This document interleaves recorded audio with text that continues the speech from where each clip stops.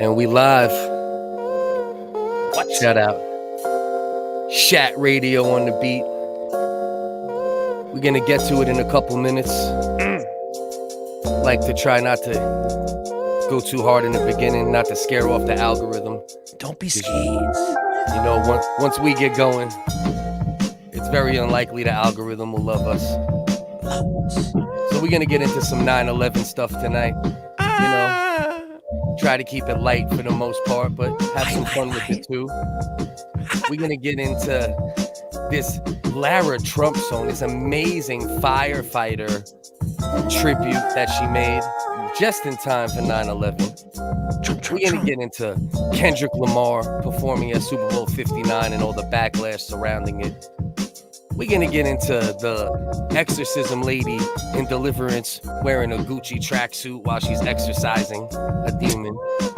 We're going to get into the GOP fistfight at the town hall, the Netflix chef who was attacked, Diddy $100 million lawsuit, reaction to the debate from Uncle Dust. Obviously, I went live last night.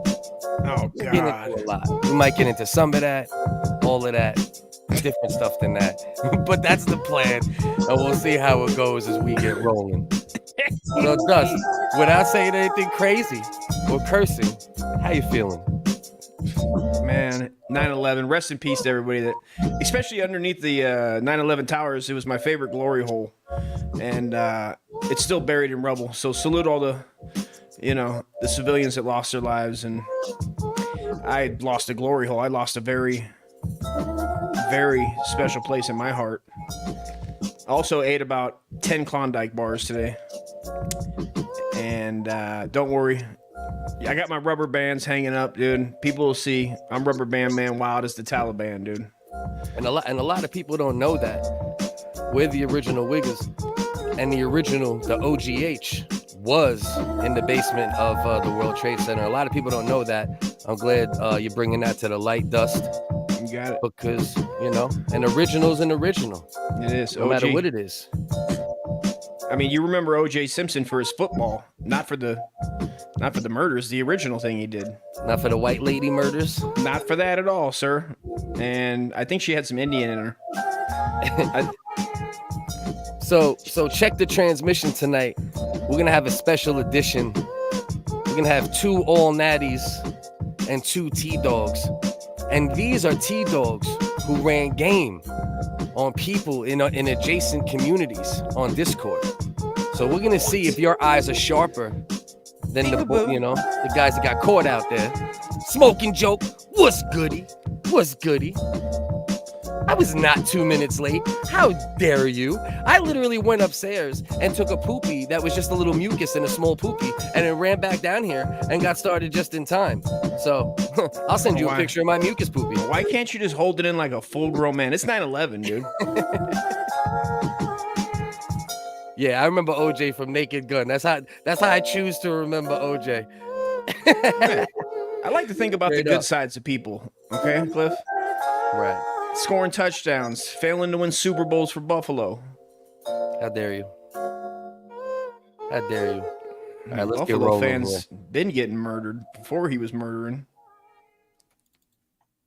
Welcome to the original WHiggaz Comedy Live, my favorite live podcast by far. I also want to shout out Ross Dog, and with apologies, join the RDA server. Let's talk Muslims and Yahweh. Be sure to like and subscribe. Focus, are you ready, Uncle Dust? Are you ready? It's WHiggaz time. What they really want from a WHiggaz. Somebody let me know!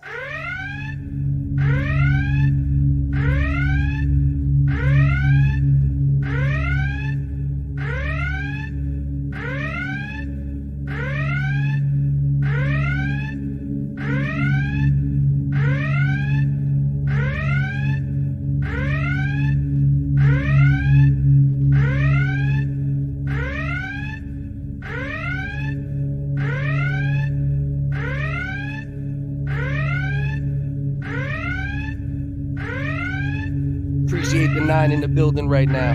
Hopefully you ride with us. Appreciate anybody who catches the replay. Chapters are always in the description. maybe 2-3 hours, depending how drunk I am after the stream. There's a lot of ways to support us in the description. Follow us on all platforms. Love y'all.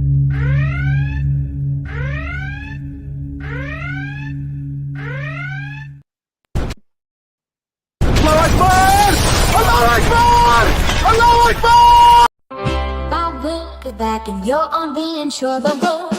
My will is back. Y'all just talk. Now it's time to be humble.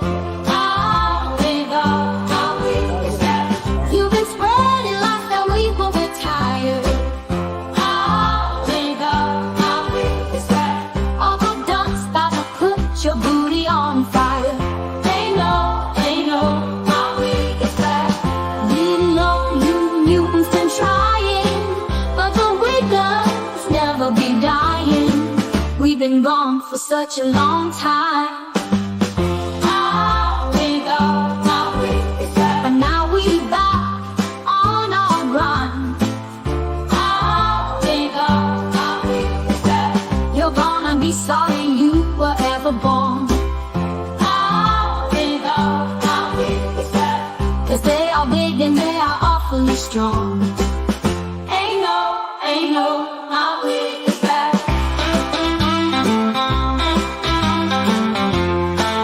Chicks are into Wicca. I'm Irish American and never would I pretend to be an African. I may be a white boy, but I'm not stupid.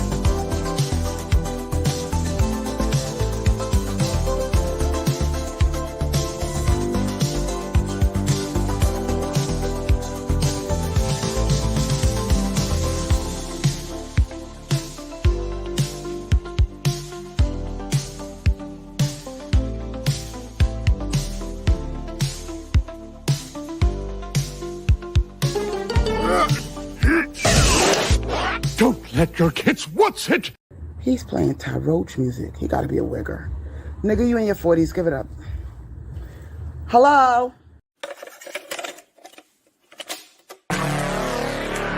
Catch, I love you so much for sending me that clip, by the way.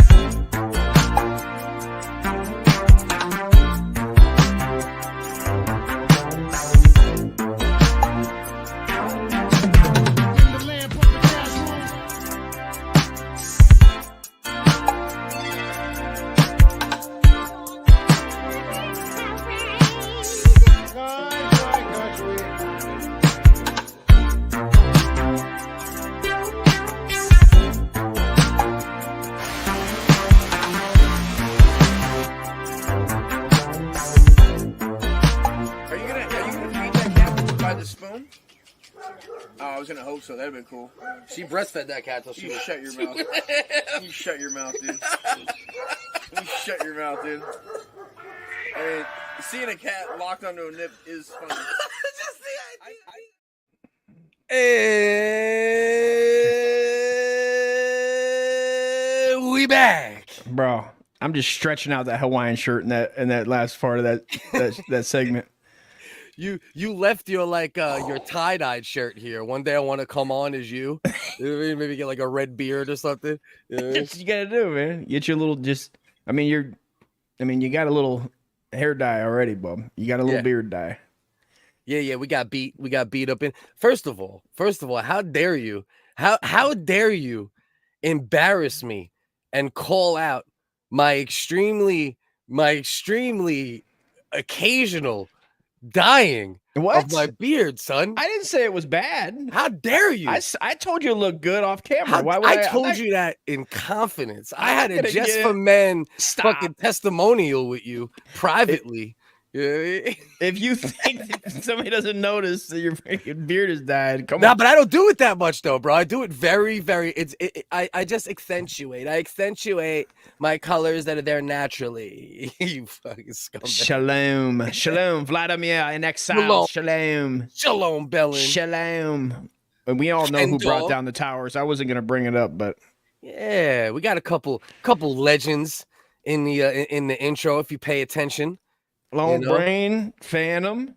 Hello. Wait, how is everybody? Falling apart? Who's all falling apart? Are you talking about my hair dyeing?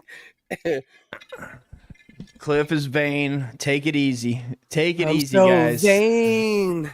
You probably think the song is about you. You're so vain. But meanwhile, the song was about Warren Beatty, and he probably thought the song was about him. So he was probably right. Is that true? Kind of negates everything. Yeah, that song is about Warren Beatty. Warren Beatty? Old from Dick Tracy. Old Dick Tracy. Yeah. Look at the fun facts from friggin' Cliff. yeah. Check out the big brain on Clifford. Right. So if the song is You're So Vain, you probably think the song is about you. And then the guy who hears it is like, oh, that song's about me. And he's right. Then he's right. Right. What we really doing? That's Kamala. That's a Kamala tactic. Excuse me. Are you saying something about my Indo-American Afrocentric queen? Bro. Is that what's happening right now? Wild. I thought I was watching me at like a barbecue when I'm trying to tell a story. And then my wife the whole time is making these wild faces on purpose. Like, yeah. And everybody's just like looking at her at the same time while they're looking at me. And it's like, what? So here's my question. I went live yesterday and posted a clip. If anybody wants to see what I thought about the debate, live reaction as well as clip, it's on my channel. It's on this channel here. You did watch the debate as well. What were your thoughts on it? Like, who do you think won? Oh my God. Your thought process? I mean, was there a winner? I guess if there is, there's no. You didn't learn anything. You just got burned. It was like this is social media at its best of like people going like, this is what it's supposed to be. Yeah. You know, you want to kill babies. They're eating dogs. You're a Nazi. You're a Marxist. You know, I somehow didn't catch the dog one till this morning. I was listening to NPR going to see my daughter. She's in the middle of the fires out here. There's ashes coming down. But beside that, yeah, bro, it was like they said they were eating cats and dogs. Haitian immigrants were pan frying, pan searing some fucking. That's got to be one hell of a cats, good. Some Garfield. I'd eat it. Jerk cat and jerk dog, bro. Dog, a Garfield? If you cooked up if an immigrant got a hold of a Garfield, bro, you're feeding the whole tribe. Do you want a Haitian immigrant to cook it, or say like a British woman? You're gonna take all day. You're taking the Islanders. Of course you want that, bro. Bro, imagine eating something like a cat or a dog and it have bland spices. You know what I mean? The British, they would just boil a cat. They would just boil it. The skin would be floating at the top, like when you cook it for your dog. No flavor, no seasoning. Yeah. I want some Caribbean jerk cat. If I'm gonna eat cat, you want a Jamaican cat patty, bro. Yeah. So yeah, that was kind of my thoughts too. Like I did think Trump did win, quote unquote, but I had it like I put it in boxing terms 8-4. Which is really only 2 rounds off a draw. You know what I mean? And that's kind of how I saw it. So I'm glad you saw it that. Because, bro, there's so many people out there right now, and they're like, Trump wiped the floor with her. Or they're really? like, I was seeing the Kamala opposite. is amazing. Okay. And I'm like, nobody was amazing. It was just nobody was fine. Yeah. You know, in Dutch words, you like to say fine about things all the time. Like, it's fine.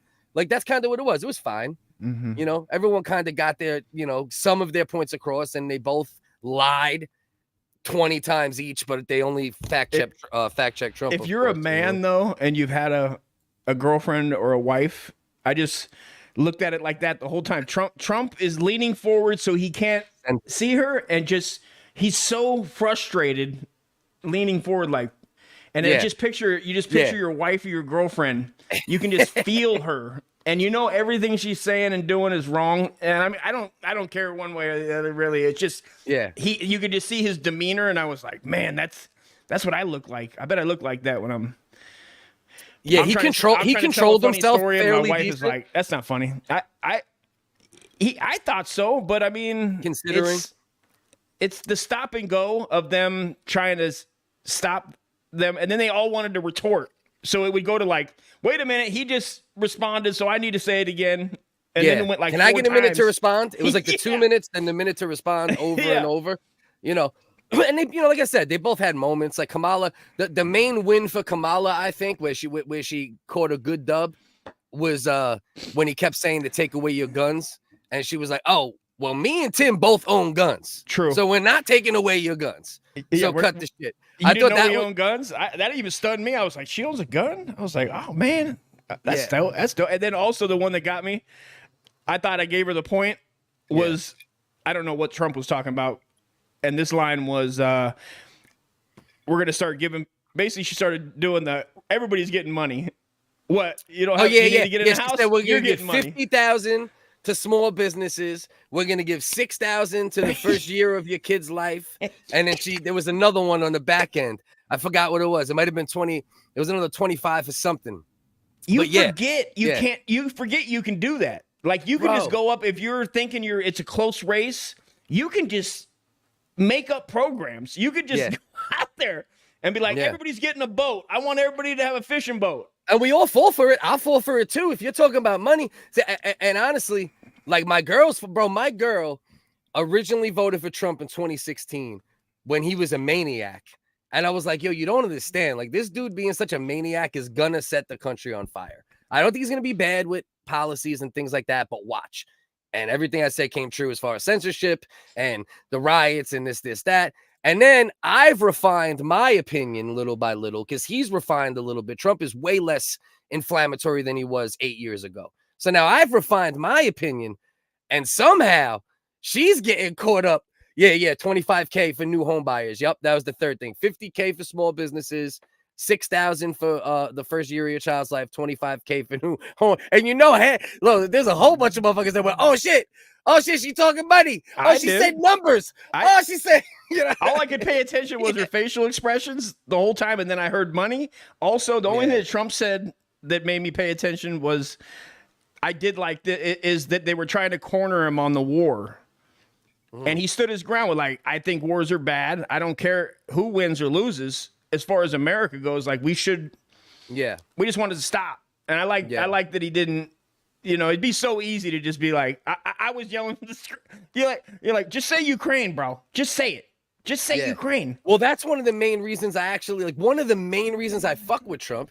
And the same reason RFK is backing him and Tulsi is backing him is he wants the wars to stop.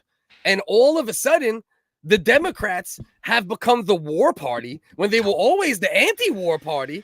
And now Dick Cheney is co-signing Putin. No. And Putin is co-signing Kamala. And Dick Cheney gave Kamala Harris his endorsement.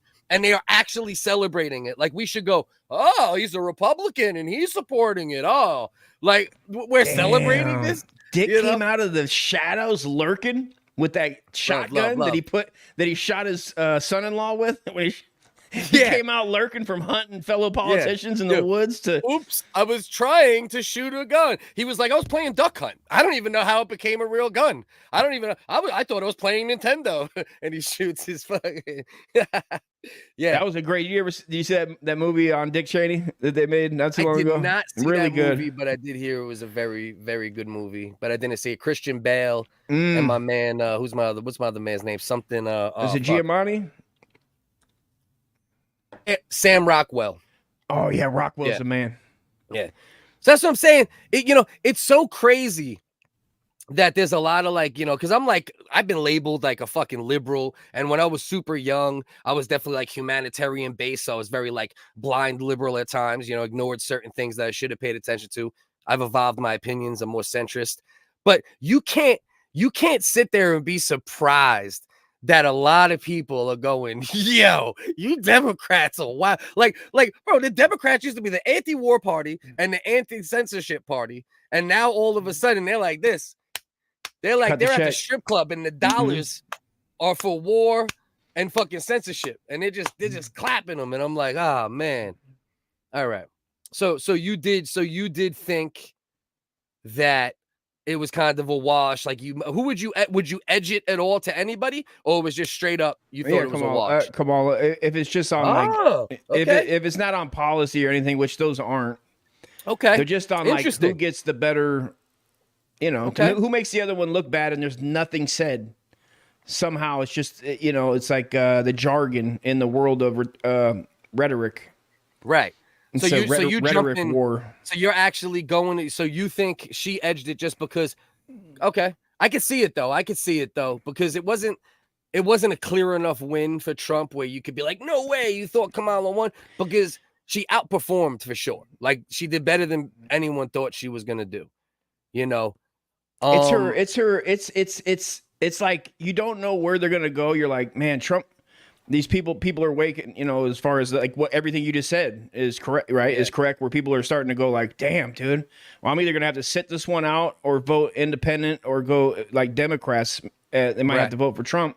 But then you go, well, what are they going to do? What's their strategy? And I just like to picture the people coaching Kamala on the facial expressions that she's going to make and just hold the whole time. And it's just that little snapshot in your mind of like, she looks at him like, I can't believe you're saying, like, what is wrong with this guy? She might not even say it, but it's the look, right? And that's what she does. Good faces. She does good faces that like can make what you, even if what you're saying is fully accurate.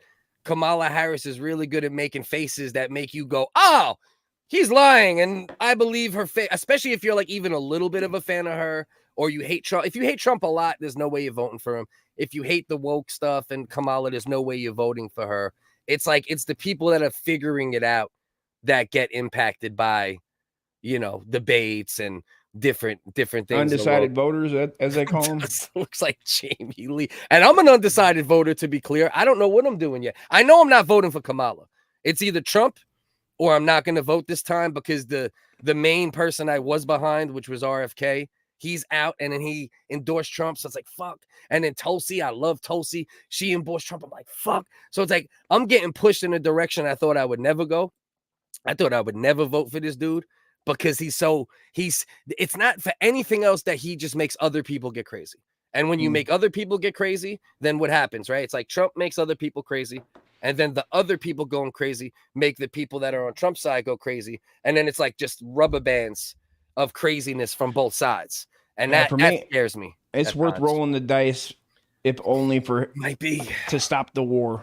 If you can do anything about that war, it'd be great. And but he is a Russian. He is a little bit of an Israeli shill, which worries me. True. He's definitely like prototype Republican Israeli shill. So I don't love that. And you notice how the Democrats don't ask that. They stay. I didn't hear a question about. Did you hear a question about Gaza and Israel last night? Oh, you did? They actually got into it, and Trump said something like that was decent. Like he was like talking about Israel a little bit, but then he was like, and also what's happening to Gaza and those people. He's like, this is terrible. You know what I mean? So he actually, like, the typical Israeli Republican response would be to not even mention what's happening to Gaza. They would just only talk about Israel's plights. So that was cool. That I kind of was like, all right, at least he gave a little with that. And then he gave a little with when she brought up when he wouldn't rent to black people back, like way back in the day, like it was like the 60s or the 70s or some shit, maybe late 70s, early 80s at the latest. And she brought that up, and he was like, well, yeah, this is why she has to bring that up, because there's nothing you can say currently. You know what I mean? So yeah, you have to bring that up, which is almost like he's almost acknowledging, like it was like a slight acknowledgement. He didn't say, oh, well, I do it again. Or he didn't say, yeah, it was the right thing to do. He said, yeah, well, that was a long time ago, and of course she has to bring. So it's almost like a little bit of admittance. Like, yeah, maybe that was some dickhead shit to a degree, which you wouldn't expect at all from him to even give like a little. Or he was trying to make some money and he knew the drill. Well, listen, if you could do it, you do it, right? And if it's better for your pockets, you're going to do it, right? That's what businnesmen do, true business. Listen, guys, if it smells like cocoa butter in the real estate office, guys, okay, guys? Yeah. If you smell fucking pinto beans or black beans, you know what I mean? Guys, if they're dressed, and he just has pictures of like what he thinks bad black people look like. He has a picture of a pimp and a on the wall. Yeah, on the wall. Do not rent. People look, do not like, rent. Yeah, they put the clothes sign up real quick. Fucking hurry up. Yeah, it's a black dude shooting dice. You know what I mean? It's just motherfucker. Do not rent. If you see this, you know what I mean. But I just thought away. It was good that he didn't lean into it, right? Like 8 years ago, if somebody would have said those exact words to him, I think he would have leaned into it in a more divisive way.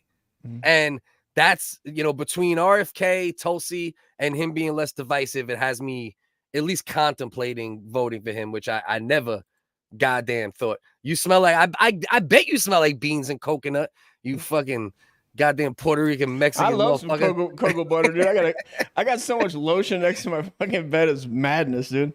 Boricua and wetback, Boricua and wetback. The coconut oil is the new drill. We talked about that. That's the greatest invention in the. I don't know if they've had that forever. Just the drum of like. It feels like margarine. Yeah. It feels like I always got that shit in the crib. My girl buys that shit, so she got me buying it. It's so good. It's great for rub downs too. Great to beat off with. Great beating off. Great rub downs with your lady. Massages. Massages. Man. Yeah, coconut oil. Great for massages. All right, great you know what? Massage. Listen, doesn't burn, and no complaints of burning. More likely than not, we have mostly regulars in the building right now. So when a regular. And Cardinal, you've been a new regular, but you're a true regular at this point, makes a suggestion or a request, I think we should honor it. So why not? Right? Why not? Getting into it a little early, it worries me a little bit, because it's a little earlier than normal. Uh-oh. But I think it's time. It's time. I think we're going to play tonight. Now, let's see what Joe says before we do. If the debate swings you one way or another, you're already lost. It's like the lawyer continuing your court date to get a specific judge. No, I agree. I fully agree. But if you're undecided, right? And so I should say this. There's two types of undecided voters, right? There's the educated undecided voter, right? The person who pays attention and he's like, fuck, this sucks, this sucks, this sucks. And he's parsing through everything. And then there's the uneducated undecided voter, which all it takes is a shiny object, like what Dust said. Hey, here's some money. Or just being a little more like my girl. Like I said, like I was starting to say before, my girl went from like Trump dick rider in 16, and I was telling her, don't vote for Hillary either, but don't, right? Then I refined my thoughts. And now she's like, it seems like she's on because she was texting me last night. Kamala's washing them. She was texting me. I was like, for real?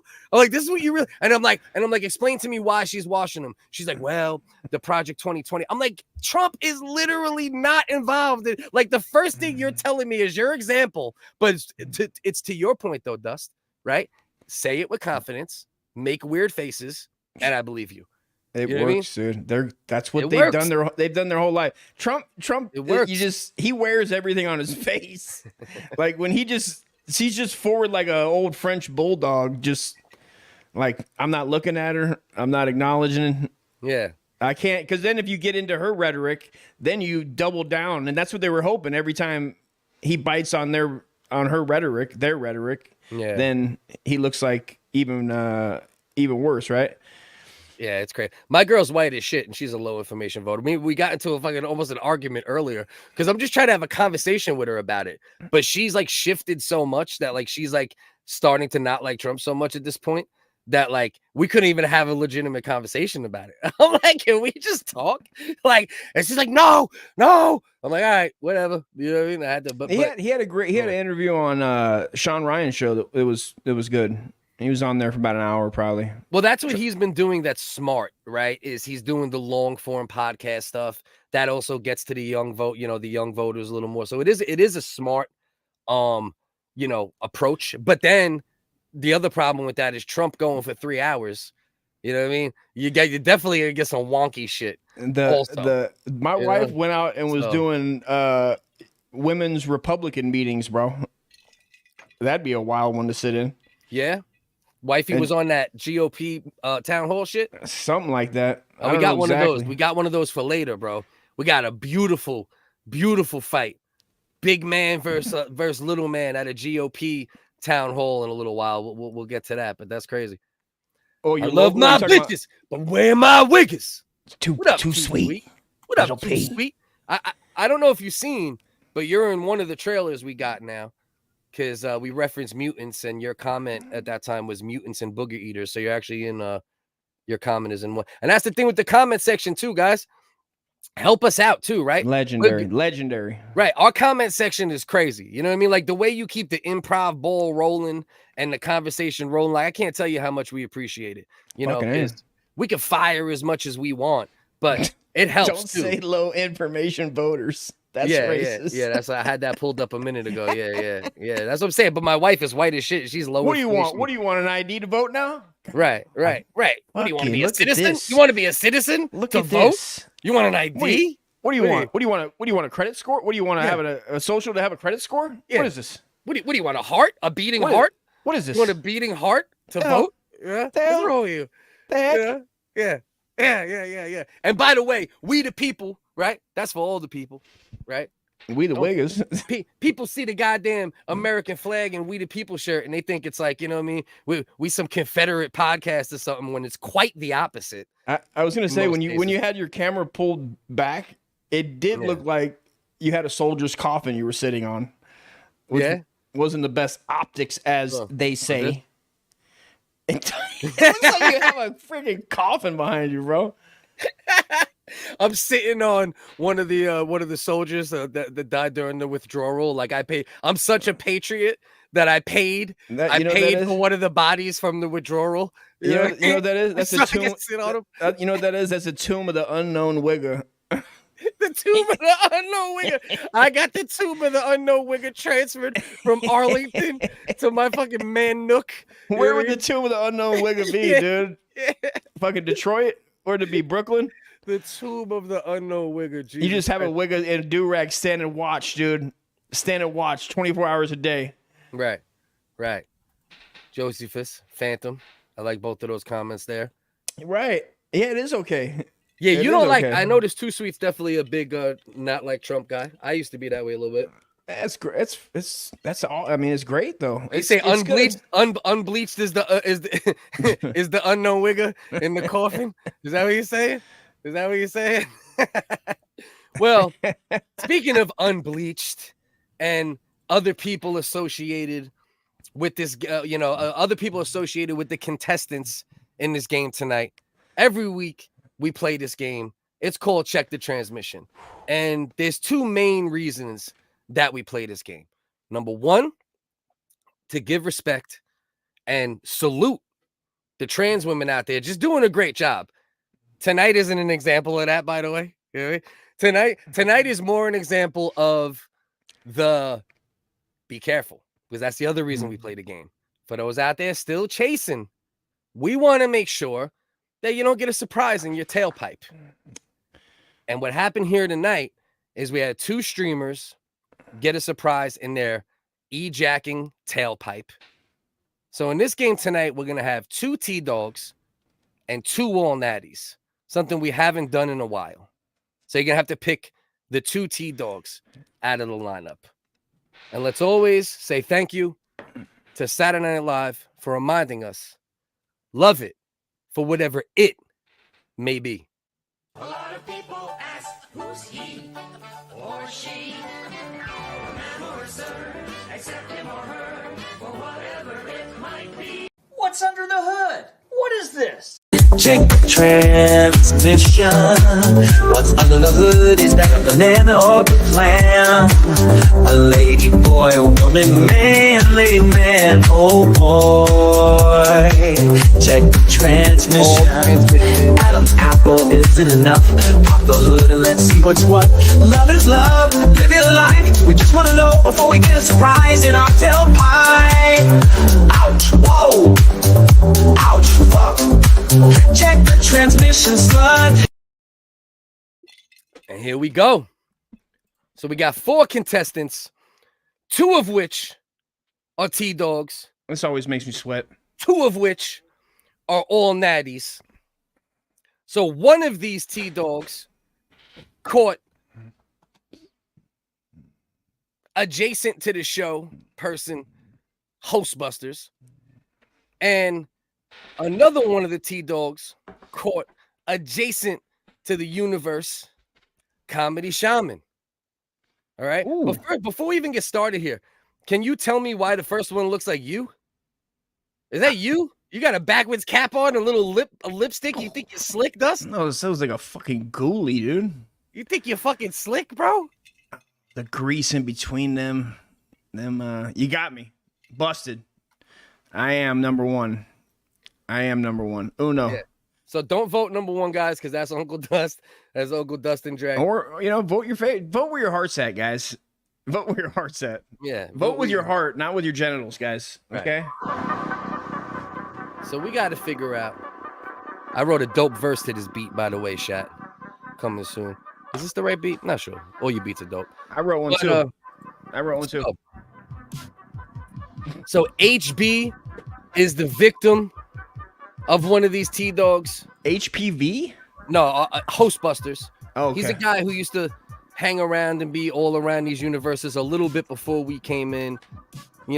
Probably not super mutant, maybe like semi, mutant, but a little more retarded than mutant. Semi-chill. Yeah. And then we got another one that tricked him, Comedy Shaman. He got tricked by another one of them. So 2 of the people here actually did what we play this game for. They tricked 2 guys just looking to up until what point did they trick them? I think at least Discord sex, maybe some dick pics, maybe some butts. Oh wow. I seen a butt pic. There was a butt pic. Little butt pussy? Yeah. I don't know if there was a bussy pic. I don't think HB spread, but he sent remember the butt cheek? You were out of here. You were gone. I had to review Hostbusters' butt cheeks last week. Oh no shit! Yeah, because he sent his butt cheeks, I think, to. Wow, how are they? They got some good. He has some good cheeks, good clap cheeks. No. Typical white guy, like John Lennon. No butt cheeks. John Lennon? That's a fucking sick ass reference. Nice. 2 and 4. So Phantoms are out the gate saying 2 and 4. By the way, you only win if you pick both. All right. Yeah. Oh man. Clear. Oh, that's the catch, huh? Yeah. Catch can't play this week. Not Catch. Catfish can't play this week. There's a couple people in Catfish the chat. He knows the answer. Yeah, bro. He won last week. He won the last 2 weeks, didn't he? No, I think last week he fell off. Didn't Catch win? I think Catch won. That's right. Catch week. won. Catfish won 2 weeks in a way prior to that. Catch one. This is a tough one. Pardon me. Yeah. So we got 2. We got it. 2 T-Dogs. So I need 2 votes. We got 2 T-Dogs. And this is what we got to see what's going on here. We got to figure out. You think that's Jings? That's light-skinned Jings? Jings puts on a little light cover-up, a backwards fucking orange cap. And fucking streams on OnlyFans. Yeah. So we need 2 votes here. Likes to burn what? Marijuana? What are we talking about? What are we talking about? Too sweet? What are we talking about? Sweet? Roll cold, roll tide. So we got 2 in the building. Kelsey, how you doing? What we're doing this week, and usually we have different contestants. This week is special. We play a game every week called Check the Transmission, where we take 4 women. Sometimes they're trans women, sometimes they're natural women, and the audience has to guess who the T-Dogs are, right? So in this particular installation, there are 2 T-Dogs. And not only are they 2 T-Dogs, they're 2 T-Dogs that convinced live streamers or Discord guys to ejac with them. So if you want to play the game, we got 2 T-Dogs. So you can vote for the 2 numbers that you think are not natural women. And I appreciate you being here. Ejac. Is that a term? They call it ejacking. Yeah. Yeah, they call it ejacking. Yep. So we have ejacking, and what's if you ejaculate and you take a picture? Blessing? Well, ejaculate just means like internet. You're right. But what's the other one where you take a picture of it? You jerk to the picture on the screen. Oh, that's a tribute. Tribute. There you go. That's another one. Yeah. I learned that too. Yeah. Tribute is one of those things where like you'll do like dudes will do like a Scarlett Johansson tribute, and it'll just be like a pile of nut on Scarlett Johansson's picture on a red carpet. I've seen them on Twitter when I scroll and it's just on the screen. I'll see. They just go right on the. They do it right on the record, so it's like 3D. Ejacking for beats, literally ejacking for beats, literally. All right, so what I'm gonna do? And Qaeda was playing the jams today. Ice Cube. I'm gonna fix myself my next drink. Steady. And by the way, all the beats I'm playing right now are from my brother Shat Radio. Shat. Let's he go. sent me at least 10 beats. I've wrote a bunch of verses, haven't recorded anything final, but dope producer, good brother. Appreciate all the support, Shat. It's 3 and 4. 3 and 4 are the T-Dogs. You got 3 and 4? Yeah. Okay. And by the way, the original WHiggaz, sponsored by Burnett's Vodka, made in America. It's not because it's $14.99 a jug. Not even close. Because it's made in America. Made in America. Let's be clear. Only in America. All right. Chelsea's locking in 1 and 4 1 for and the 4. T-Dogs. Is that the T-Dogs? For the not natural women. That's Chelsea's vote. Is Kelsey a female? I picture Kelsey, it. So Chelsea. I meant Kelsey. I said Kelsey the first time. Yeah. I'm gonna take a. I need to take a look at the comments, man. Yeah, I don't think Kelsey is a T-Dog. Where's I think Kelsey's an all-natural woman. Joe's at 1 and 4 too. Joe got 1 and 4. Mr. Cardinal. All right, we got 2 1 and 4s. Shat went 2 and 3. Is that? Are we going? No, I'm not sure. I'm not sure if the butt picture girl, because one girl on the internet, but it might have been a real female, got him to actually send a picture of his butt, bro. And it's like he must have had to go like this or ask someone else to take it. Kind of a wild pick. Spread to do it like a spread pick or like a laying down. Nah, not like a spread, just like laying down. Here's my butt cheeks. You can see my balls a little. I like to picture him laying on his back, spreading his legs though, and taking the pic like that. Yeah, see the butt. I'll show you my butthole from the front. Yeah, what you want? I'll show you my butthole from the front. Yeah, what you want? What you want? WHiggaz got a sponsor. Hell yeah, WHiggaz Vodka. You already know. You already know. I'm guessing 4 is feds, maybe 2, but Scout 4 friendly, looks guys. Taller. Alcohol. Right. You got to be All a right. potato vodka is Okay. What do we got? Yes, I was born female. Nice. Okay. So I need to see her with Kelsey. Who you got? I need to see what's going on here. 2 is blurry or filtered, but I'm still going with my guts. 1 and 4 is his guts. 1 and 4. Okay. Not 3. Kelsey's on Team Joseph Fish trying to figure it out. I'm gonna stick to my guns. I'm sticking to my T-Dar on this one. I'm going 3 and 4. You're saying 3 and 4 on the T-Dogs, yeah. All right. Let's take. I'm looking for a couple more votes to be locked in because I see a lot of hesitance in the building. It also might be because some people know the votes, so they're trying to be fair and not give it up. So that's good if that's the case. But let's see if we get at least. Some people don't even leave a comment. They just want to win, dude. They just want to know themselves that they won. Yeah, I respect that too. 3 is the butt pick, but I don't know if she's a T-Dog. Okay. Number 4 looks like Santa Cruz. Who's that? The skateboarder? So let's. Yeah, Santa Cruz Joker. I think he's talking about the skateboard, right? I'm not even sure. Santa Cruz. There have been so many. There have been so many. People got catfished a lot. Once again, this game tonight is dedicated to Comedy Shaman and Hostbusters, and this isn't to shit on y'all and make you guys. It happens to the best of us, bro. It just happens. Shit happens to the best of us. That's why we play this game. So there's not another. You're trying to connect. Right. You're sick of jerking off alone. I get it. Sometimes you want a man. You're like, man, I'm in this Discord. There's a lot of other people in here. Let's see if anybody else is horny. I mean, the chances of that are very high. They paused their video game. Maybe they're playing Civilization 6. Maybe they downloaded Hearts of Iron 4 and it's too complicated. You return it to stream. You're like, holy shit, I got time to whack it. Let me see if they want to send a pic back and forth. Ian's playing. We might send Ian a link actually in a little while. But I don't know, guys. I don't got enough votes right now. Not feeling comfortable with the amount of votes we got tonight. I think a lot of people are sitting it out on purpose though. So it's tough. I mean, it's a tough one. Two out of 4, but they're not. These aren't gimmies by any means. It's not an easy 2 picks. No. Yeah, because a lot of the time, like I said, the number one of the main reasons we play this game is to salute the trans women doing a great job.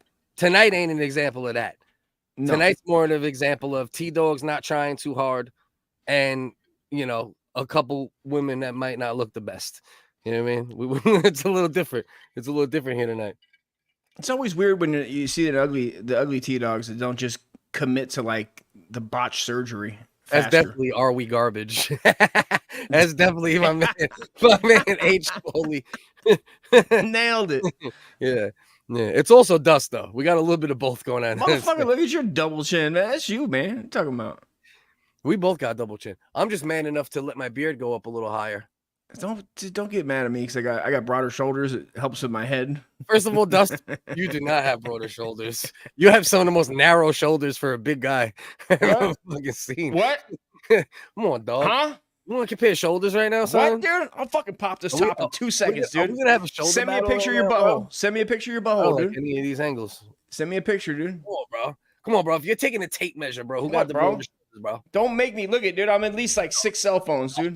Boom, Bro, boom. Bro, I can't even boom, fit. boom. I can't even fit my shoulders in the Bro. fucking frame, bro. Look at the dick. Look how small this is compared to my fucking shoulders, dude. Look at that. Dog. That's Come a on, fucking son. longhorn dipper, That's bro. like 37 inches of shoulders. Look at take a lighter. You take a lighter. Hell out of here, bro. That's at least 18 lighters. You don't want to have a fucking Wait. who got the broader shoulders fucking battle here. What do you want to Who has have the- like the calf battle? Oh, dude, I'm getting cat. I got calves now. I'll have fucking cat. You got calf implants? Dust got calf dude, I got implants. some wild calves now from that damn bicycle. Riding a bike tends to give you calves. It does.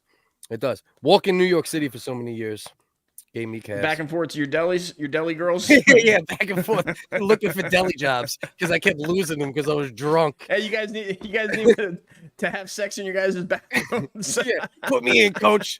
Let me try out. Can you just check out the way I shave? I'm not racist or anything, but how many pregnant black chicks do you have in this neighborhood? I'll fill them in for you. Yeah, I based the delis I worked at on like how many pregnant black chicks. You could have there been were. so you could be white stepdad of the year and have like 8 raising like eight fucking no dad black guys. It's like Megan's List. I got an app on my phone that just shows the pregnant black chicks and like You'd be like me, myself, and fucking Focus, fucking with pretty big ass black kids. I would be the best stepdad to a black kid though. Oh, you'd treat him so different. Bro, I would just Your battle kids rap. would be If he disrespected me, I would just hit him with bars every time. You're, I wouldn't even yell at him. I'd be like, "Yo, listen to me, you stupid piece of shit. Yo, shut the fuck up, because your mom sucked my dick." You know, he'd have a Spotify. He'd be a Spotify rapper in no time. Yeah. I was actually just thinking about earlier. Don't today. come out of your room till you hit me with 8 more mixtapes. Did you do your mixtape homework? Yeah, did you do your mixtape homework? Yeah. Who's top 5, dead or alive? I was actually thinking earlier. At like 3. Yeah, I was actually thinking earlier. I was like, I wonder who I'm gonna give my bars to once I really decide to stop rapping. I'm like, do I want to make a dope no, female you rapper? did not. Or do I want my son? Should I Oh just my start God. training my son Is now? this like gonna be? Rocky? I can't wait to be at your funeral when they're saying like who gets what, and somebody gets stuck with your fucking bars. It's just a tote. I give my son a tote of old rhymes. Your daughter That's all gets I the have, fucking the by the way. house or the car, and then your fucking the other kid gets the damn bars. Yeah, that's all I got. And you get all the WHiggaz shows downloaded on this fucking hard drive. Right. All right, And buy me a coffee. As long as they're giving buy me a coffee, you can keep collecting that. Yeah, it's all good, son. Don't worry, son. All right, so we got 16 in the building right now. Before I wrap this game up tonight, there are 2 T-Dogs. There are 2 natural women. And like I said, this is a special edition tonight. 2 of these T-Dogs here did what we try to protect people against. And they tricked some guys looking for some pussy. That is what we try to do here. We're trying to help everybody. And they found if you're looking for some T-Dogs, you want to be able to find the T-Dogs. You don't want to be tricked into finding regular biological females. You want a manipulated version. Yeah, you don't want to go through all that. That's a lot of time. You don't have time for that, guys. You want to get right into that bus. First of all, always acting a fool. That's Ian's top 5. Little Fat BX, Nas, Kendrick, Lupe, Biggie. Not a bad list, by the way. You know? It's really not. I'm not even Not a mad bad at list. it. I'm not mad at that list. So Monsoon, Can't be. we always acting a damn fool. But what we are currently doing is we're playing the number one game. This is community service in live comedy podcasting. All right. It's called Check the Transmission. Sometimes there's one T-Dog, right? You know what a T-Dog is from what I'm saying? Not a naturally born woman. Sometimes it's one natural woman. Tonight, we have 2 natural women and we have 2 T-Dogs. And these T-Dogs are special because they actually did it. They tricked 2 live streamers, Discord guys, to actually think they were women. So we're trying to keep people skill sharp here. If you want to log a vote before we get going, before I break it down, we got 15 right now. To 1 in T-Dog 3 or not to says Ian. T-Dog? That is the question, Cliff. Check the transmission. Or 2 or 3 also T's. Tupac, Method Man, Nas, Ghostface, Biggie. That's a solid list. That I like ain't bad. that top 5. That's a good top 5. That's a good top 5. No Outcast. You didn't put Outcast in there. Sometimes Well, you get an Outcast in that era. But they're a group, right? So a lot of people don't put them like some people say Andre, but they don't put Big Boy. But At as this a point, group, would you put Run the Jewels over Outcast?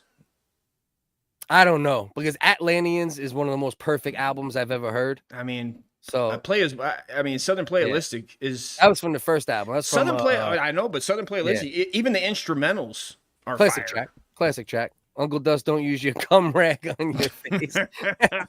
It's funny you say that. I have to check all these for that situation. That's multi-purpose, and wifey's not there anymore. So you know what's ballsy? Is there any men that do use this and then tribute, fold it up, baby, and put it back in the pocket to walk around throughout your day, and then just fold it up? I'm not to that point of old man grossness where I can do that.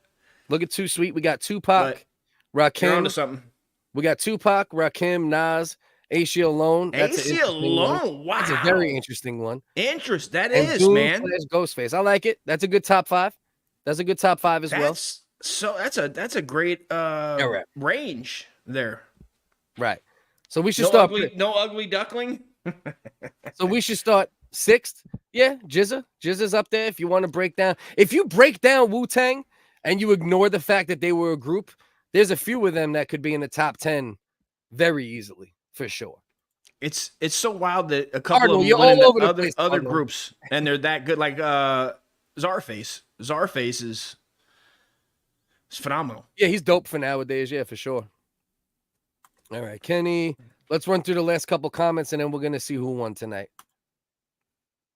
About a little rap. Yeah, that's a good one. The 2-man groups. That'd be You want dope. to talk about 2-man groups? It gets no better than them 2, for sure. 2-man group, Bundy. yeah. UGK. Ted Bundy, but definitely top 5 serial killers for sure. Might be Bundy. number 1 if you like Bundy's guys, up there. especially. Bundy, dude. Yeah. So let's see. All right, it don't look like we're College. gonna get any more votes. Shout out to UCF. So let's start revealing what we got cooking here. All right. We'll start with number 1.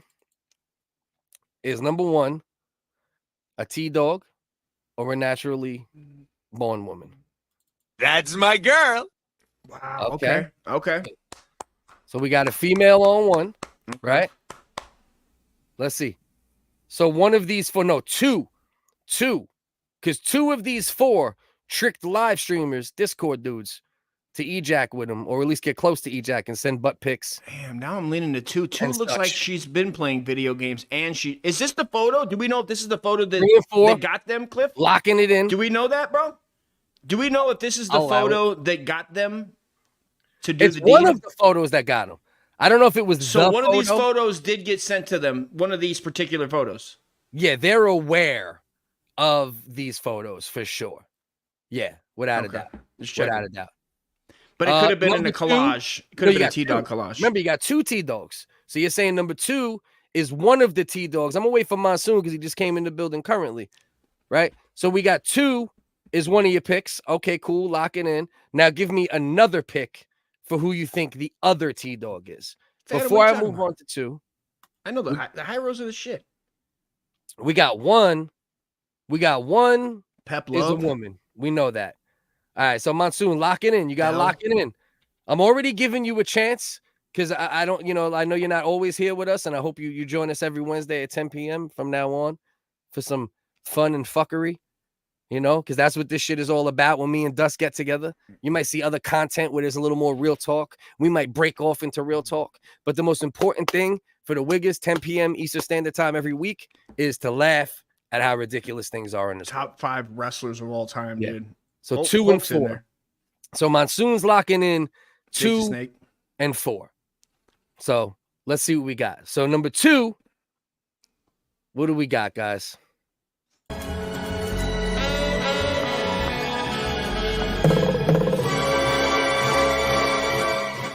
kind of knew it.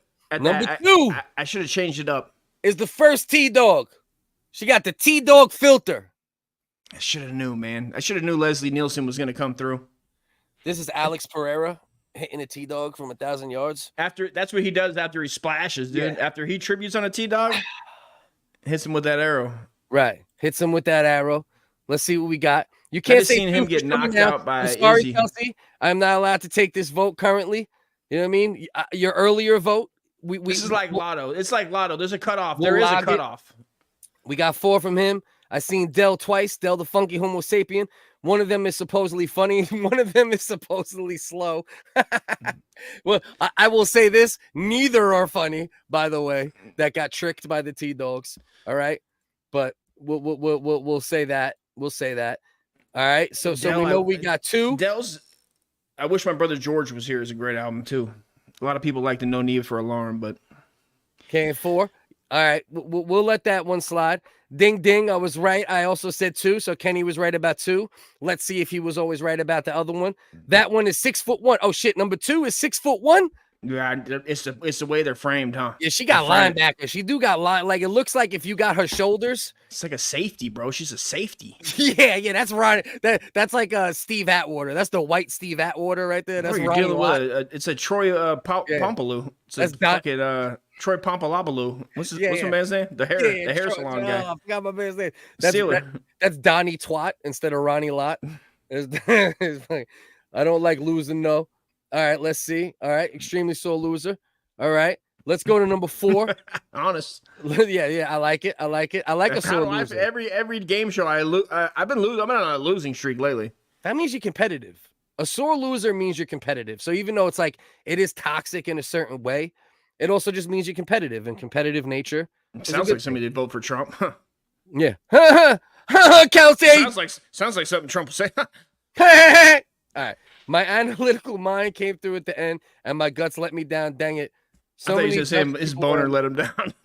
6'5" with a hanging cork. All right, let's see. So this is what we're gonna do. For the moment, we're gonna skip to number 4, right? And let's see what they say about number 4. All right. I can't go over 4. Can't? I hope not. Sure. All right, let's see what we got for number 4. No, I can't. That's a woman. That is a woman. Okay. Number 4 is a woman.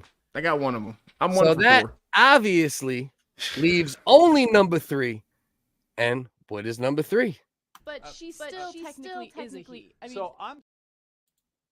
but she still technically is a he. I mean, I know there was an echo, so I wanted to do it again because it really bothered me. So we'll see as we go through these comments. There is only one winner tonight. Now, this is what I want to know. Shat, I'm gonna let you celebrate. I'm gonna let you celebrate, Shat. But were you in the Discord when my man, and I need you to admit it, I'm gonna give you the win regardless, just for remembering. I will not take your win away from you, Shat. But what I want to know, Shat, is did you see Tony Macaroni share this and know the winners? And be honest with me, and I promise I will not rob you of your victory because nobody else won. You're the only one. We need to make a trophy, bro. We need to make a weekly trophy that we give. Wait, Kenny's saying he said 2 and 3. Let's go back. All right. Let's see. So Kenny did say 3. Monsoon did say 2. So that's a half a win, but not a full win. Kenny, you're trying to phone it in, dude. I know I seen chat So we got Ian with another half win. I know I seen Shat almost out the gate said 2 and 3. That's why I just want to make sure this is a legitimate victory here. Does Kenny have a legitimate gripe? Let's see. The question. So we got Shat said 2 and 3 very early on. Too sweet, Pistol Pete. Dust looks like the guy who invented electricity.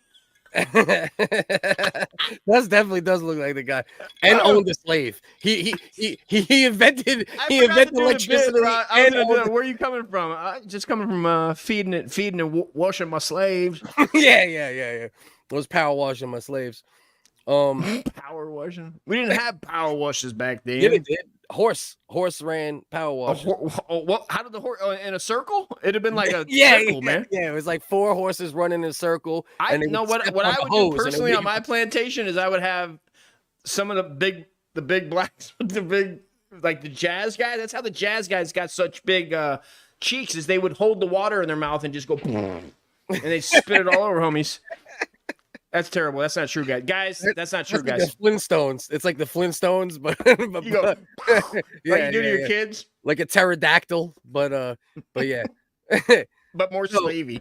So honestly, Kenny, you might have said, yeah, I'm looking back, Kenny. There is that nope. You didn't say so. Now you might be second place. You might get a silver medal, but almost out the gate, my man Shat hit us with 2-3. He was out the gate early on. 2-3.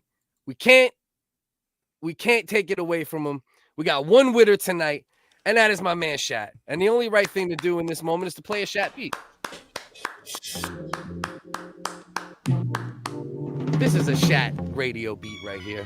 Let's salute a dope producer and one of the biggest supporters of the original WHiggaz. He signed an honor bond. He said he did not see the contestants. I believe him. He's on the Patreon. Other people should get on the Patreon. You don't even have to pay.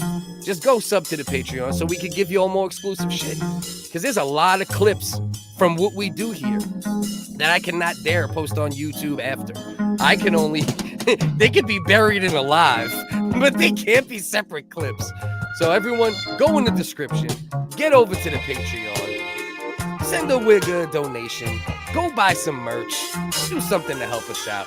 And we appreciate you. And we have one winner tonight. And his name is Shat Radio. All right? Shout out my man Shat. Let's go. Honor bond. I will never deny an honor bond from my man Shat. Miss Mama in the building. Great instrumental. But if you look...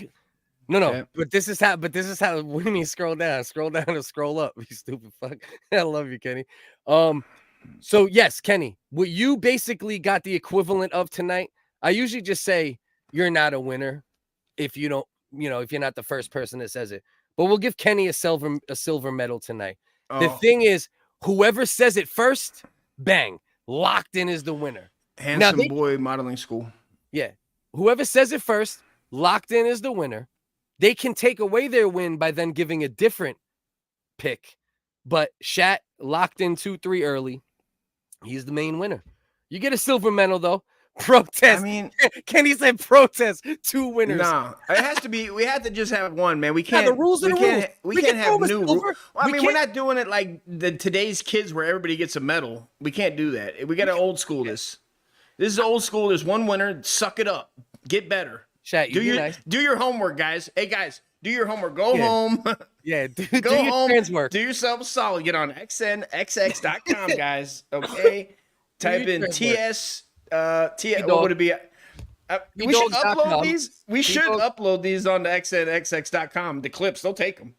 That's not a bad idea. Somebody needs to clip them and put them up there. Rumble is good too, because that's what I'm going to start doing. I'm going to start taking the crazy clips that once I really want, bro. Some of these clips from these episodes are fucking great, and I would love to put them on YouTube. But then when I go back and I start watching them, I'm like, I can't put this on fucking YouTube as is. Like, there's no fucking way.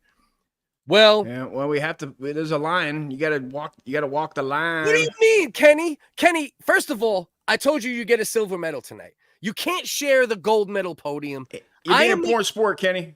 Hold on. New rule. We're gonna do Bill Maher type shit tonight, and I'm gonna say new rule, right? And I'm gonna say, oh yeah, solve all our problems. Yeah, solve all our problems. Look at Prophet. The Prophet, to take a little bit from the Prophet Bill Maher. No kid having son of a fuck. yeah. Let's do new rule though. We'll have our winner, which tonight was definitely Shat Radio, and then we'll have a silver. We'll give somebody. There's no bronze. We're not giving no fucking bronze. No, we'll give the silver. Veto, bro. Veto. Veto, man. Come on, bro. There's one. There can only be one. We've never done this. Yeah, this but is Kenny a said veto he's in never the gonna house. play again, and that makes me sad. But I don't want Kenny to not play again, bro. Kenny already didn't play for a while. He's like, you made it too hard. I don't play check the disc. Literally what he was telling me. You made it too hard? Yeah. He was like, I don't play anymore because it's too hard. Come on, man. What made it too hard? What does that even mean? It's a game. Kenny, suck it up. Yeah. Well, there's no money on the line, but I mean, there is some pride. There's a little bit of pride, and I get it. You want to win. Everybody wants to win. I love you, Kenny.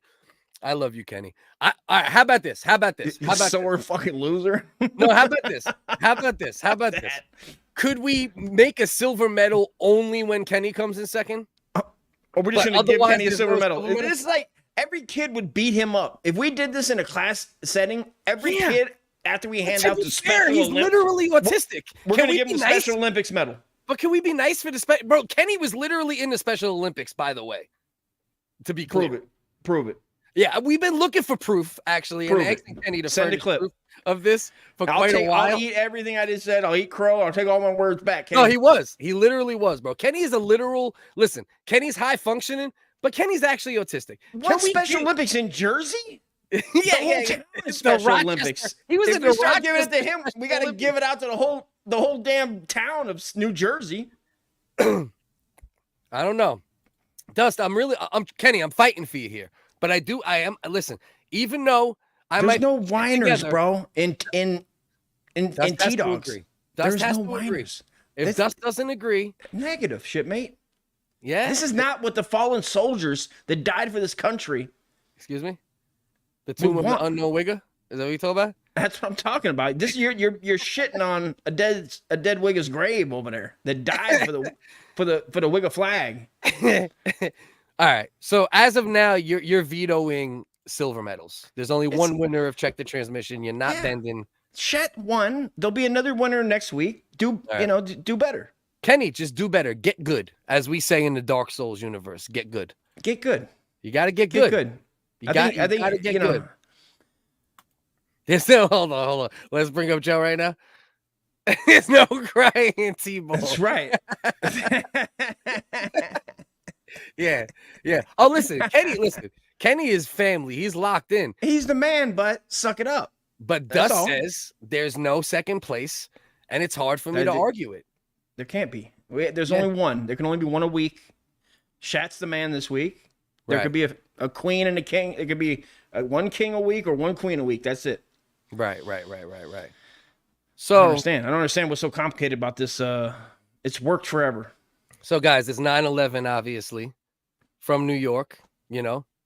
Obviously, rest in peace to everyone who died in 9/11, all the soldiers that died after, all the civilians in the Middle East that were massacred because Dick Cheney put out the hit. Buddy, we'll do that on a different day, okay? We can only cover so many. All right, we're doing it from the American's perspective today, okay? Let's we're not doing it from other perspectives, okay? All right. So we're not worrying about the million civilians. Didn't happen. As far as I'm concerned, today it didn't happen. Today it didn't happen. All right. Let's start out with this though, because this is just in time for 9/11. Just an absolutely heartwarming tribute. Live from New York, it's 9/11. They just hired three new guys on SNL, and they fired three that they don't even put their names in the title because nobody knows who the fuck they are. Well, I don't know if you know who this is. This is DJT Jr., his wife. This amazing tribute. Tell me what you guys think about this. This is a tribute to all the firefighters out there, My upstairs neighbor, the 5. Yeah, my uncle did not die in 9/11, but due to complications from 9/11, he died like about a decade later due to inhalation and injuries and things that he so obviously I'm from New York. Did he Very do drugs personal connection. at all? Nah, my uncle, bro. He was Did he smoke cigarettes? Straight and narrow. Nah, acceptable. Bro. I'll accept it. Straight and narrow. He did have diabetes though, which He could had the cloud the best. field a little bit. I mean, as far as I'm concerned, he gets another medal for that. Yeah. Living with the baddest, dude. Have to smell delicious food, not be able to eat it. Absolutely. Shout out Pat Tillman, 100%. Yeah. 9/11 lung syndrome. Yeah, that's the type of situations that got my unk. So shout out to John Stewart for trying to help them get their monies as well. Yep, fought in Congress for a long time. That's a good cause. Yeah, 100%. So thankfully there's songbirds like Lara Trump, Donald Trump Jr.'s wife, and she brings us. This is his wife? Yeah, this is Donald Trump's wife. A tribute to firefighters. You better watch it. Don't be knocking it. Without your bravery, we're all out of luck. Damn it. No, this can't be denied. You gotta be special. It takes a lot to put your last and everybody first. This can't be for likes. With your heart they can make gold.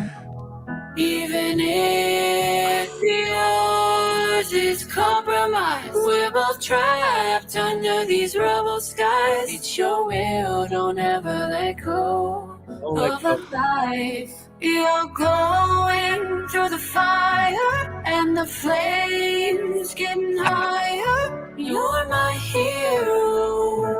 You're my hero. You're climbing up the ladder and the screams get louder. You're my hero. You're my hero. You're my hero. My hero. My hero. My hero. You're going through the fire, the flames getting higher. You're my hero. If they start playing jumpers, dude, that's it. My hero. You're climbing up the ladder and the screams get louder. You're my hero. You're my hero.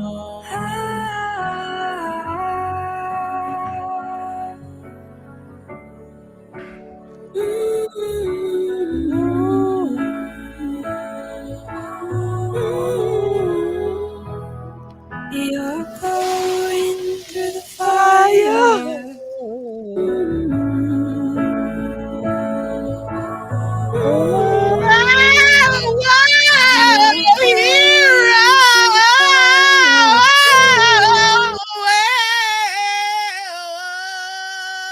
Fucking A. Screeching record. Bro, that's the best she could do was that? Nobody told her that was a bad idea. Bro, how dare you? How dare you?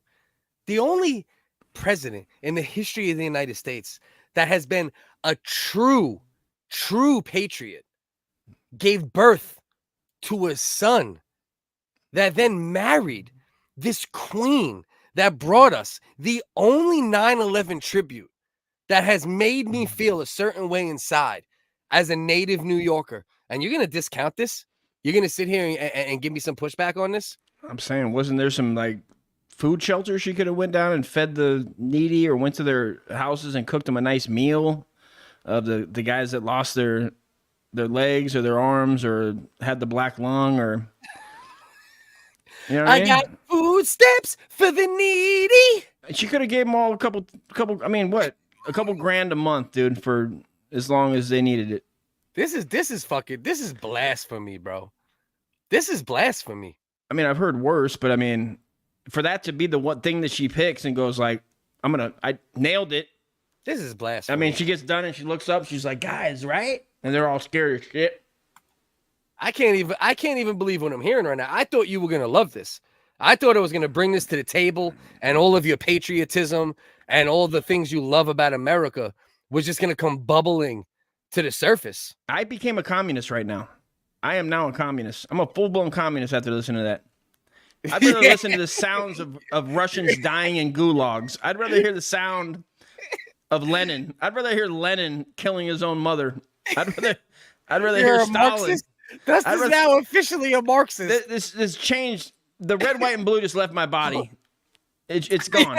Two sweets that I'd rather have died during 9/11 than listen to that. Spoken like a patriot, dude. I mean, I don't understand. Roast Dog said, I think they make songs shitty on purpose to make people look vile for I mean, no, I don't agree with you.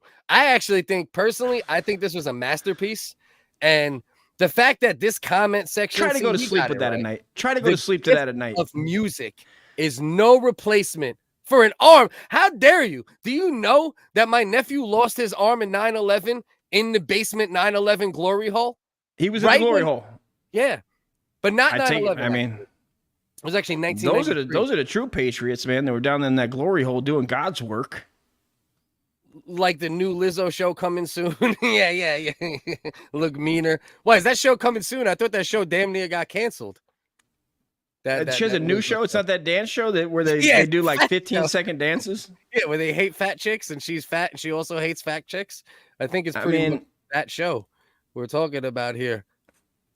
Are you fucking crazy? I did a Lizzo today and basically ate a whole box of fucking Heath Klondikes, dude. So this is crazy. I'll be on that show soon enough.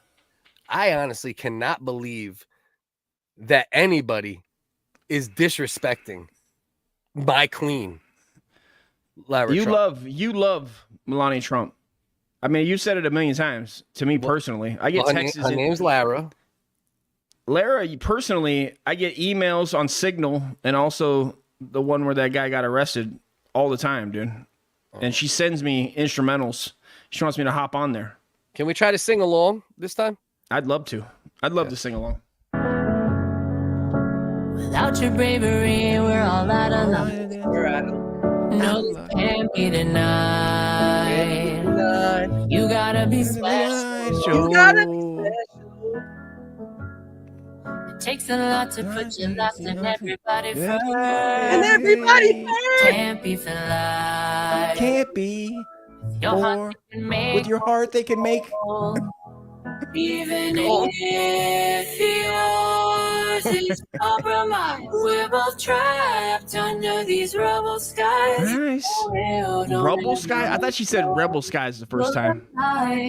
You're growing, you're growing through. And the flames getting high. Yeah, you're my hero. You're my hero. You're my hero. This is. You're climbing up. Oh, this is now we're just being mean, Cliff. Come on. Louder. You're my hero. That's a pretty crazy fucking line. You're climbing up the ladder and the screams are getting louder. I mean, she's just kicking facts, bro. I mean, you're climbing up the ladder and the screams are getting louder. And they had a verse they cut out where she's like the bodies are flying. I'm getting out the way. And she had that verse and they're like, whoa. They went, whoa, Lara, what's her name? Lavera Trump. Lavera. They said Lavera. Pump the brakes, girl. They went, And your skin is melting. And I know that you felt it.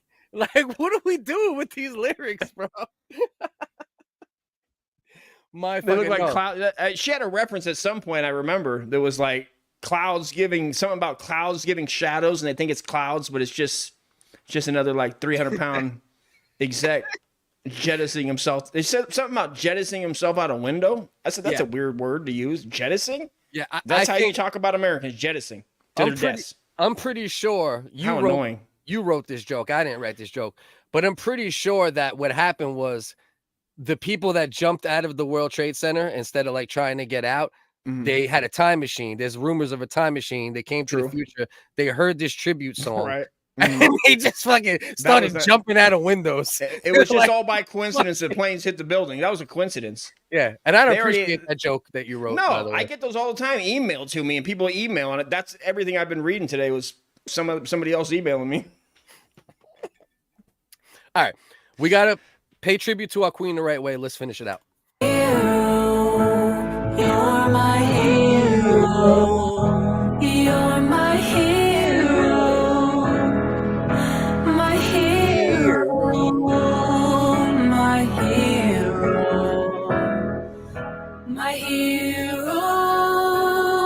You're going through the fire. The flames getting higher. You're my hero. You're my hero.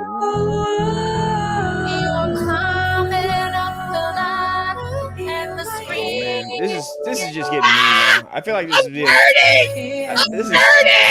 this is not nice.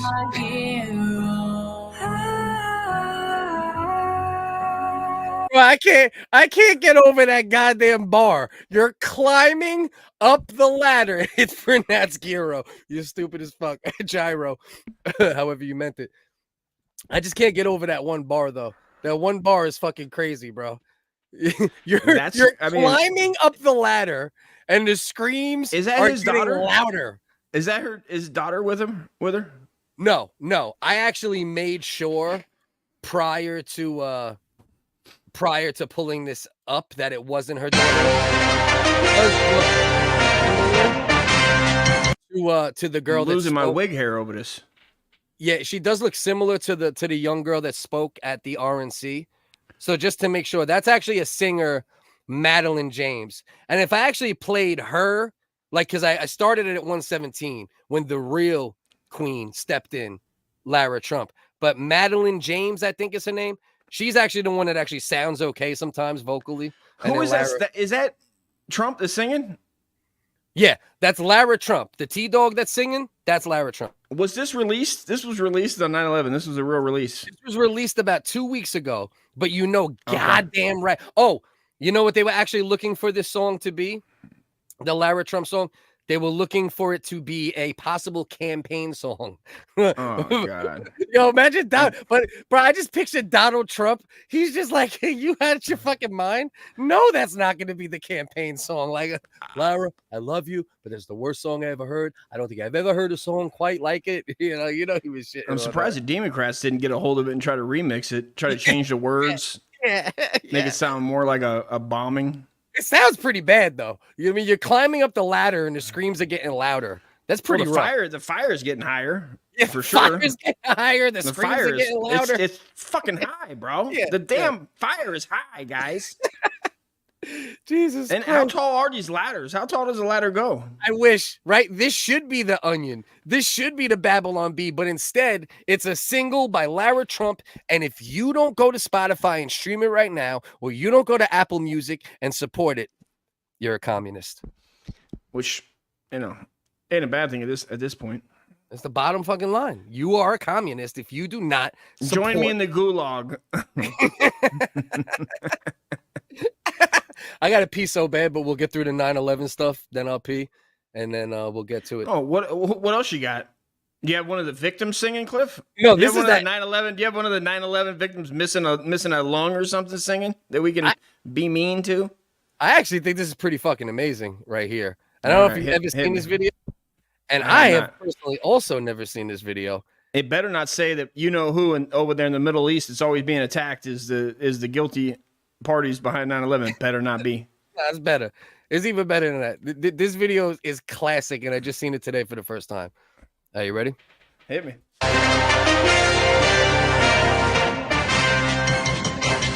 A new book called The Truth About September 11th claims to present evidence that the destruction of the World Trade Center was not the work of terrorists, but was in fact perpetrated by the U.S. government.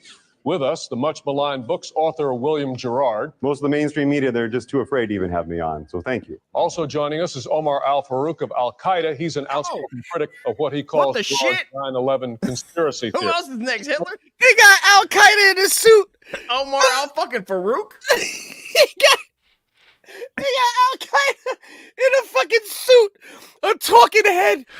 All right, let's go. Let's just go. This is amazing. Michael, I assure you that is all this book is complete nonsense. Mr. Gerard, how did you arrive at the conclusions in your book? Where are the facts? Well, through here? scientific examination of ground zero. For example, Science, dude. melted Trust the core, science. There's Here we definitely go. evidence that there were thermite bombs that were used in bringing down those I buildings. can assure you we did not use thermite bombs. I did the research myself. It would not have worked. We flew an enormous airplane into a building. Okay, I think it is obvious what caused the building to crumble. You guys didn't see it. Close-minded to this, sir. If more How would people you just had like the it courage. if you spent, 2 months in a mountain cave, sleeping on rocks, planning something really special, only to have someone take the credit away from you? Say, More oh no, people you just don't have the deserve the courage. credit for it. Open up their It- minds. Mr. Gerard, why in the world would the U.S. government want to stage this attack on their own soil? Greed, of course, and to increase the oil revenues, the weapons industry, and security industry, and these are all Simply things true. that Bush and puppet master Cheney, they've got their stakes in. Bush's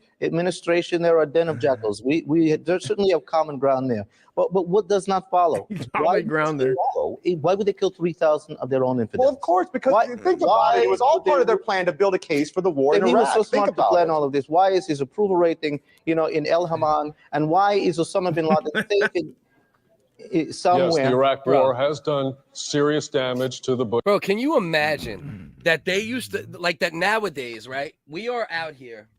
I got some boogies. We are out here, right?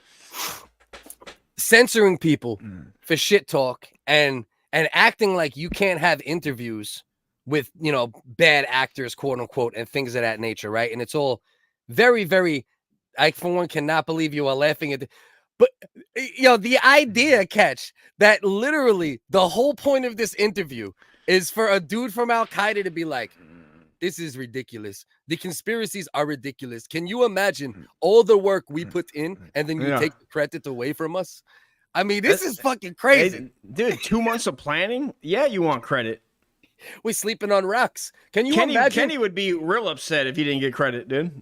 Right. Can you imagine sleeping on rocks for in a cave? 3 months? He's in a cave. Yeah. For crying out loud. Help the man. Give him some credit. Holy shit, bro. Airplane into a building. I can't even believe this. I can assure you, this is like The Onion. This is another is this Is real? this not The Onion? No, this is real. It said The Onion before the thing. Am I wrong? This is real? No, that was somebody their comment said. Holy shit. Yeah. No, this is like a real interview from years ago where there was a guy who wrote a conspiracy book on a panel with a guy from Al Qaeda. All right, come on. Did not use thermite bombs. I did the research myself. It would not have worked. We flew an enormous airplane into a building. Okay, I think it is obvious what caused the building to crumble. Why are you being so close-minded to this, sir? If more How would people you just had like the it courage. if you spent, 2 months in a mountain cave, sleeping on rocks, planning something really special, only to have someone take the credit away from you? Say, More oh no, people you just had don't the deserve the courage credit to for open it. up their minds Mr. and Gerard, learn. Mr. Gerard, why in the world would the U.S. government want to stage this attack on their own soil? Greed, of course, and to increase the oil revenues, the weapons industry, and security shit, industry, bro. and these are all things that Bush and puppet 100% master Cheney, real. they've got their stakes in. Bush is 100% wild. And it's 100% real and it's 100% wild. That's insanity, dude. No. 100% real, 100% wild. No. 100% real, 100% wild. Spread the word. You know what I mean? Cut the shit. Cut the shit.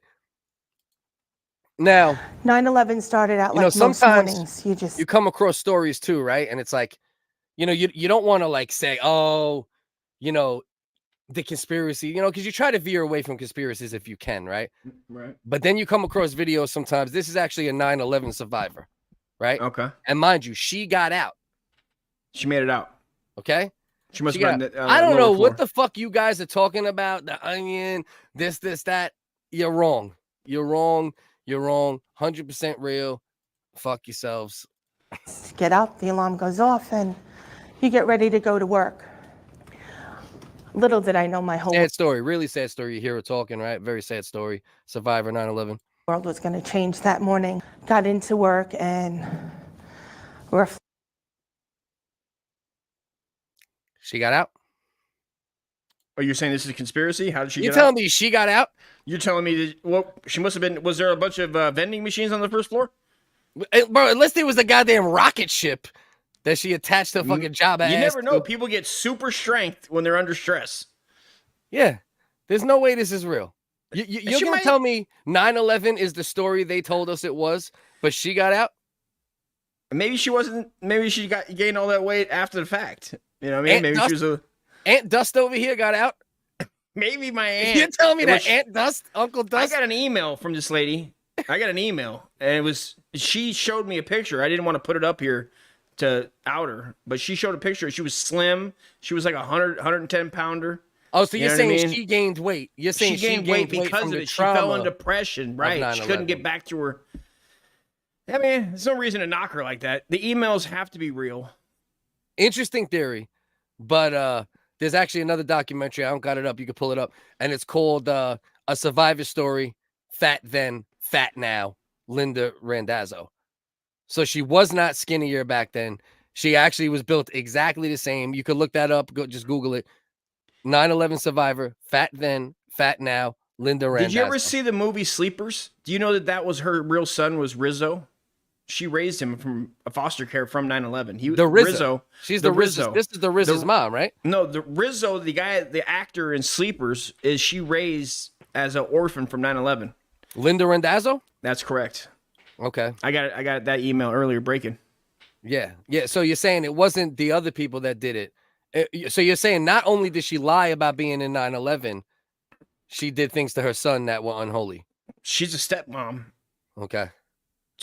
A black kid with an Italian last name that was in the movie Sleepers. This bitch was like, Krispy Kreme had a sale and it was ending that morning at 9:42. And that's how she got out before the first plane hit.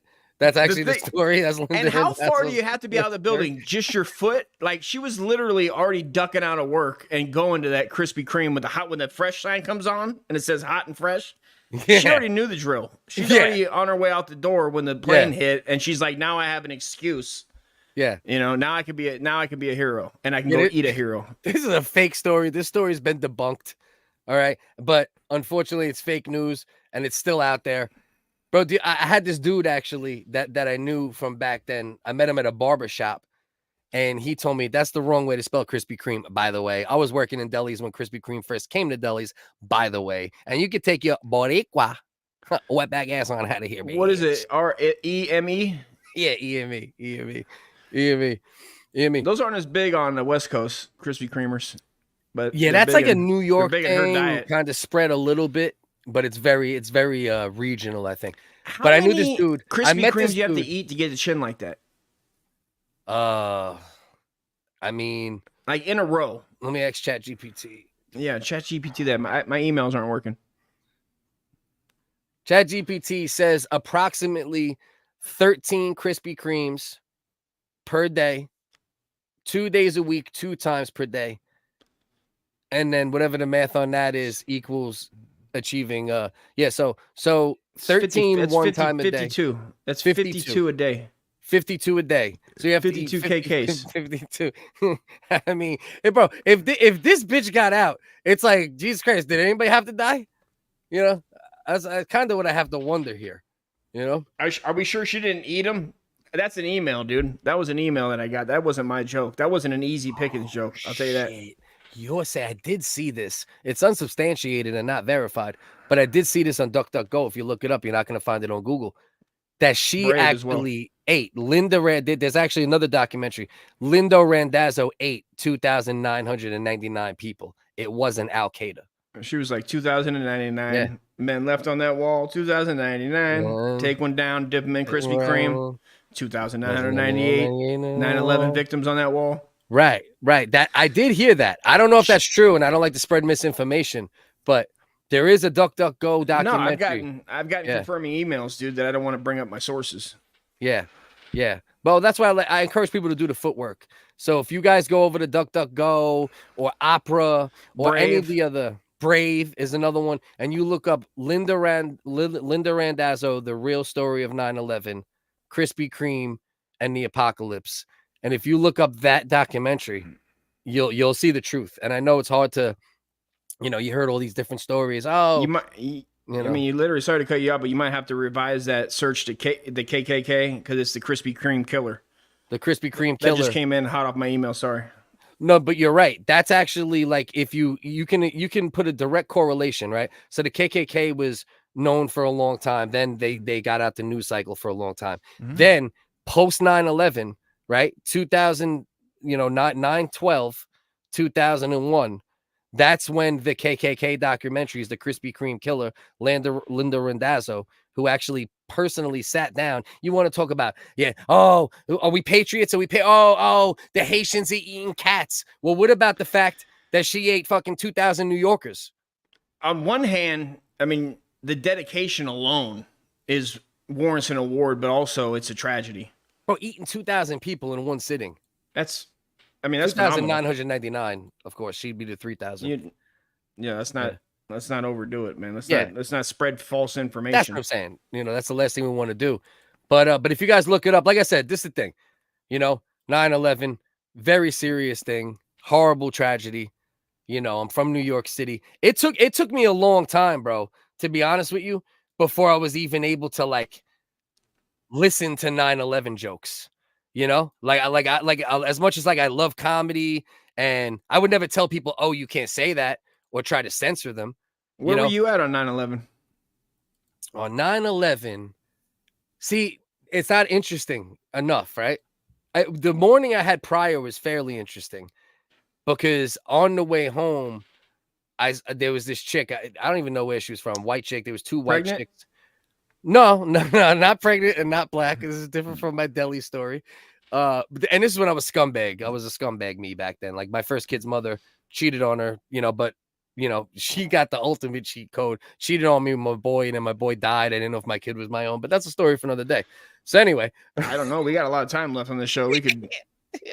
No, we gotta get to Kendrick Lamar. Air that grievance out if you want. So anyway, I'm on my way back home. I used to work a security job in the city. And what the hell were you protecting? I was protecting my erection, like that. Sticking it out a fucking window. Like you were protecting us from Iraqis? Is that what you said? Yeah, I was protecting my erection, is what I said. Remember the whole stick my dick through the hole? Hey, knock, bitch story. But anyway, let's keep it moving. That's when I was doing security. That's when I was doing security. So, Ginger was her name. Two white chicks started talking to both of them. No, she wasn't. Blonde hair. No, maybe she was. Maybe like a little hints of strawberry, but mostly a blonde chick.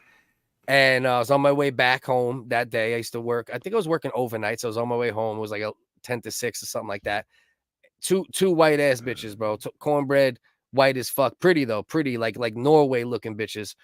And they were both acting like they were down to fuck, right? So I'm just talking to both, and I'm trying to figure out which one of them I might be able, to seal the deal with. And I'm going back and forth. And then the shorter, thicker one, not too thick, medium thick, was like, come up to the hotel room real quick. Went up to the hotel room. Did not dig her out. Came very fast. It was some pretty good pussy. Raw dog. Didn't like condoms. Glad I don't got AIDS, et cetera, right? Pretty quick. And then I remember this distinctly. We were downstairs and she had to go. Like it had to be a quick thing anyway, so she wasn't mad at it. She enjoyed it for however long it lasted. I think she came on an 8-er box. She didn't 8-er box, ran the pussy. Not a great job. Glad I don't have AIDS. But moving on. So we were downstairs as they were about to leave the hotel. And I was like, come on, let's just go in the bathroom real quick. And, bang out a quick one. She was like, quicker than that? And I was like, you motherfucker. But that bitch flame broiled me right on the fucking spot. She's like, quicker than that? Like, how are we gonna get quicker than that, you fucking bitch ass? So anyway, so you were in the hotel when the plane hit? No, this is what I'm saying. The front part of the story is fun. The back part is not. So I go home. I'm drinking on the bus, on the train, on the ferry. Because I was a mess at that point in my life. And I get back to the house. And I was living in a fucking shitty ass fucking. I was renting a room. I mean, your life really sounds like shit at this point. Oh, this was not good. Me, this was like. Well, it sounds terrible. I was still solid, but I had just moved back to Staten Island. I was living in the Bronx for about 2 years. My daughter. That's one strike. Yeah, my daughter had just been born, and this 2. was the first place the first place I got when I moved back to Staten, and it was like rent. I was sharing a fucking a 2-bedroom joint with a black dude named Bullet, and his Black daughter dude named Bullet. Black I dude can't named- wait till you run for fucking president. Buy this cornbread, fucking whatever the fuck he was talking about. Bullet and cornbread. That's like a detective documentary. But I was living with this black dude named Bullet. His daughter wanted to fuck the shit out of me too, but I knew I would have got caught. Age? How old was she? No, she was 19, 20. I was like 20, 21 at the time. So for black years, that's like 30. yeah, musty, as Ian Ellis would say. And then she Musty? left. Did 911. It was Linda. I didn't catch this. He's stupid as fuck. Yeah, she was so mad that I busted a nut so quick that she took down the towers. Is her body out there? Did she wing her body out the window after you came? It turns out she was the towers and she was the motherfucker. So personally, it was her personal 9/11. She got it 2 times. Yeah, she got the worst dick she ever got and just changed the world. She's like, I don't know, this fucking goddamn deli worker fucking came like fucking 2 seconds, dude. Like a 9-stroke vandal. Then he jumped. I seen him get on the bus, tell me bye, and he had a bottle. He had a bottle of Ripple. Yeah. So anyway, get back home to this room I'm renting. I'm sharing a 2-bedroom apartment with Bullet. His daughter was there. Jesus, sometimes. you come home. What's up, Bullet? What's up, kids? But I was working 3 to 11. Right, so I was working like the drinking shift. Right, I was working at a deli. The drinking shift. Yeah, and I was working at a deli. That's an alcoholic. I know that. I do that. You know that mid shift is the alcoholic shift. Everybody has one. Sometimes you're an alcoholic. They change too. Sometimes it's in the morning. Every shift is the drinking shift. Then but you can only have about 8 hours if you're a real alcoholic because it's gonna catch up. But 3 to 11 is perfect though. Then you get home. You're home by 12. You're drinking from like 12 to 5. 12 you to got it 6. timed out when you're gonna hit sleep the bed. from 6 to 1, 7 to 1. Wake up, go back to work, do it again. So at this time, like I said, I was doing nights, working, had that encounter that I just referenced. Being security guard of the year. Being security guard of the year. Beaten off publicly. Anyway. How many people did you call the cops on? Yeah. Did you call the cops on? How many people did you call the cops on doing security? Yeah. Never. Never? No, never. I would never call the cops. God, I can't. dude. Back then, I would never. You're failing at life and you're failing at your job. You're not protecting what you were hired to do. Yeah, but back then I was a retard, bro. I was like a street I don't blame you. I was like, I'll never call the cops ever. You know, like, I told you I was a security guard at Universal Studios on a bike. Yeah. So anyway, told the beginning of the story. Living in this shitty apartment, I just go home. I crash the fuck out. You know what I mean? You got about 6 Colt 45s, didn't you? Yeah, at least. No, probably like 9. Probably like 9. 9? I was going in. 9 Colt quarts? 45, the $1.99 22s, dog. Oh, No, yeah, the 22s, the deuces. Yeah, they were $1.99 back around 2001. So I go home, I knock the fuck out. I wake up. I'm just going to work at my fucking half terrorist owned deli.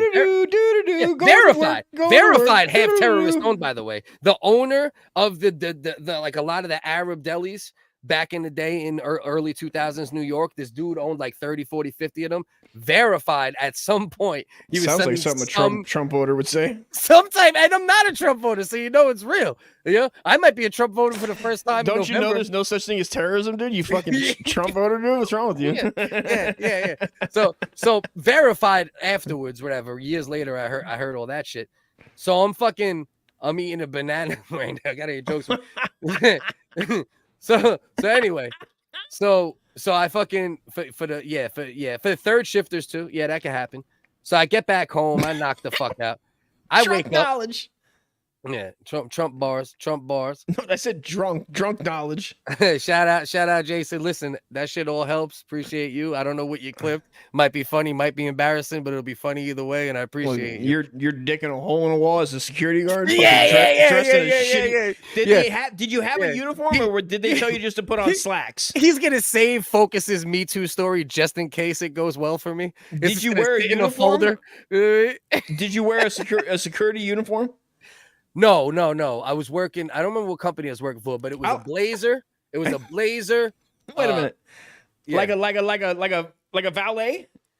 Yeah, I would have to wear a blazer, a white shirt, a tie, and gray slacks. I remember specifically gray slacks with a.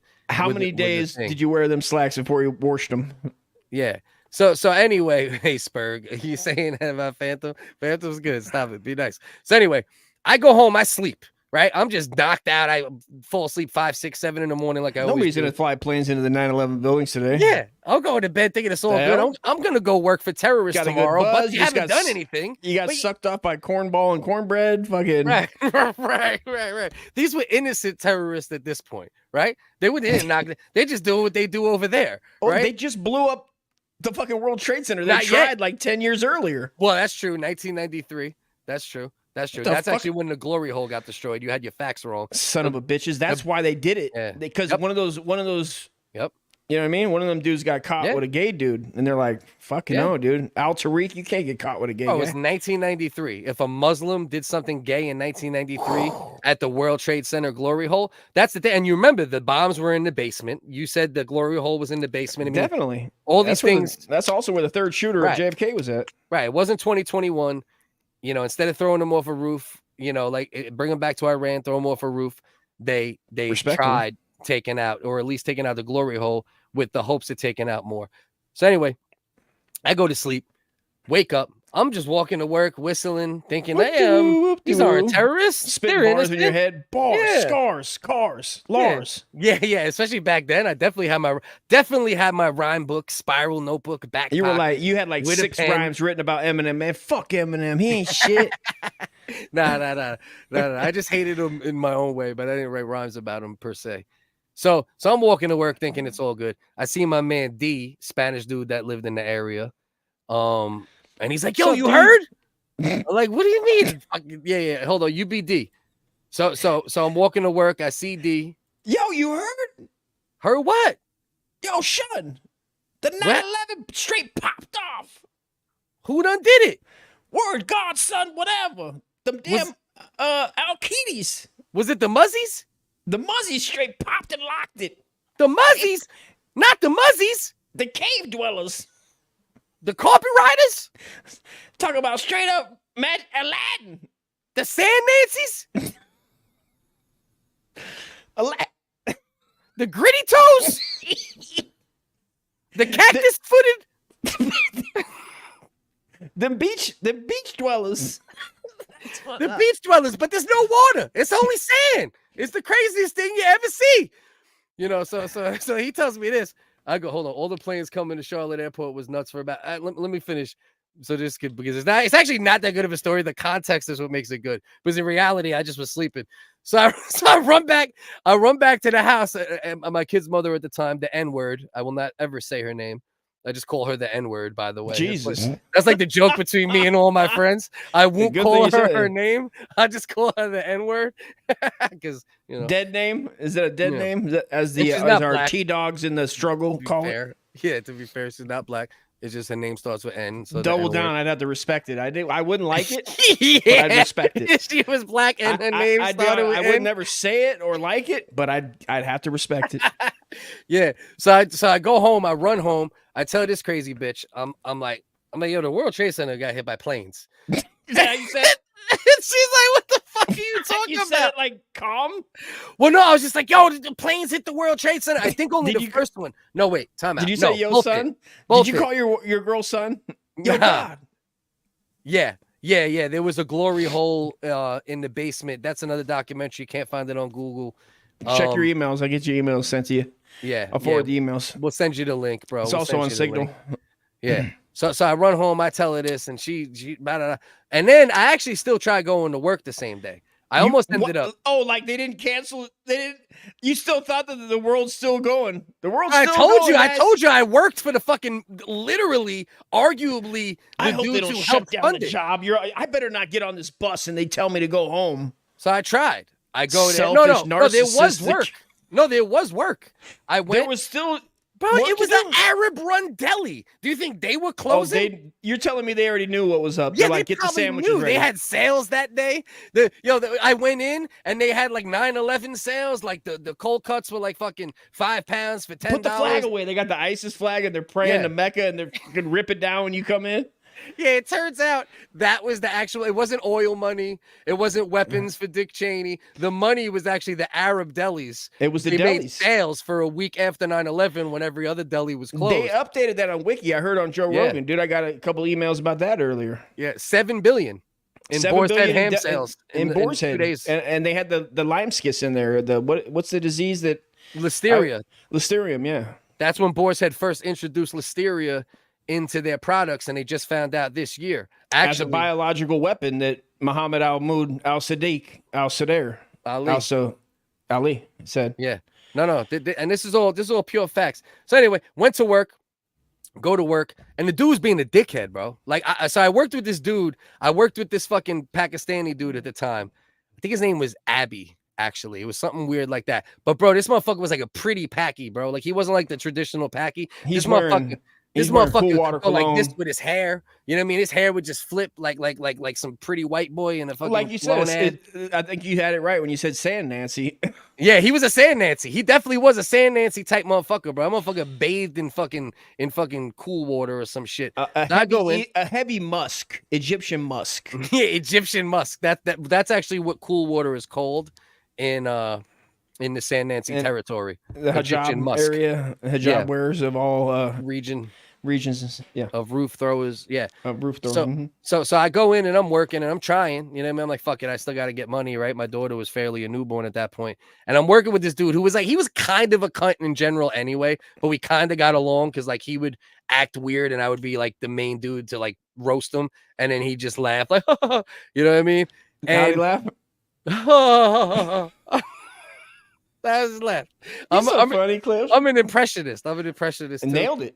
I was there. Yeah. For those that don't know, and so I'm working, and he's being like a little extra cunty that day, and obviously, you know, your antennas are a little higher for anyone that could be anywhere from that region at that time. The planes have not hit yet. No, this is after the planes hit, and I try to go to work. The planes have hit, and you're trying to. And I go to work. To call? I remember I tried calling in, and they were being a little funky. You know how when you try to call in, you put feelers out, and your boss is being weird about it, and you're like, "Fuck it, I'm gonna just see what happens." Right? You don't want to get fired. No call, no show. Right. So you're trying to use 9/11 as long as you can. Yeah, I'm trying to ride the fucking the wave of the fucking Boar's Head sales that we just referenced. You know what I mean? So I go in, you know what I mean? And he's being like a super cunt, bro. This motherfucker's already the fucking Pakistani John Travolta. You know what I mean? He's already in there fucking doing Saturday Night Fever. And I'm a ladies man. Doing finger dances and shit. You know what I mean? Just on a Tuesday before 9/11. Oh man, he's fucking he has a job weekly. He's looking at the chick's ankles. Right. So he's being extra like like a little spicy and zesty with me. And I spazzed on him. I'm like, bro, this ain't the fucking time for this shit. I'm like, my uncle. Shit. I'm like, my uncle was there. You know what I mean? We're still trying to find out exactly what and you're gonna sit here and act like a little fucking cunt today of all days. I'm like, and he was just like, oh, I didn't mean it and shit like that. So I was like, fuck it. So I let it go. And don't get a dose of this patriotism, you told him. Yeah. Where were you on 9/11, Dust? 9/11. I was high on meth in Hesperia, California. Interesting.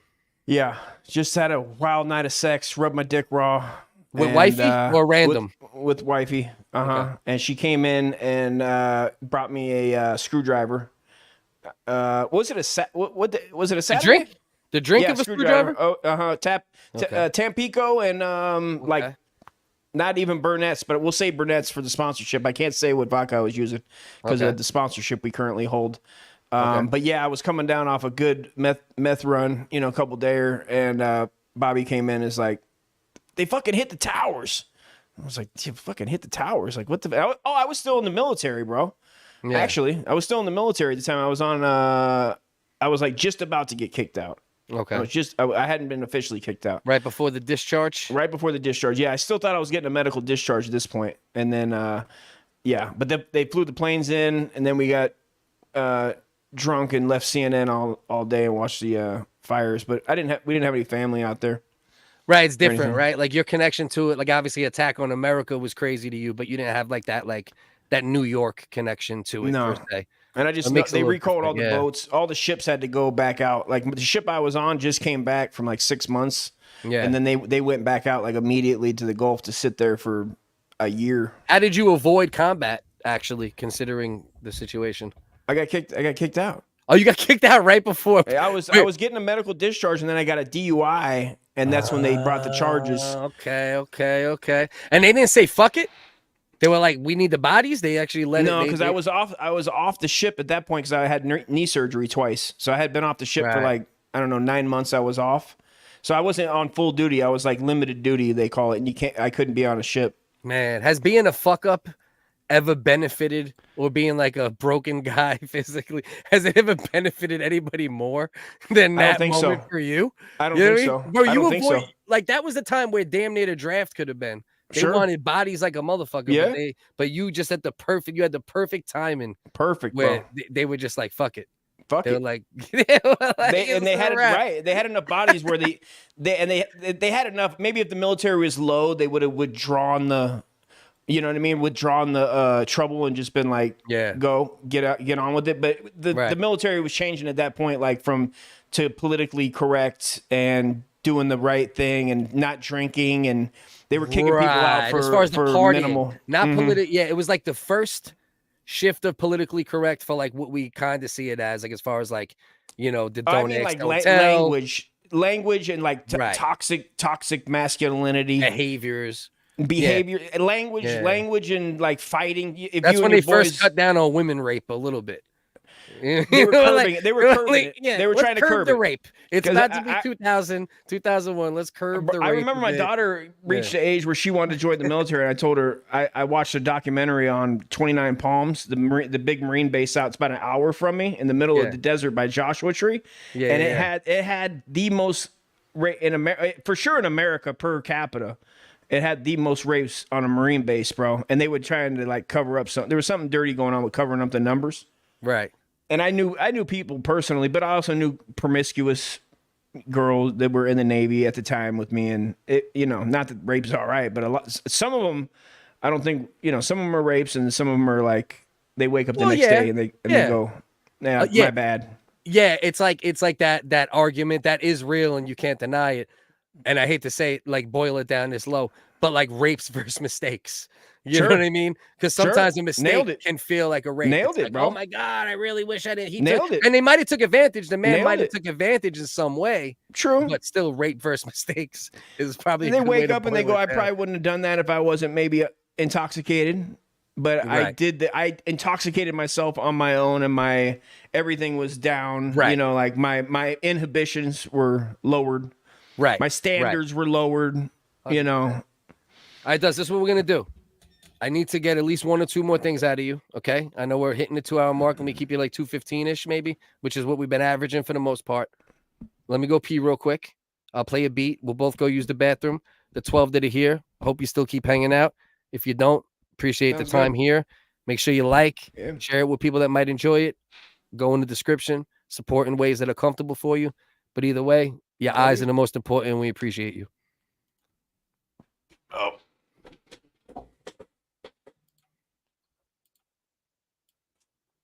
All right, beat. Play, will you? Damn it. Hold on. I'm gonna have to leave my fucking NPC joint and open it back up. It's acting silly. So you'll hear me talk for like another 10, 15, 20 seconds or so. Then I'll play a beat. I'll go pee in a cup, and then we will be back.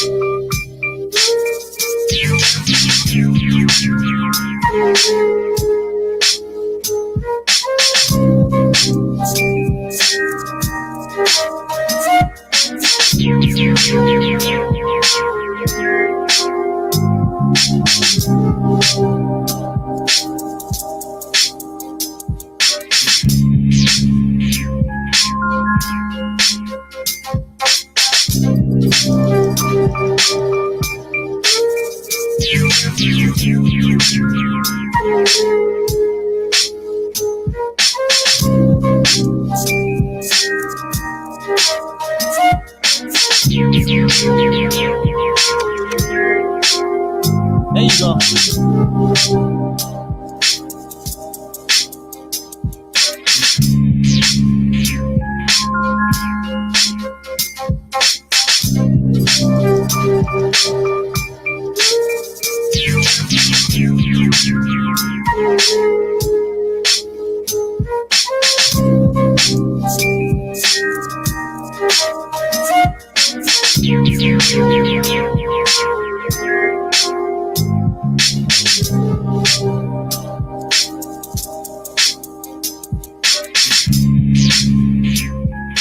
Shout out my man Solomon Strange.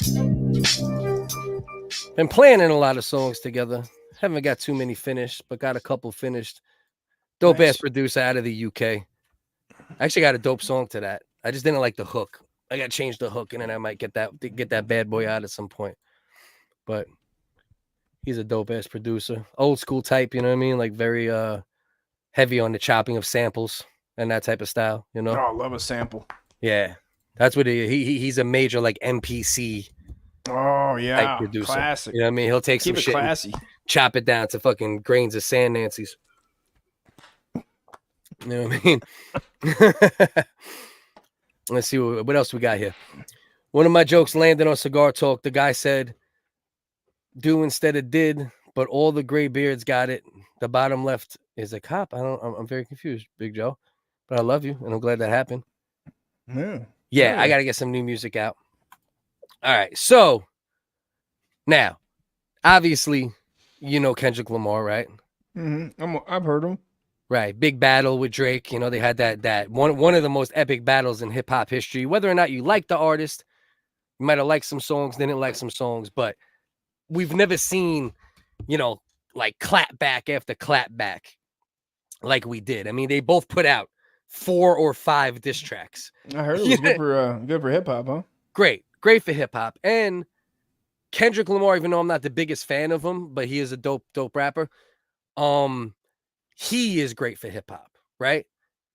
And he's the one that really benefited from this, right? There's no debate on who won at this point. You could debate all you want on the songs, but Kendrick Lamar made himself more of a household name than ever, right? More streams than ever. Didn't they give him the Super Bowl? More. That's what we're getting to right now. Oh.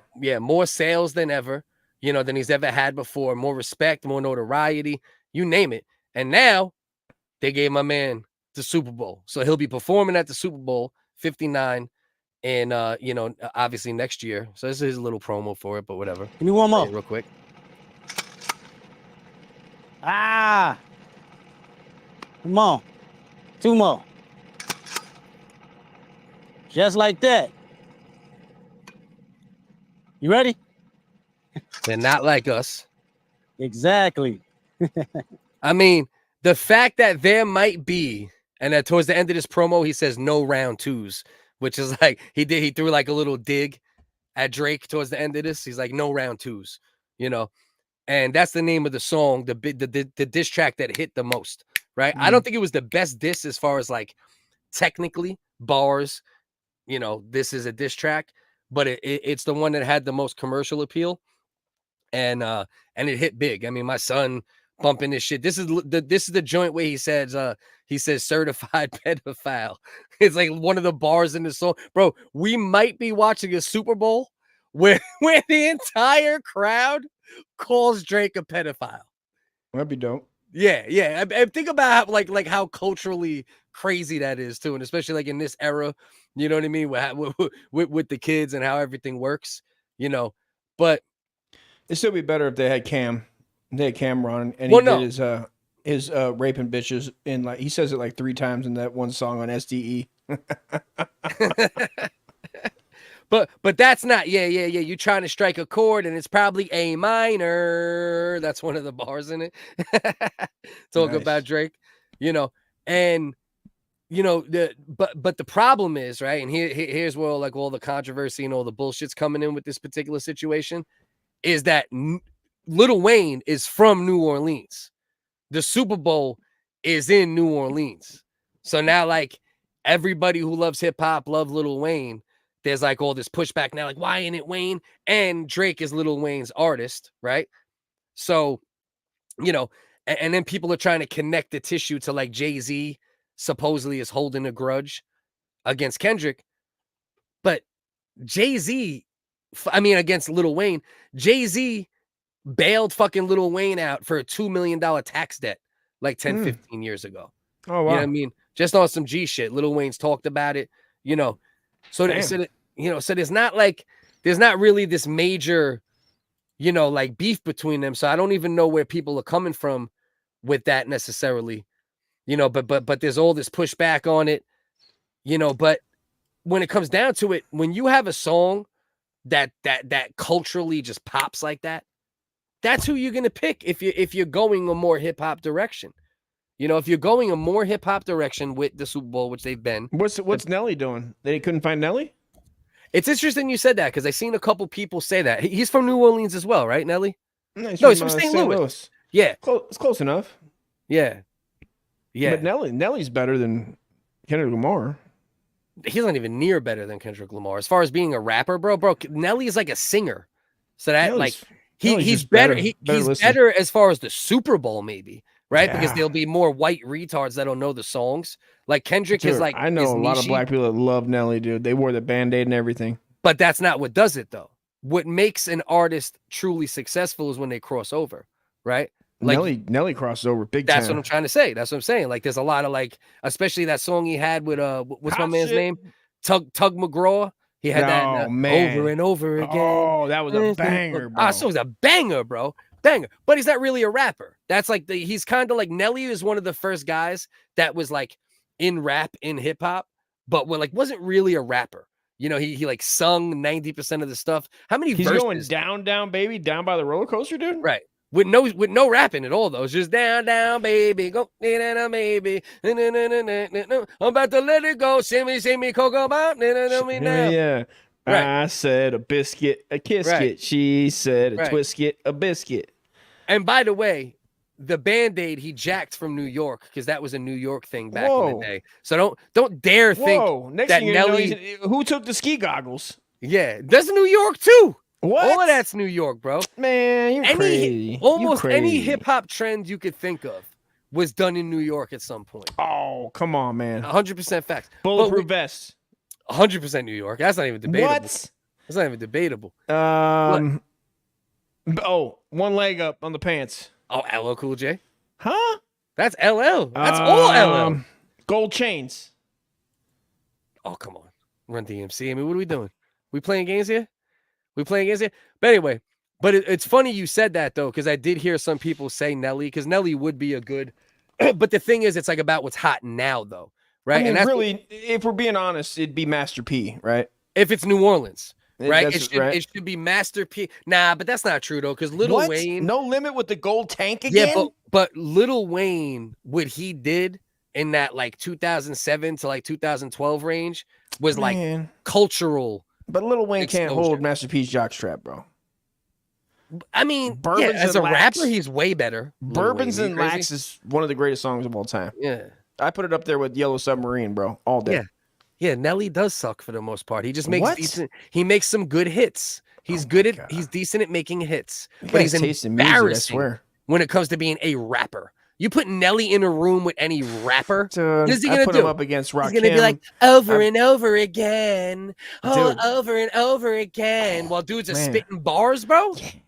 Fuck on out of here. Murder was the case that they get, dude. He'd fucking be the only guy walking out last man standing.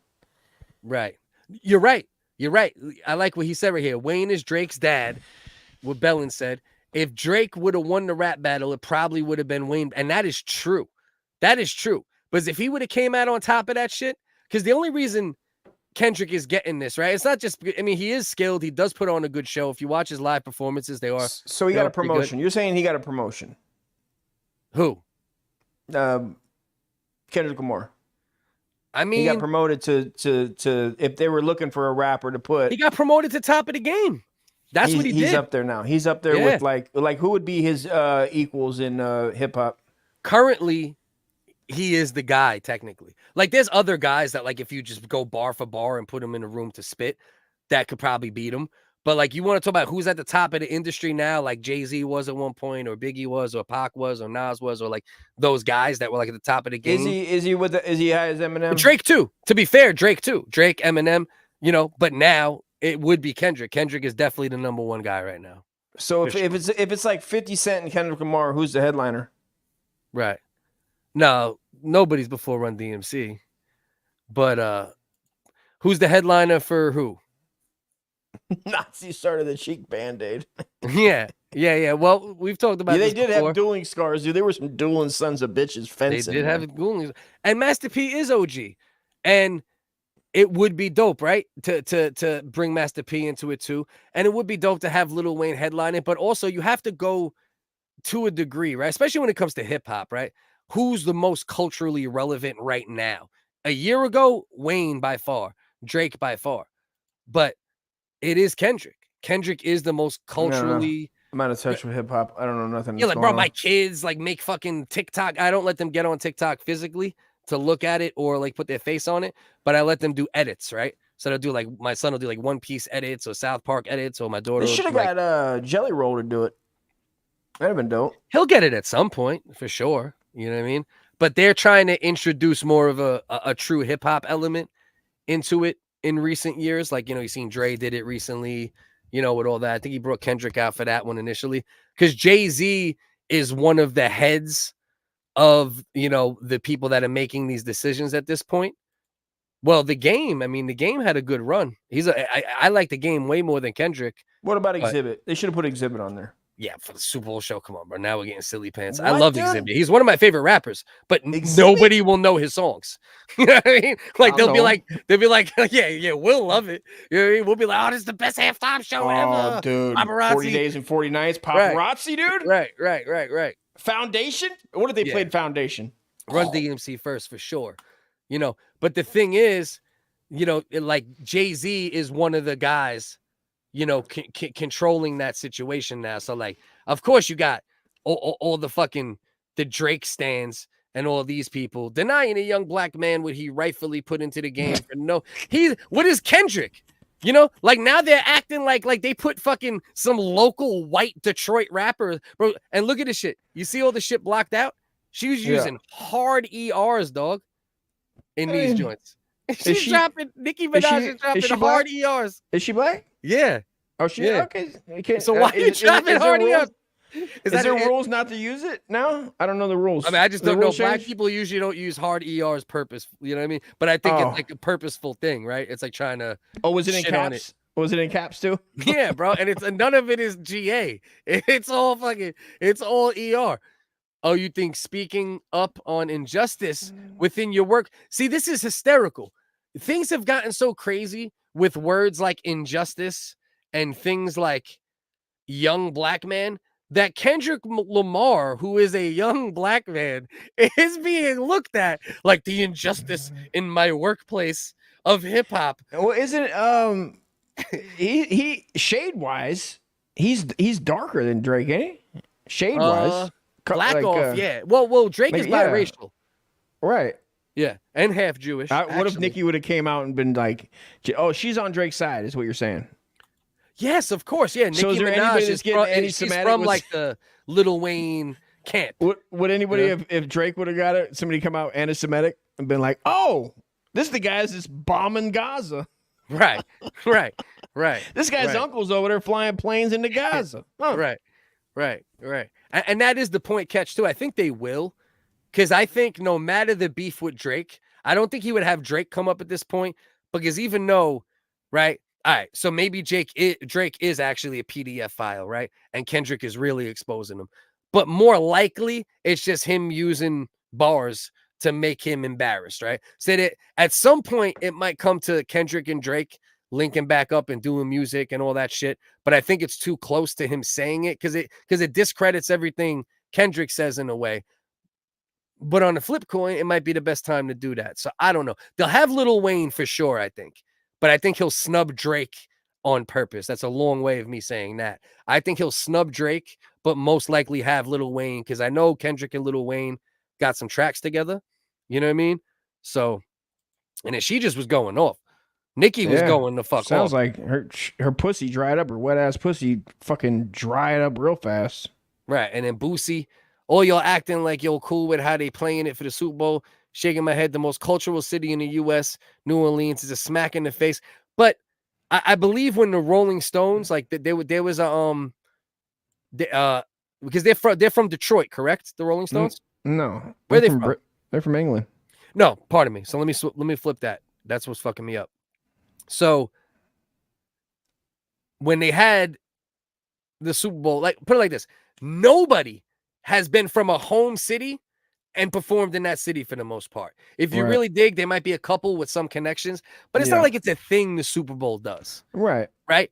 If it was like a thing that was done in the Super Bowl on a regular basis and then Lil Wayne didn't get it, It's like when people play in the Super Bowl and they want that team to be in the Super Bowl. They're almost never in the Super Bowl. Right. Exactly. And I get it. I get like the yearning for that, but it's not like there's a pattern where the Super Bowl usually has a home city act perform. I know, these people are acting like there's somebody pulling some magical strings to fuck people over. Well, it's because, there's a little like Jay-Z and Lil Wayne had little weird things back and forth, but nothing like, it's just, it's like anything else, right? People are always looking for the conspiracy. And sometimes it's true, sometimes it's not, but that's what this is too. It's like, oh, it's Jay-Z. Jay-Z hates Lil Wayne. He paid $2 million or some shit to help him out with a fucking tax lien. Lil Wayne got saved by a white cop in a fire. Did you know that? That's actually one of the things that the black community, right? A lot of my black people on Twitter are doing that, right? They're saying, oh, remember when Lil Wayne said this on ESPN, that racism doesn't exist because he was saved by a white cop? Good. No, good for you. You don't deserve it, Lil Wayne. I'm seeing that. What? Yeah, I've seen way. that shit like that is going viral. Oh, you don't deserve it, Lil Wayne. Shit. Oh, racism don't exist because a white rescued cop by 911 and they fucking give him the fucking racist bullshit. Right. Wow. We're in a fickle fucking bitch made time, my friend.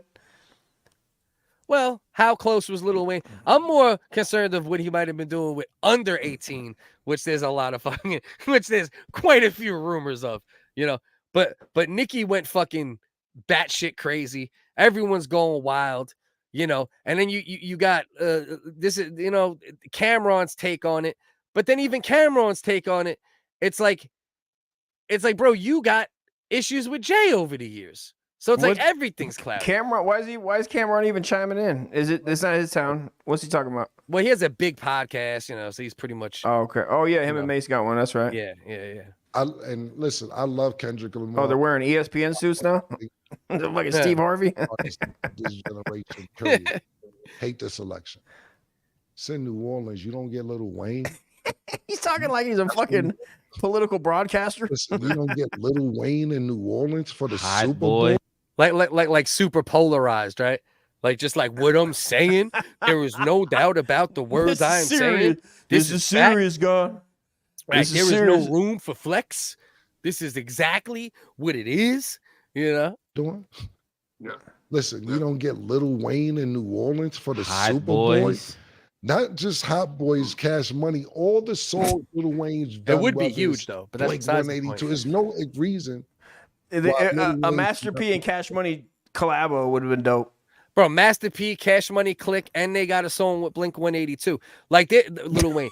So there's no question. In there. Why not? Right. Well, for the Super Bowl, right? Because that's the type of shit you look for the Super Bowl, right? You bring out these weird features. They have enough songs with everybody. They could probably have Kendrick did a song with. Well, Kendrick too. Yeah, dudes. He got a song with Maroon 5. All the bitches are gonna go crazy when Adam what's his name? Adam Levine comes out. Adam with his shirt off. Adam Levine. Mm-hmm. You know what I mean? Yeah, of course. And I think Lil Wayne will get a Super Bowl. And maybe he should have got this one. But you have to look at how popular and what a year Kendrick Lamar had, bro. Culturally shifting shit. Like he went from like a known commodity in the industry, but also looked at as the lyrical rapper and like the guy that wasn't as mainstream, even though he had the Black Panther soundtrack, he had a song, this, that. But he's still looked at as like a lyricist rapper, right? Whereas Drake is looked at as like a pop musician almost, you know, and he crossed over completely where he brought that, you know, so like you can't deny. You're never gonna make everybody happy, man, ever. You know what I mean? Right.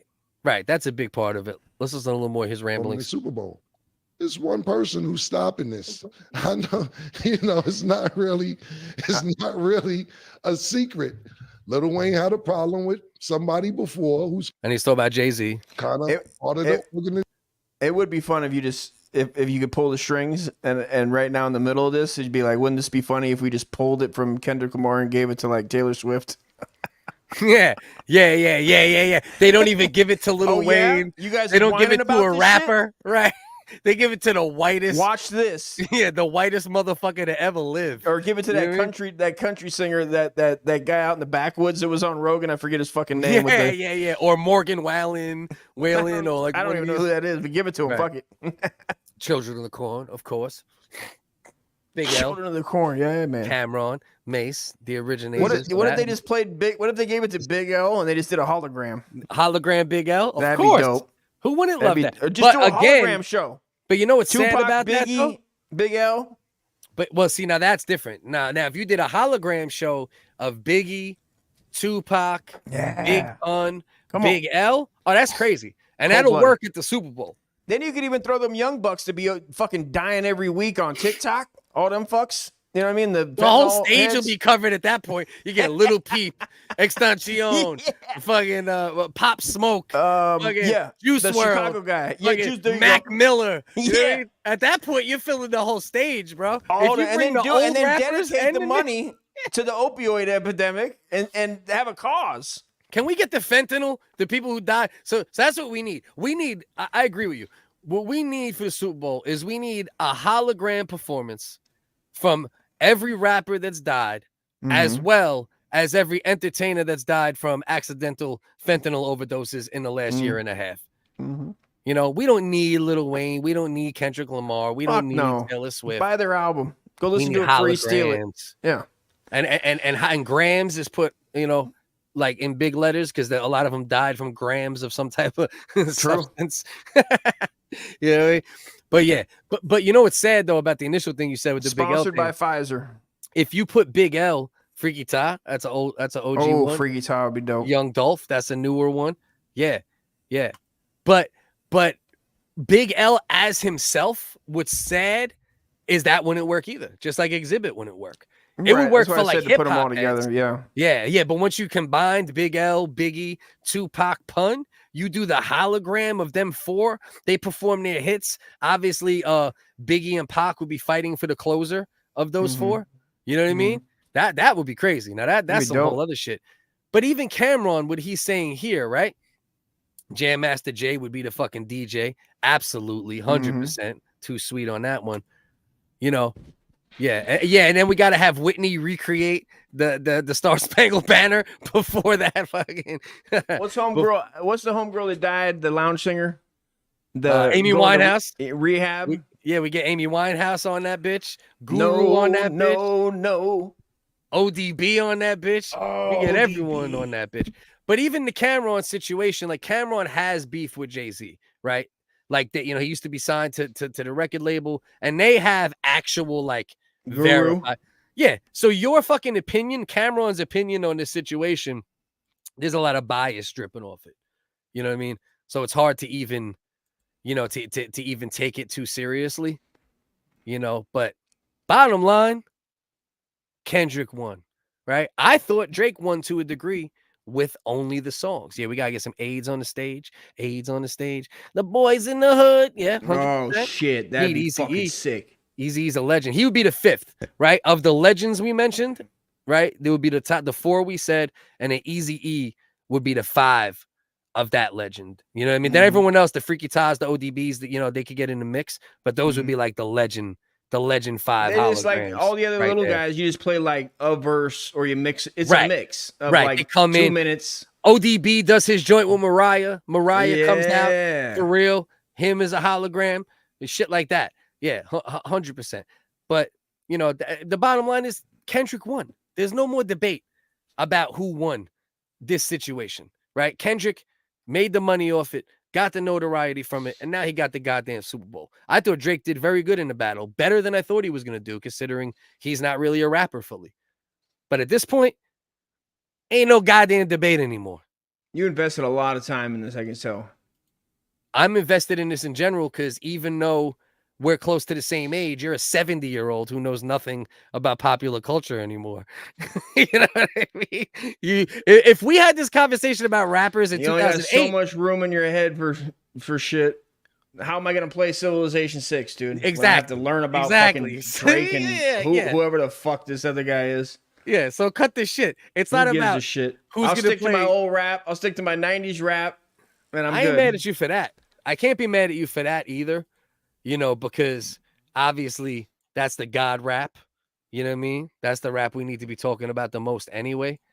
But on the same page, you can't fault me for still being connected. You know what I mean? You can't do that, Dusty. So this is what we're gonna do. We're gonna dismiss Dusty.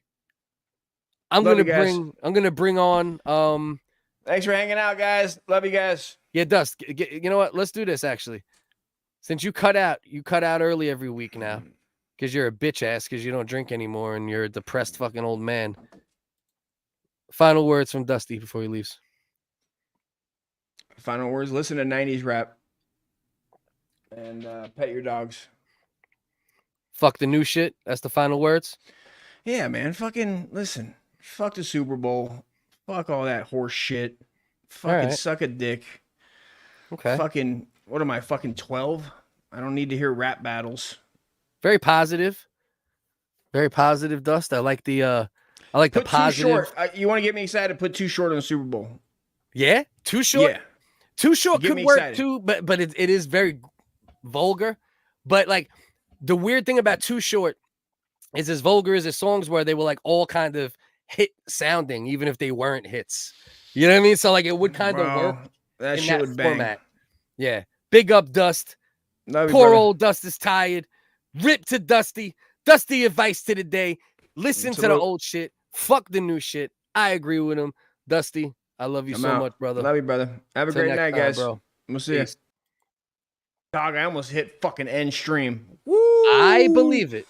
You're known for those tricks, you cocksucker. Love you, bro. Wow. Love you. So anyway, Dusty, get your ass out of here. All right. I'm going to kick him and fuck up. You know what I mean? But I'm still going to hang for a bit because I got a couple more videos I want to get to, a couple more things we could play with.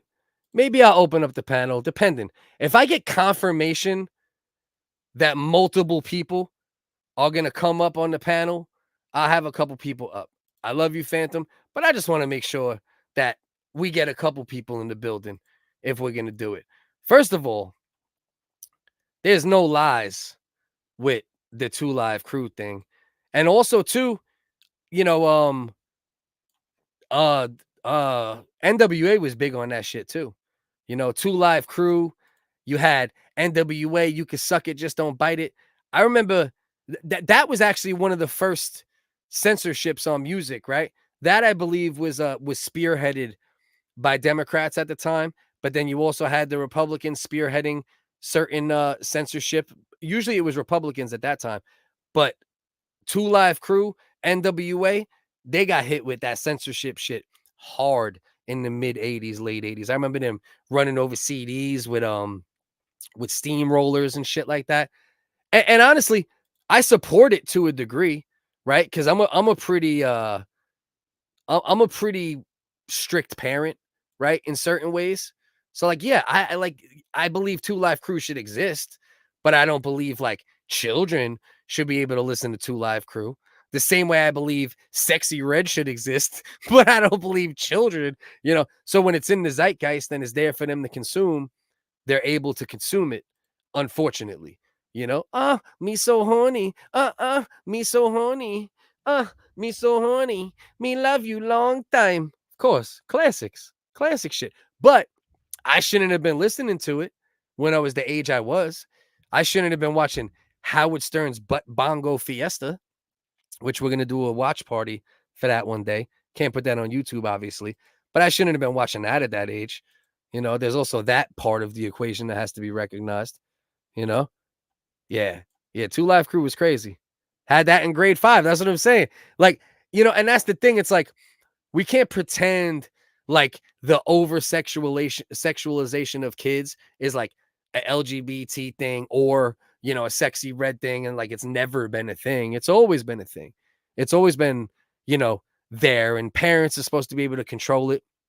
And I agree, you know, you can't stop art from existing, but the problem is there's a little too easy access to it at times, right? Back in the day, at least you had to like work a little harder for it. Now you can just go on YouTube, type whatever the fuck in. At least when we were young, you know, we had to work for 2 Live Crew a little bit, you know? You had to get it dubbed from a tape. You know, you had to have somebody dub it for you, make you the 2 Live Crew, you know, NWA mixtape. You know, you had to find a mixtape in a flea market, you know, and maybe some places you'd be able to find it if you really look, but it wouldn't be so easy to access. But the over-sexualization of children has always been in place, and it's not a new thing, not only an LGBT thing, even though they're, you know, trans and all that shit, taking full advantage of it, but it's always been an issue, you know? So it's like, it's that fine line of like, you know, free speech and art needs to exist, and also maybe we can keep it away from children, right? Banned in the USA, absolutely. Fire. Luke, where them hoes at? Classic, absolutely. Sometimes fucking around and finding out is how you find out who's worth fucking around with. I was fucking around and finding out when I found you. Let's go, Josephus. Like the verbiage, bro. Love you long time. No way. You had that on VHS. Yeah, but I remember my father watching Howard Stern's But Bongo Fiesta on VHS. Went right around when it came out. You know, the shit on the face, Jessica Hahn's titties. They showed fake Robin Quiver titties, and they looked all blotchy and weird, and I think they did that on purpose as a troll. Yeah, I remember that's what I'm saying. Me and Dust want to do, like, because I don't think Dust ever seen But Bongo Fiesta in full. You know, because we're East Coast. You're from the East Coast, so Howard Stern, obviously huge for us. You know, my pop used to listen to Howard Stern every day on 92.3 on K-Rock. And that's kind of my old school segue into what all of this has turned into. You know, some people it's Opie and Anthony, some people is this, some people is that, but it was the old Stern shit, you know, that you know, sparked I don't know though, because everything sparked the comedy interest and the shit talking interest in me. And then the streets kind of kept that going, you know, just being in various areas, cracking jokes with all different people. But yeah, but Howard Stern definitely was the interest, you know, and the at least the broadcasting side of the comedic element.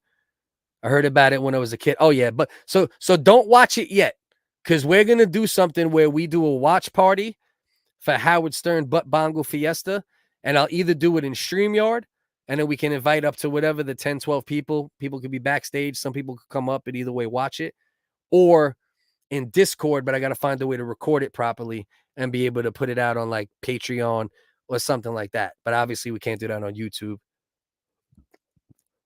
My uncle showed me, right? It was my pop. My pop was like a drinker and, you know, coke sniffer, just weirdo, you know, good guy, but nutty. He put me on the But Bongo Fiesta. That's the same. My pop, that's the same guy that brought me home Sega Genesis one day with like 65 games that he bought from some crackhead deal for like $150. You know, that's also my dad who had me on the Commodore 64 watching strip poker. Look up Commodore 64 strip poker. We're going to bring it up on the show one day, but yeah, all that shit, all that inappropriate shit that we should not have had access to. Jerking over the slow motion, of course. And we had the spice, the fragmented shit. But I Want to Sex You Up wasn't an issue. But that's fair too, because there was a lot of music that was definitely, that was more like the mainstream sexualized stuff, right? They would like allow like to a certain level, like with like R&B songs and certain things along those lines. But when it came down to like bold-faced vulgarity, they weren't ready for that in the late 80s and like the 80s and the early 90s. They were still trying to fight against that. And that's because, and that's why I always say the censorship shit is a slippery slope, because back then it was the Republicans and the conservative right that were dictating the pace with those type of things. And that's why I say, even though it's them doing it now on the other side, be careful. Don't ever support it. Don't ever support censorship. I don't give a fuck how vile it is, because it always turns the tables at some point. Yup. Hank the Dwarf, all that shit. Right. Howard Stern, yeah, then he fell off a little bit, even though he kept doing shit. I wasn't a big O&A guy because I was running around. Like during the O&A years, I was like Inspector Deck said, swinging through your town like the neighborhood Spider-Man. I was never in the house. I was never watching shows. I was never listening to radio. I was making whatever money I could, and I was running around like a maniac. So I missed O&A, except for small shit here and there. Like the shit that went big at those times, I would see that. My cousin was an O&A guy. He was like obsessed with it back in the day.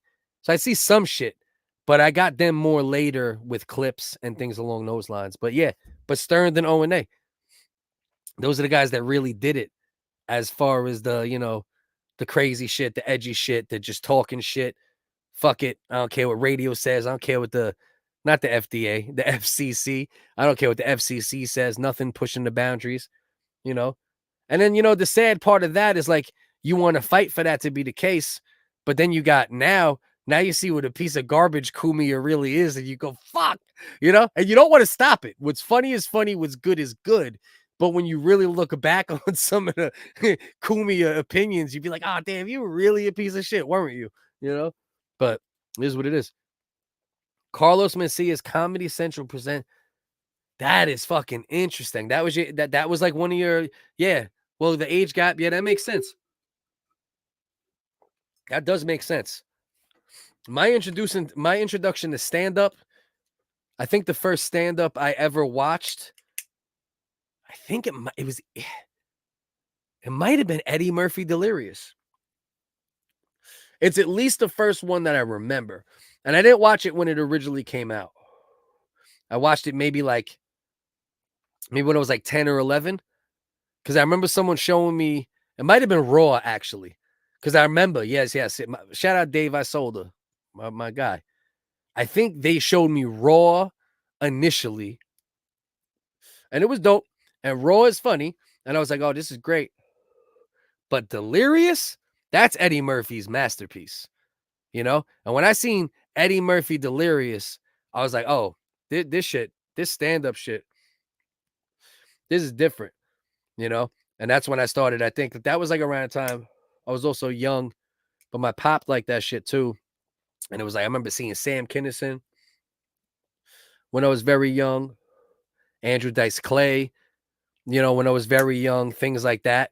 And I probably seen that. Actually, I should take back what I just said. Because I think for sure I seen Kinison and Andrew Dice Clay prior to Eddie Murphy Delirious and that stuff. But I remember Eddie Murphy Delirious being the first stand-up I saw that like spoke to me, right? It's like I seen the other shit. I loved it. Sam Kinison in his prime when I was young, Andrew Dice Clay. But I remember watching Delirious, and maybe it was the right age. You know, it's probably like 10, 11, like 12, maybe a little older. The mind works a little better. You're starting to catch comedy better. Like my son is just starting to like really understand shit even more. He hears me running bits, and that gave him a comedic mind in a way. But now, like I see him watching like South Park, catching shit, Naked Gun, catching shit.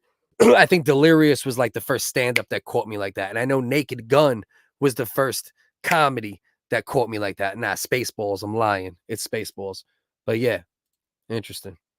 Carlos Mencia. And it turns out he was a thieving fucking prick, huh? So that's kind of wild.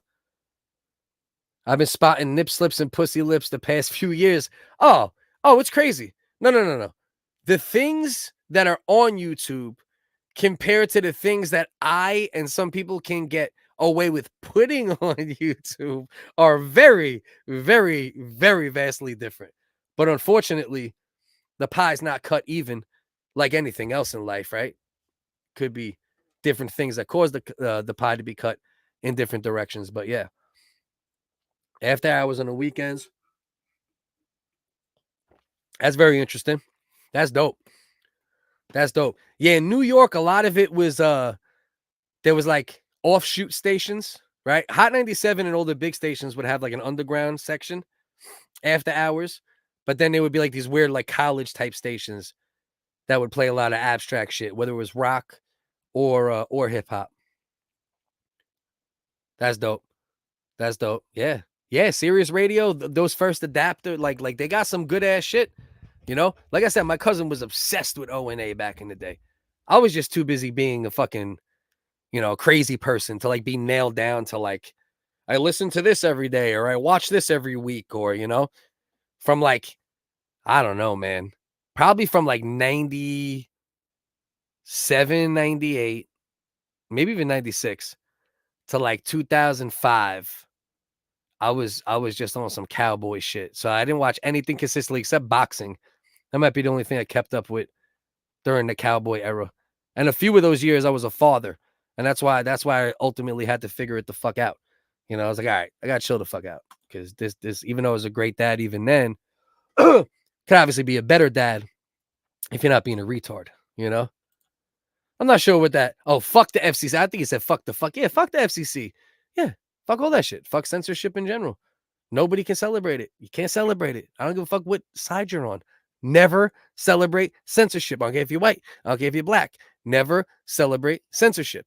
If somebody says some shit you don't like, say something better to either make them look like an idiot with a joke or say something more heavily loaded with facts and information and make them look like an idiot from an intellect standpoint. Fuck censorship. Period. Yeah. Yeah, Ron and Fez. Yeah. There was Ron and Fez, 100%. They were OGs with that shit too. Tough Crowd. That's a great example of like one of the prime influences of this space, 2, 3, 4, 5 guys hanging out, just riffing, talking shit, no limits, no thought process, bang, bang, bang. Yeah, 100%.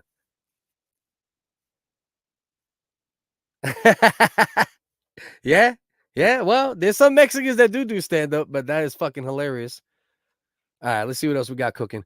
I watching Shorties whenever I could as a kid, and didn't realize that was Patrice O'Neal, Nick DiPaolo voicing the babies. That's a fact too. That's why it's like kind of crazy. Like I wonder. Let me burp. It's after hours, so I could burp right into the mic. Bellin, do you think if Patrice O'Neal didn't die, right? Do you think dudes like Cumia and DiPaolo, because they still had like that black friend, like, that cracked jokes and was right in the trenches with him, right? Which is probably both of their only examples as like a really close black guy that they were close with. Do you think they might have been a little different? Do you think their evolution as people might have went a little more even keel? Or do you think they would have stayed full-blown retards regardless? That's a question I got for you, because you're obviously damn near the Pope when it comes to Patrice shit. So yeah, curious about that. Yeah, shout out to Colin Quinn watching right now. Ian Ellis has told us that. Well, I mean, Ian, that's Bellin, but Ian Ellis. Shout out, excuse me, Colin Quinn. I know you're listening right now, sir. New York comedian to New York comedian, because I'm a New York comedian. That's also not true, but it's a little true. All right, so anyway, Ron Bennington might be the funniest on the spot comedian ever. His stand-up is okay, but off the cuff, he's one of the best. Yeah, I agree with that. Yeah, that's the thing. There's all different levels of comedy, right? I think the word comedian maybe should be reserved to like, maybe it's comic. I don't know, because it's almost like the way hip-hop has all the offshoots now. It's like you wonder how to classify it, like real hip-hop or this or that, pop, hip-hop, swag pop, mumble rap. It's kind of like similar with comedy, right? Because if a guy makes comedy sketches, motherfucker's still funny. He's still a comic, right? In a certain way. Hell yeah. Hell yeah, send Ian the link. See, what I got to do before the show is I got to have like a safe room to put the link in. Ian, I am going to send it to you on, matter of fact, Bellin here. I'm putting you. Yes, I will be sure to clip the Super Bowl segment. That's what my YouTube fucking whisperer, my man Bellin, just told me in the Discord inbox. Now, if anybody's not in the Discord, go over there on YouTube, go to the top. I'm keeping the link in there permanently. Doesn't mean you'll stay in the fucking Discord. If you're a dickhead, listen, we can have fun. We can talk shit. Let's keep the drama to a minimal. Let's have fun. Let's keep it light. I got a lot of people I love that love the drama shit. I dibble and dabble in it. But when it comes to my Discord, I like to try to keep it networking and funny for the most part. Cumia and Patrice were two sides of the same coin. I would love to have heard Patrice talk shit about Trump and Kamala. I do believe there was two sides to the same coin, a little bit of a two sides to the same coin aspect of it. But I do think Cumia is more hateful, bro. You know, because Patrice, you know, you would say white and you would say certain shit, but you got Cumia's on fucking Twitter now, just calling black people the N-word point blank. You know what I mean? No facade, no jokes, no punchlines, no veiling. You know, he's just going in.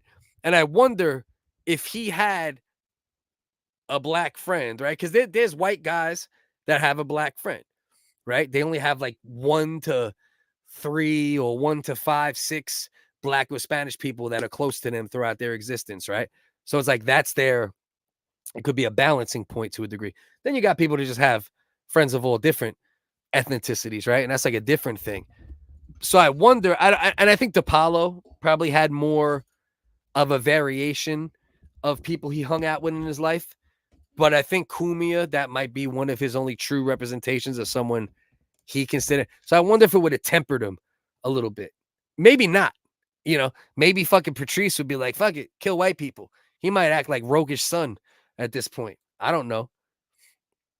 I think not having someone of the opposite color to bounce off definitely hurt them both. But who knows? They might have ended up driving him away.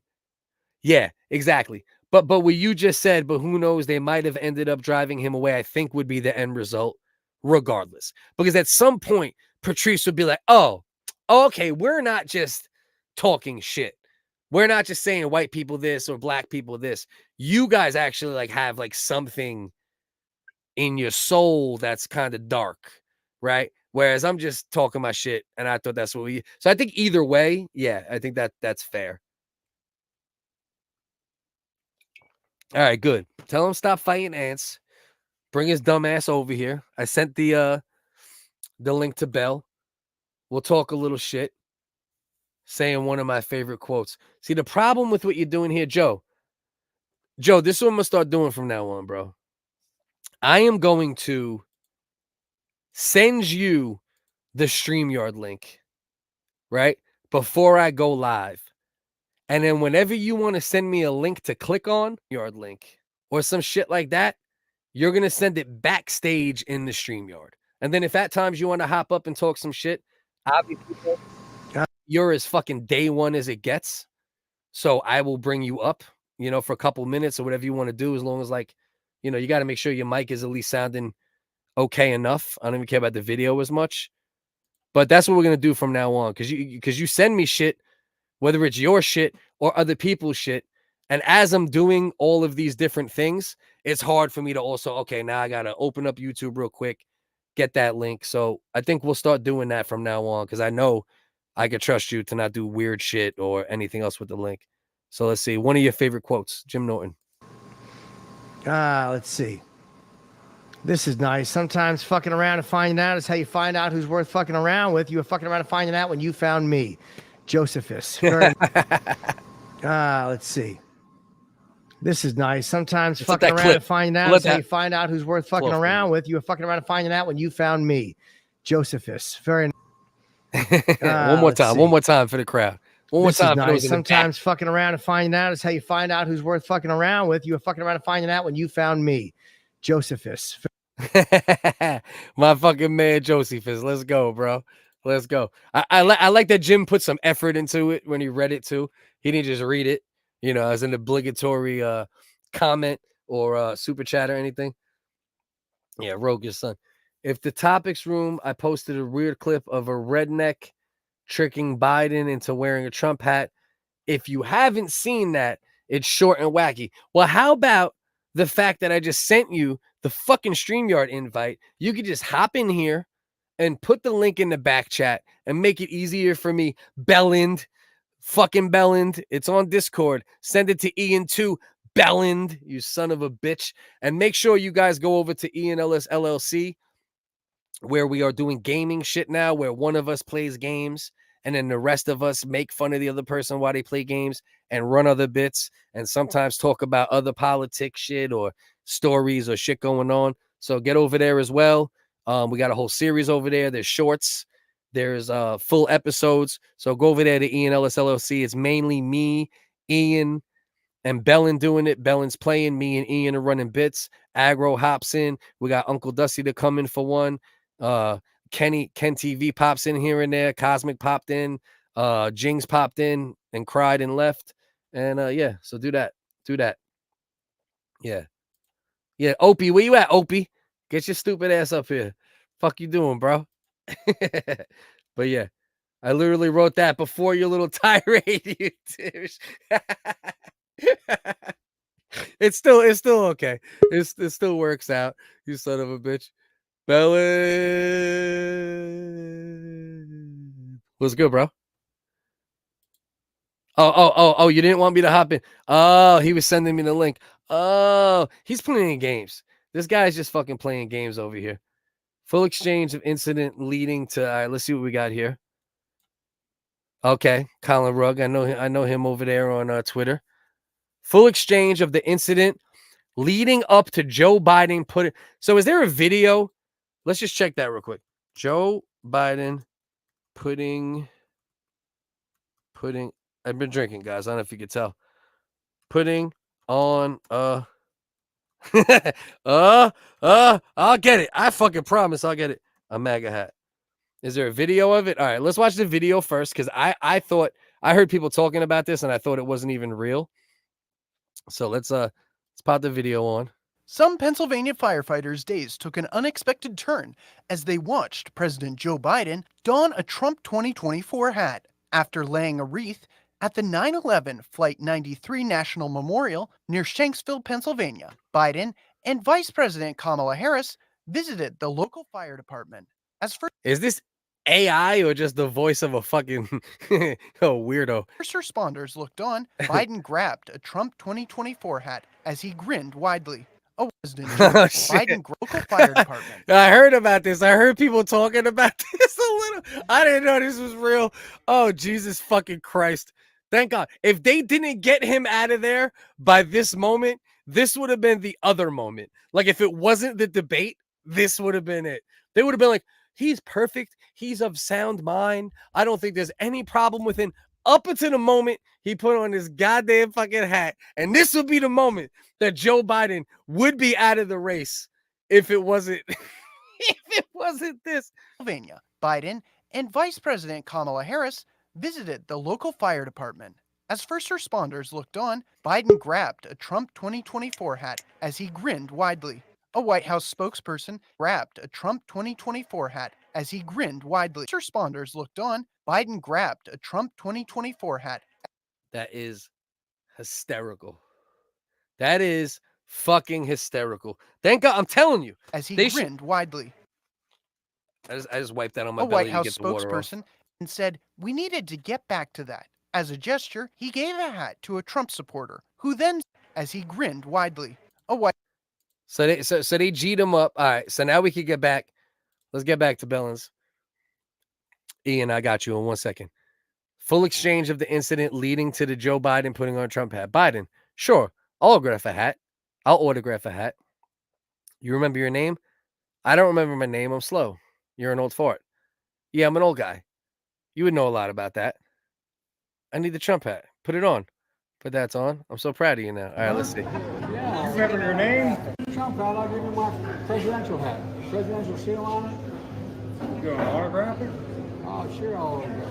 Huh? Yeah. Remember your name? I don't remember my name. I'm slow. You're old. That's the last little bit of Biden being a working human, though. He's actually kind of running a bit right there. He's like, I don't remember. I'm slow. Yeah, I know, man. I'm an old guy. And you're an old person. I know you would know about that. What? This actually makes me like Biden a little more, even though what he did is completely retarded and ridiculous. He's actually running a bit with this dude right now. Let's see. I'm an old guy. And you're an old person. I know you would know about that. What? Biden said, I'm an old guy. I know you would know about that.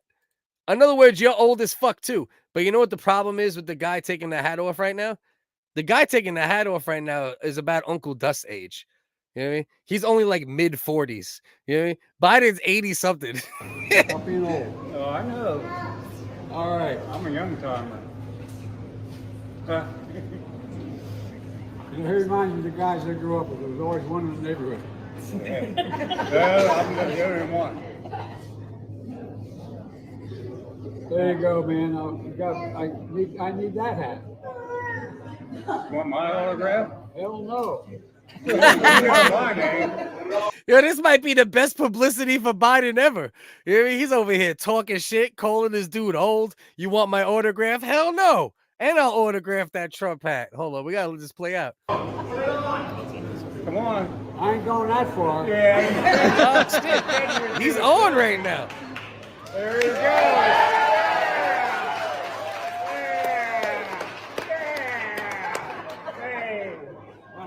See, if this dickhead would have showed this Biden at some point, whether before 2020 or anywhere else, he's just sitting there. You know what it is, though? He's comfortable now. You know, he knows it's about over. He knows he ain't running. He's just riffing. He's just riffing with dude. He's like, yeah, I'm old. You know you're old too, you piece of shit. And he's like, yeah, I'm a piece of shit. Oh, this is good. I was expecting this video to make Biden look really bad. Yeah. Yes. Right. Exactly. I'm telling you, everyone laughing at him while he is laughing at you. Especially this one. I've never seen one quite like this where like he seemed like he was in on the bit. Usually it seems like people are running bits on him. But this one, nah. He's like, yeah, you're old. I'm old. Whatever. Fuck it. Give me the Trump hat. I'm going to put it on. This shit, yo, I don't know. Can we bring Biden back? I might vote for Biden now. Nah, I'm just talking shit. But I like that.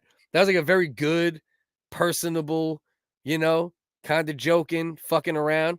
I thought they were going to make him look like a straight up dickhead in this. But I don't think that's the end result. I think everyone in this comment section would agree that that might be the most fun, loose Biden that we've seen. Defeated, he killed. Exactly. Yeah, that's it. He just got to die now. You know, so he's like, fuck it. Yeah, stupid. Yeah, you're old. I'm old. We're both old. Yeah, I don't remember my name. I'm slow. Ha, ha, ha. Yeah, give me the hat. I'll put it on. Look. Yeah, that was slick. Let's go, Biden. Fuck that shit. If he would have done this shit right before or after the debate, he might still be in the race. I thought this would be what would ruin him if he didn't drop out. Nah, fuck that. If he would have dropped this exact video right before or after the race, people would have been like, oh, look at Joe. Joe's chilling. Joe's running comedy bits with a fucking with a bald-headed fucking toothless guy. You know? Fuck out of here. Look at this. Look at his comedy partner. Fucking Biden and Costello here. Just fucking running bits. Hilarious. Ian. Man, 2 weeks on the beach. Joe Biden's out here doing coke magic. Right. He's fucking pulling straws out of people's ears. This is what they talk about when they said he was sharp. Right. This is what they meant. We just didn't see it. We didn't see it. We didn't know Joe Biden was fucking goddamn fucking Laurel and Hardy. I thought they were giving him drugs to prop him up. They might have been giving him NyQuil before he Ambient. They're giving him Ambient, pushing him on stage. Right. He's too funny. We got to calm him down. What are we going to do? This guy's a comedic genius. Yeah. How are we going to stop this? What's good, Ian? What's the word, my brother? He's fucking Luffy getting ready to go fight Big Mom, where he's like, I got a good idea. He's getting his props together, and they're like, dose him. dose the president. He's got whoopee cushions. This is gonna be fucking ridiculous. I'm telling you, bro. I was convinced before I watched that video that it was gonna be like the most like, oh, I didn't realize I'm putting on a MAGA hat. Oh, stupid old man me. Yeah. Nah, he That's knew what I thought it exactly. He knew exactly what the fuck was going on. That whole, oh yeah, I'm slow. Yeah, I'm slow, dickhead. Yeah, he was just hitting them, bro. My wife thinks she knows everything because she's a Reddit Democrat, and she's like, he was joking, and I was ready to be like, no, he's old, he's stupid, and he hates Kamala. Right, and then you watched it, and you were like, oh shit, she's right. This one time, this bitch is right. This is bullshit. I really think last night when Trump was like, let's leave right now and go to the White House, that Kamala should have been like, you know what? Let's do it. It's time for unity. Enough of this divisiveness. You follow us just like David Letterman. We're going to the White House. They should have walked there hand in hand, signed a bill, did some butt stuff. I might vote for it then. You know what I mean? If she called his bluff on that shit and they walk, all right, fuck it, let's go. Let's end the debate. We don't need to do this. This is divisive. She might have got one. Hey man, so I'm me. sorry I'm late. I was fighting Trump's wife, Melania. I just discovered Melania in Elden Ring. Oh shit. So I don't know if you're gonna be hanging out after the show, but we may boot up the Coochie laptop. And there's a rumor that tomorrow you and I are going to be watching Bell and the Snake finally finish Dark Souls. Beat the game. That's the goal. The goal tomorrow night, it will not be live. But again, I encourage people to go over to Ian Ellis LLC YouTube, because even me, right? I don't game much nowadays, even though I used to be more of a gamer when I was young. I was like, all right, let's see how this goes. But we making some dumb retard gold over there. Do people know? Does the WHiggaz audience know that you've just been dropping gold over there? Do they know there's an entire video game series with DVD commentary by Focus? Yell, roll, armadillo. Oh, hit that wall, Bell, and hit it. Nah, we've been doing good over there, bro. It's all of us though, bro. Because even though, like, you might be focused on guiding. It's mostly you. God knows Bell N can't fucking play the game for shit. It's me to a degree, you know what I mean? But the thing is, if I didn't have the right people to play ball with, it wouldn't matter. Like aggro to give us directions. Thank God, Jesus above for aggro. Yeah, you know what? I'll put this in the chat right now. If you guys leave right now to go watch it, I'm also not mad. But one thing 100% for sure is if you don't leave right now to go watch it, that's one of the more recent episodes. And you know what? It's fun. It's Philip fun. Wave just dropped an episode where I wasn't able to get you. I haven't been able to get you yet because scheduling conflicts. Yeah. You want to give your live commentary? You want to shit all over my gameplay? I got some shorter ones. I got some 2-3 minute ones. Drop it in the back chat. Make it a little easier for a WHiggaz. My phone will explode if I try to navigate away from the stream yards. That's part of the agreement you make when you sign up for an when account. you rock with Ian, right? Hey man. So is it the most recent Philip Wave? Most recent one's a long one. So you can look at those. Like a 10-minute, a 3-minute, a 2-minute. What are we looking at? We got videos. We looking at popping off of the lads. That's me just stunting out, just showing Belen and aggro, how a real gamer plays Elden Ring. I don't have this big sword for no reason. I have a big sword because I'm the motherfucking best and greatest gamer. All right. We'll let it. So let me preface this with Belen is currently backstage or sitting wherever he's sitting going, no, Focus, don't play this. Don't do this. Don't do this. I will clip it as a reaction. Fuck Belen. Look what Belen said. Ian is as bad as Kenny when it comes to promoting. I was waiting because I know Belen is listening to this. Belen's backstage trying to memorize a spell. He's on Harry Potter volume 37. He's like, hibbity bibbity. Come on, if I just cross my fingers and do a jutsu, I can make a fireball. It's all real. All right, guys. So check out this. This is basically a not as funny version of what we do on Ian Ellis LLC. Yeah. Focus wasn't there. It's just Bella in by himself, and you know. I'm talking a lot of shit. Minutes. We'll watch a couple minutes. Let it run a little. If you're in the chat and you hate this, just type boo. Can't kiss me, I'm a greased up tough guy. Well, you're just a boring bitch. You don't have any special. You don't have any cool moves. Still never seen. got no moves, Focus. You got no moves. You ain't. That's Rico just a Suave. jump and a strike. I'm pretty sure everyone can do that. This is some Rico Suave music right here. This is some music that a Latin dude just destroys a fucking BBL to. You know? Oh, come here, mamacita. A little lower. I'm, a swarthy Elden Ring player. That's what they say about me. They say I have a swarthy build. Over it. Ah, is your name Carolina Hermes? If it is, you're gonna get let me see your titties and bend over on this island in the kitchen. All right. I know your sword's large. Listen, man, no spoilers, but I'm about to mag down this whole name, Ronnie the Witch. The episode's coming. You don't know if I got married in this game, bro. I got bitches, I got kids, I got bills. That just I got a mortgage in Elden Ring. Is that irony? Because that's my first baby mother's name, Ronnie the Witch. Oh, what are we doing? Left her for old ceaseless discharge. Yeah. I left Ronnie the Witch for ceaseless discharge. It's a real upgrade. I heard you were fucking a real furtive pygmy. And then she started fucking your best friend. He died. Yeah. And you didn't know if the kid was yours? Did we do 23andMe? Ronnie the fucking witch. God damn you. Did they trick you into raising a child? Did you? They did a 23andMe at the hospital after he died. Watch this. And Like, my ain't kids, no way you fucked her. Ain't no way, bro. No way you got my that kid's pussy. mother is such a rotten bitch that the way she told me my kid was definitely mine was she handed me hospital paperwork and said his mother brought me to the hospital to make sure the baby wasn't his, so he couldn't sue. It's yours. And threw it. Warhogs. On my lap. Which are like, You motherfucker. like horses. Yeah, why not? You do.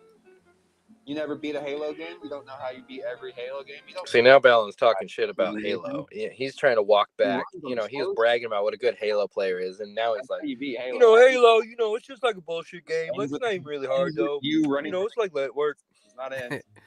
He's actually giving you a big up right now. He's actually trying to say, I like this. For flashy people. He's trying to say, he said, I want to write Boo, but I actually like Ian's little edits. They're less stressful than the Dark Souls ones. So he's a fan now. Just so you know, we have documentation that he's a fan of what you're doing on Philip Wave Radio. He's a fan. Yeah, I don't want to hear it anymore when he bitches about Philip Wave Radio and Little Fappy X. He is on record on the WHiggaz, which will go out to at least 200 people. To have figured out your said whole door strategy. this fact. He's not going to let you keep doing that shit. And you can see here, I'm way better at hitting walls than he is. I took that atrium out, that door frame. I was great at it.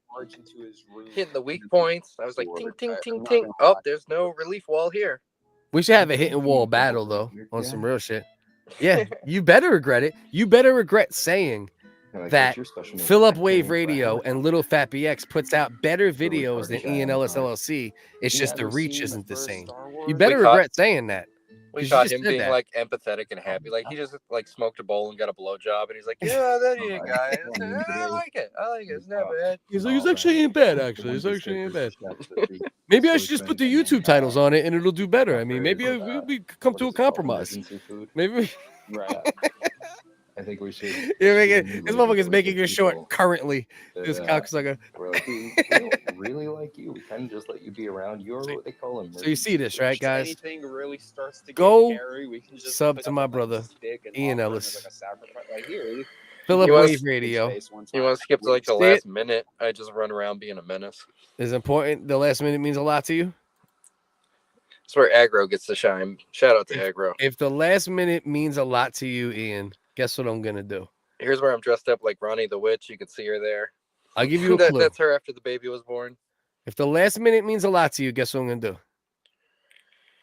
Take a bathroom break.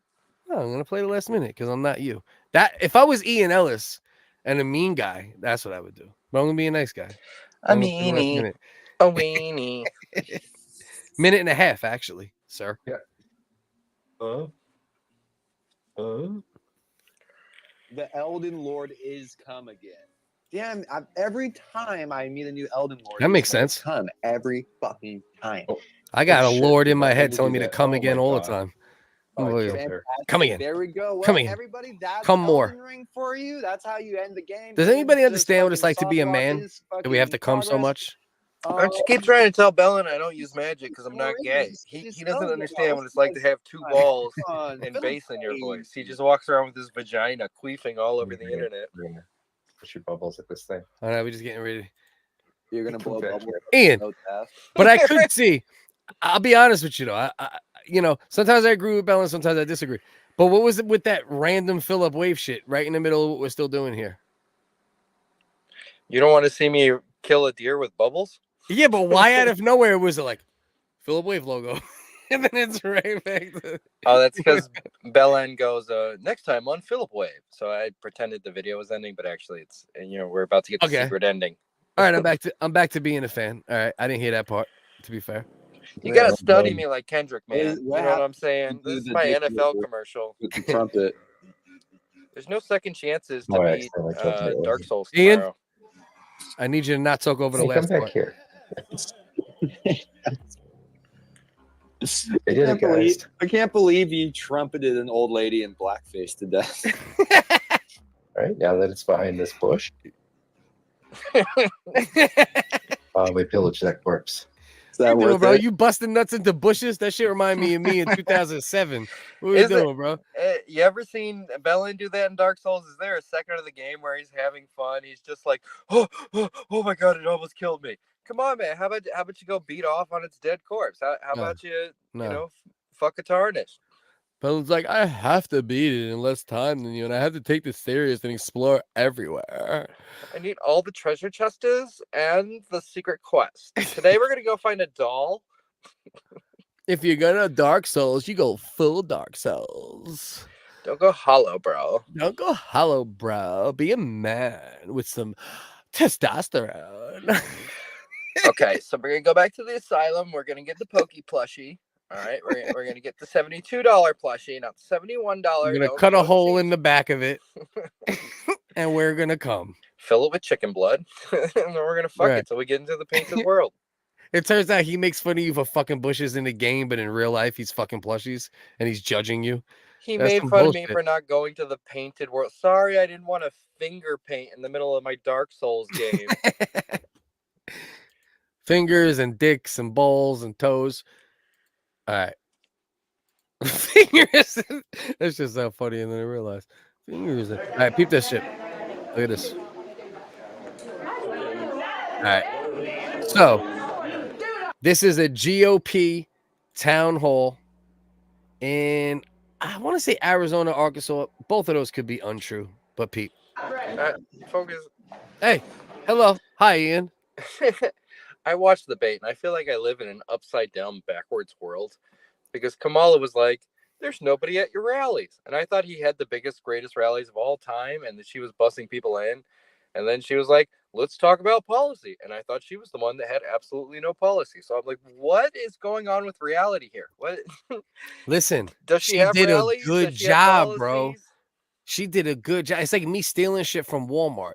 She got one hand over here while she's doing some shit over here. You know, I'm like David Blaine of shoplifting, bro. And that's what that bitch did during that debate. You know, she did really good sleight of hand. You know who I trust is someone who acts like a shitty girlfriend, because she's like, we should be united. We should get over this bullying. By the way, you suck. There's nobody at your rallies. You have a little dick. You were fired by 80,000 people. Let's not bully each other, but you're a moron and nobody respects you. All right, enough of this shit talking. Right. She did do way better than expected, for sure. I just wonder how many points she's getting for doing better than expected and how good she actually did, you know? Because I feel like, but Uncle Dusty even said if he had to give a winner, he'd say her, but by very little. I kind of saw it the other way, because to me, you know what it is though? To me, I know all the lies of her, right? Because I like pay attention to politics all the time, bro. Yeah, I got You know what I mean? Twitter. I got Twitter. I You know, know, no, that's why you're terrible, because you only look at Twitter. Nah, bro, I saw him eating cats. I saw him with my own eyes. I was in Ohio I showed that my wife, day. I showed my shot the wife video. 7 Haitians eating cat videos, and every Yeah. single one, she's like, "This isn't in America. Look at the license that he's in fucking Hungary or And Norway." she was right. She was right every time. It doesn't mean it might It's a not Haitian happen. eating a cat. There's Haitians over here. But it doesn't mean it wouldn't happen, right? If you let an immigrant culture get too crazy, and it doesn't matter what immigrants, because in most countries, they still eat shit like that, right? It just so happens. They're not sending us their doctors, their lawyers. They're sending us catables. They eat catables as Lunchables. Yeah. Yeah, no. The problem is, for now, I don't think it's really reality. Even if there's like one immigrant eating a cat, we can't turn around and go, immigrants are eating cats, bro. One is too much. There's one thing you respect. Bro, is there's the people. pussy. Do you think nobody's eating cats in America last year or the year before? There's Enough some retard of. We eating a need to cat. stop Asian hate. All right, I know that you hate all the slanty eyes, stone-faced people of the world, but excuse me. I need you to help me out eyes here. on a degree. My sir. my wife tells me that I'm a fearmonger. No. Well, you know what the problem is? What I think the funny thing about you and your wife's dynamic probably is that, like, if she's like Reddit Democrat style, you're like believe most of what you see on Twitter style, regardless of where, like, you're like, oh, this is I it. have a Twitter jutsu. Okay, I can pull up Right. any Right. So random you clip two, to support you any two must be argument at crazy. any time. You know, because me and my girl, bro, my girl was like a fervent Donald Trump supporter in 2016. And I was like, don't do it. Don't vote for Hillary. Also, don't vote for him, because this shit is fucked up. You know what I mean? He's about to make people go crazy. Everyone's going to go crazy. Watch, the country's going to burn in some way. And then boom, it kind of happened, right? The fucking riots happened. These things happened. That thing happened. And now this bitch won't even understand my evolution at all with the Trump shit. And she's just like, Kamala fucking beat his ass. And I'm like, bitch, what the fuck? Now you're a fucking Kamala fucking, you know? You just scared to see a black woman in power. Yeah. And I don't listen, Reddit Democrats get love, conservative Christians get love. Everybody gets some type of love and understanding for whatever they believe. But this bitch ain't had a kink in her hair. She got that good Indian hair. She grew up sitting Sapasana. Yeah. Well, there is some truth to the shit talk, right? With the Trump, oh, I didn't know she was black. She wasn't black, and then she's black. All of a sudden, she's black. You know, he's Jerry Seinfeld's fucking delivery. Well, and they act like he's at war with reality, like he's this insane person saying this. But yeah, I've heard 1,000 people on Twitter going, No. showing headlines where they're like, first Indian elected person, and then it's like, 12 years later, first black one. It's like, he's not crazy. No, there is reality to it, and there's also black dudes and black people that are also co-signing that reality. You know, that's why me and you can meet in the middle. I like when you speak for them. I think you should tell me how black people feel. I'm not qualified. But... Yingle, but you're my Ghislaine Maxwell. Don't ever forget, Yingle. You're my Maxwell to my Epstein. That's right. I have the hard drives. The backup files. Yeah. But I appreciate you being here, Yingle. Regardless, love. But yeah, bro.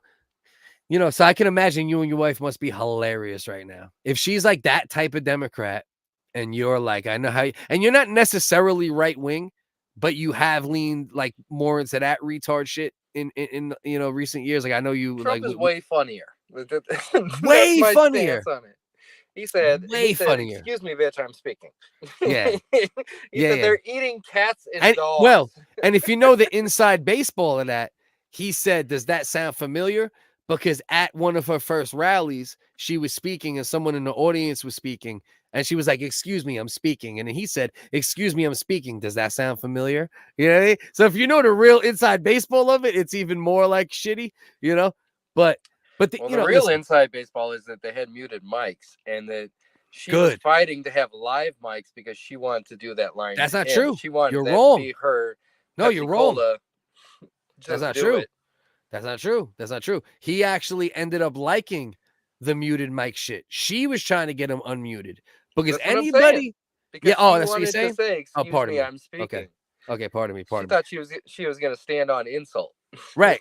Well, and not even that. The thing is, the reason why she wanted to encourage the unmuted mics was because she knows if Trump has unmuted mics, he's just going to be never stopping, right? He's just going to run his mouth, and that would make him look even more fucking stupid, you know? So anyway. She was looking at going, say it with your chest. She wanted to give him a stone cold Steve Austin. Excuse me, I'm speaking. I think that's true too. I think she would take advantage of it in that way once or twice, but more than anything, I think both things are true. More than anything, I think she was looking for Trump to trip over himself more. Because did you see all the times during the debate where he had the face on, like, oh, you motherfucker. You know he looked like fucking Bernie Sanders. Yeah. You throw a scarf and some mittens on that motherfucker, you can't tell me he doesn't support communism and the overthrow of the American government. Yeah. He looks like he just walked out of a Noam Chomsky lecture.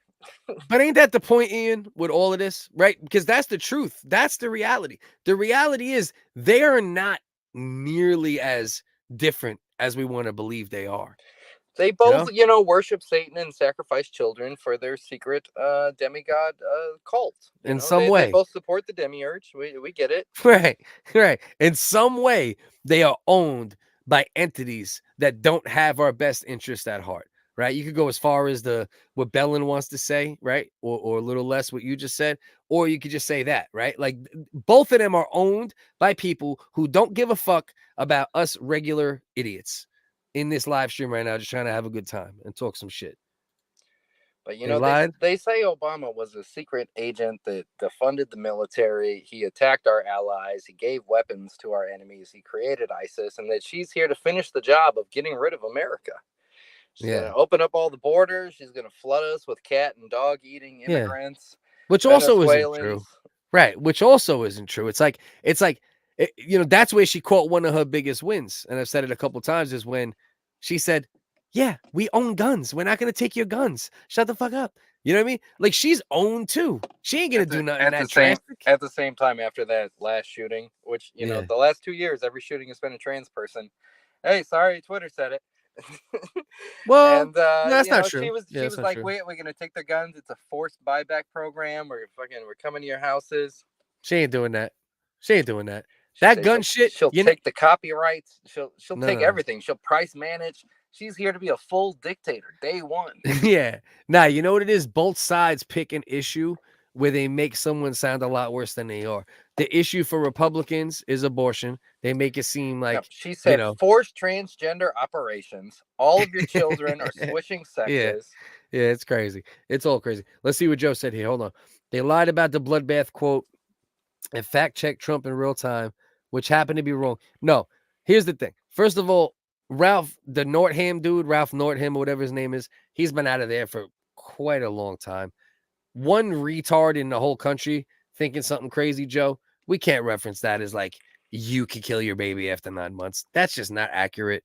That's not a thing. The abortion clinics were selling body parts of dead children, and Kamala was the one to prosecute, and she let them all go. She loves dead since babies. the 90s. No, way before Kamala, bro. Way before Kamala. Do you know there's this crazy dude that's like an abortion activist that used to bring it's your father dead? He never got over the mistake he made. That's my pop. He wished I was dead. He made a life-size baby me. Nah, but every time you go live, he's just like he's handing out condoms. Yeah. I wish you were dead, son. I wish you were dead. He's just like you want one of these? You want your fucking kid out here delivering French fries and then going live on fucking YouTube? Is this what you want for your DNA? I think it's pretty cool, man. So listen to me real quick. So there was this dude even in the 90s, bro, this crazy abortion activist, right? That he used to literally get aborted babies from dumpsters before they had real safe checks on those things. He threw it at Bill Clinton. Go look in the fucking archives, bro. There's this abortion activist group that used to throw literal In a aborted fucking lab fetuses. coat. He's lifting up the lid. He's climbing in It's there like crazy. a raccoon. These are all fucking What nuts. is he putting him in? Does he have a little jar? Does he have a net? They're all crazy, Ian. And that's what you know. You and your wife should have a mediation with me, and we could all sit down, and I You're could not give fucking you my wife. Focus. I'm no, not. no. No. I know how you are. You're gonna be like, hey, you know, your husband should get off Twitter. Also, if you ever want to talk alone, we can just hang out and be cool. Like, I'm just here to build and not see your panties or touch your pussy at all. Yeah. Gray area focus just wants to fuck everybody's wife in Doxing reality. your fucking dick pic the moment I find it on her phone. That's the only reason I'm gray area is trying to fuck wives on both sides. It's not actually what I think. It's not fucking no. But all jokes aside, the problem is both sides of this spectrum that we're living in believe the most ridiculous shit on both sides of the spectrum, you know, and that's a direct result of Trump. And that's what scares me about Trump. Policy wise, he's not a bad president. He puts decent policies in. He is America first. He doesn't like wars. You know, that's all true. But he's a fucking nut, and he makes all the nuts bust nuts. You got some real values on you. He's not wrong. He supports my values. Well, you know, the world is bigger than America, Focus CDS. And maybe if you didn't have to have an iPhone to make your TikToks, children wouldn't be in slave labor camps. You ever think about that? Yeah, that's crazy. You know what's crazy, bro? The irony of the way I am is that within an 8-year span, I've been called both, like, by everything by both sides because of how like Straight gray area and weird I am with shit. You know what I mean? Like now I'm called, like now people think I'm like a Trump shill. And 8 years ago, I was like a Trump must die. Meanwhile, there's always but it just shows the position We we're in, get bro. it. You don't think for yourself. You just follow. It's the opposite, you cocksucker. No. Hey, whatever's blowing in the wind. That's I what hate you Focus so much. supports. I am the opposite of that, and I Hey, hate you. why don't you explain why your values changed, Kamala? Didn't you change your positions and On took Trump's fracking? positions? You are On literally fracking? Kamala Yeah. Harris. Yeah. No, but that's real too. And that's why I'm at kind of where I'm at. Alt middle. That's hilarious. My man Joe said alt middle or extreme centrist.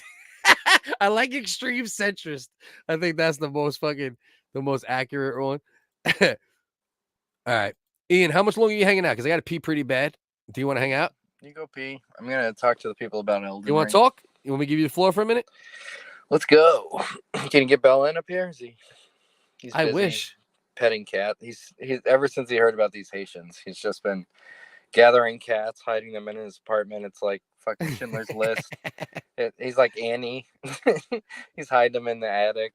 All right, I'm gonna go pee pee. You're gonna. Cool. I'm just gonna hang out with Uncle Dusty.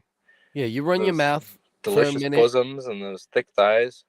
And you could pretty much put this audio over anything. So if you want to use the audio for something else, and we'll just keep this up at the moment. His beard's not as long as my wife's, but he kind of looks like her when she's got her clothes off. When she's getting ready for, this is how I get freaky. I go, oh, bring me those big old grandma panties. That's 75% of white women's bodies. After 30. I was reading an article today on the AP News and NPR. Men who play Elden Ring have smaller penises than men who drink soy and stand up for women's value. You just hate Kamala because she's a woman. All right, guys, let's get real here. Have you beat Dark Souls? If you haven't, you're a bitch. You don't play video games. I don't know. I'm sorry, whatever fucking shitty game you think you're good at. My NBA All-Star. Oh, have you seen my FIFA? Man, I hundo games. Bro, you know me. I'm the hundo king. Ain't nothing but hundos. Just diamonds studded. You think that Drake bought my Xbox is so flossed out with diamonds and jewels? If you ain't beat Dark Souls, you're a bitch. You're a hoe. You're trash. You don't play games. I'll tell you who does play games. Spelling the Snake, a.k.a. Ian Ellis, LLC.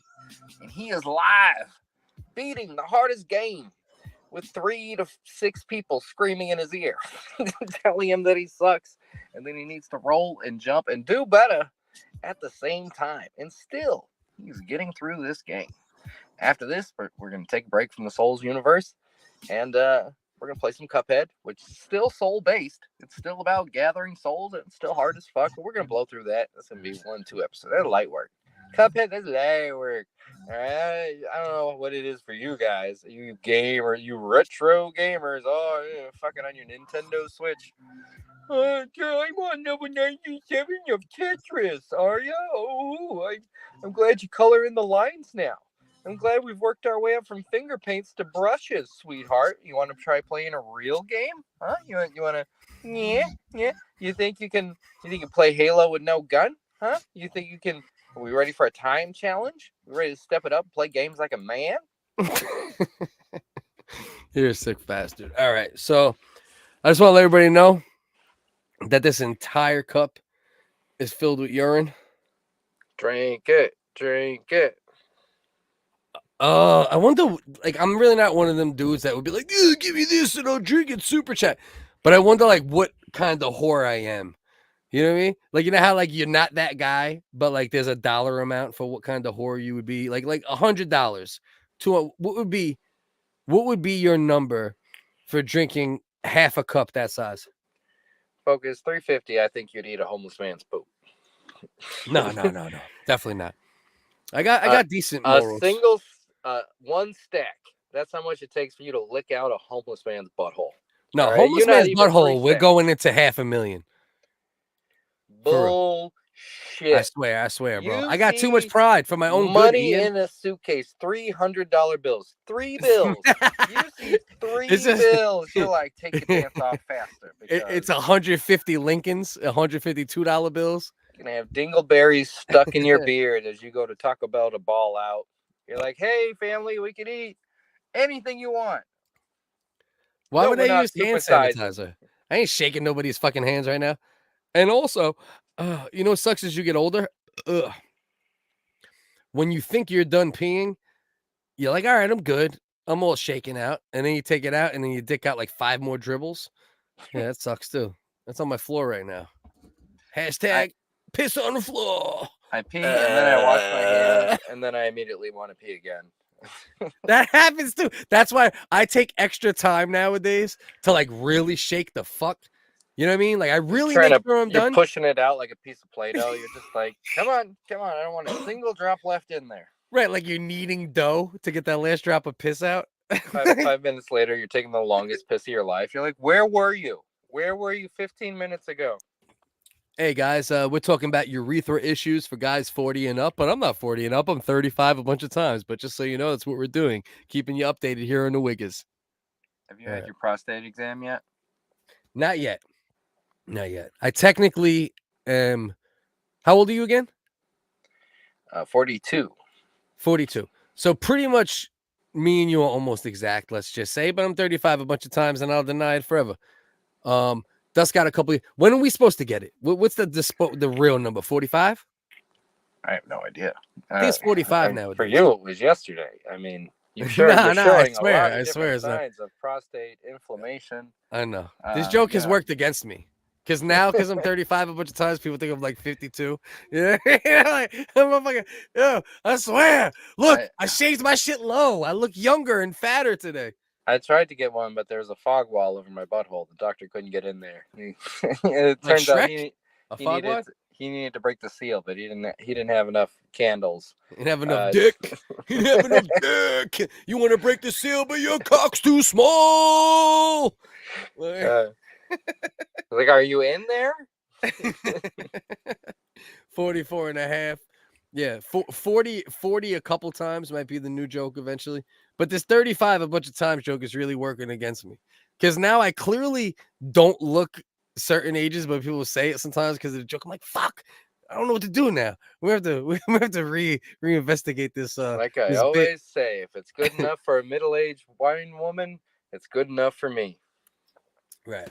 Once I get rid of this more, that should help. You get rid of the neck a little more. I'm purposely bringing my beard up higher now, so like it embarrasses me of my chins, and I'm like, all right, I gotta get less fat. It would be good.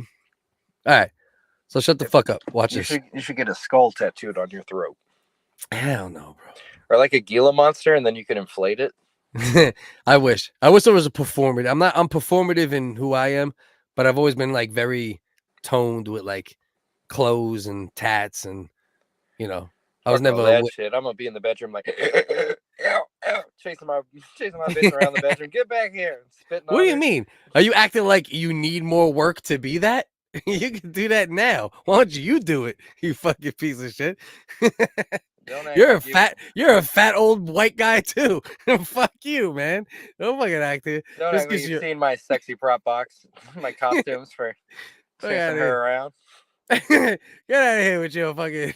Are you sleeping? Because Harry Potter was thinking, open us, pussing us. I think you do get more pussy than me though, currently though. Cause how long you been with your wifey? 1,000,000 years. Now, how long? How long for real? What's the actual number or close to it? Over 10 years. Mm-hmm. Yeah, I'm close to a decade and a half with mine. You know, too long. Yeah, too long is definitely the answer. So, Pete, shut up. Watch. This is Saline County fist fight at Republican Party of Arkansas County Committee meeting, and this is another example how you cocksuckers. Listen, I'm a short king. I'm a 5'9" king. He stands on small dick. And this is a 5'9" king. I stand on medium dick, sir. Uncle Dust stands on small dick. I stand on medium dick.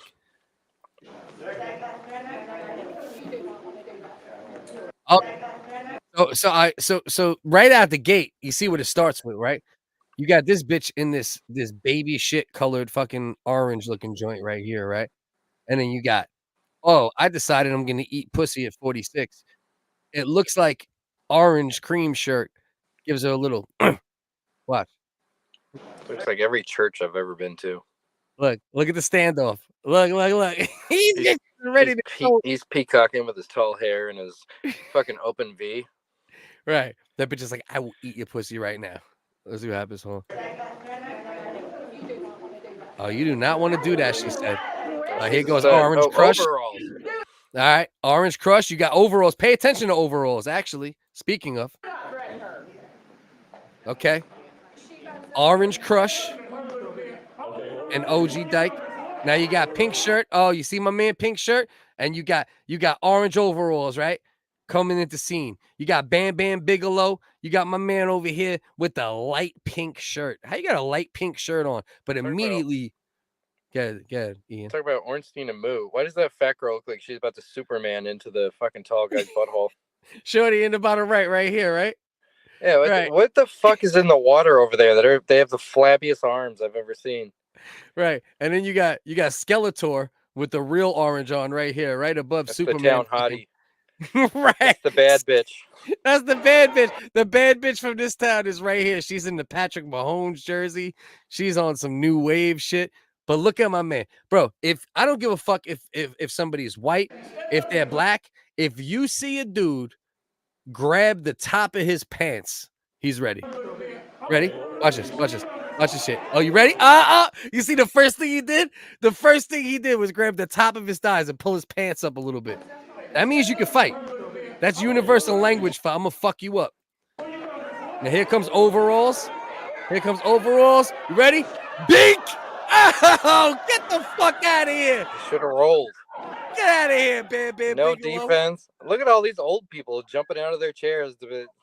Like they always talk about like black high schoolers fighting. Right. These white people are acting the exact same way. The exact same way. That's what knock him out. You got knocked the fuck out, man. That's why I hate people. I hate people with all their bullshit. Most people are the same, right? There's more elements of crime in certain areas, right? Where it's like more repetitive. And a lot of times it's the same repetitive people doing the repetitive shit, you know? But for the most part, motherfuckers all the same. Look at my man right here, bro. In the pastel. Look at him. Bro, this dude right here, no question in my mind. We're looking at what? At least 6'3", right? Maybe Huey over here. He's over 350. Right. We're talking about 6'3", maybe 350. I'm talking about a minimum of 6'3". It might even be more than that. And this dude over here in the pastel pink pointing at his eyes immediately. Bro, if a dude points at his eyes and then grabs his pants, you're really fucked. Oh, I'm ready. Look. I want you to hear me. Let's go.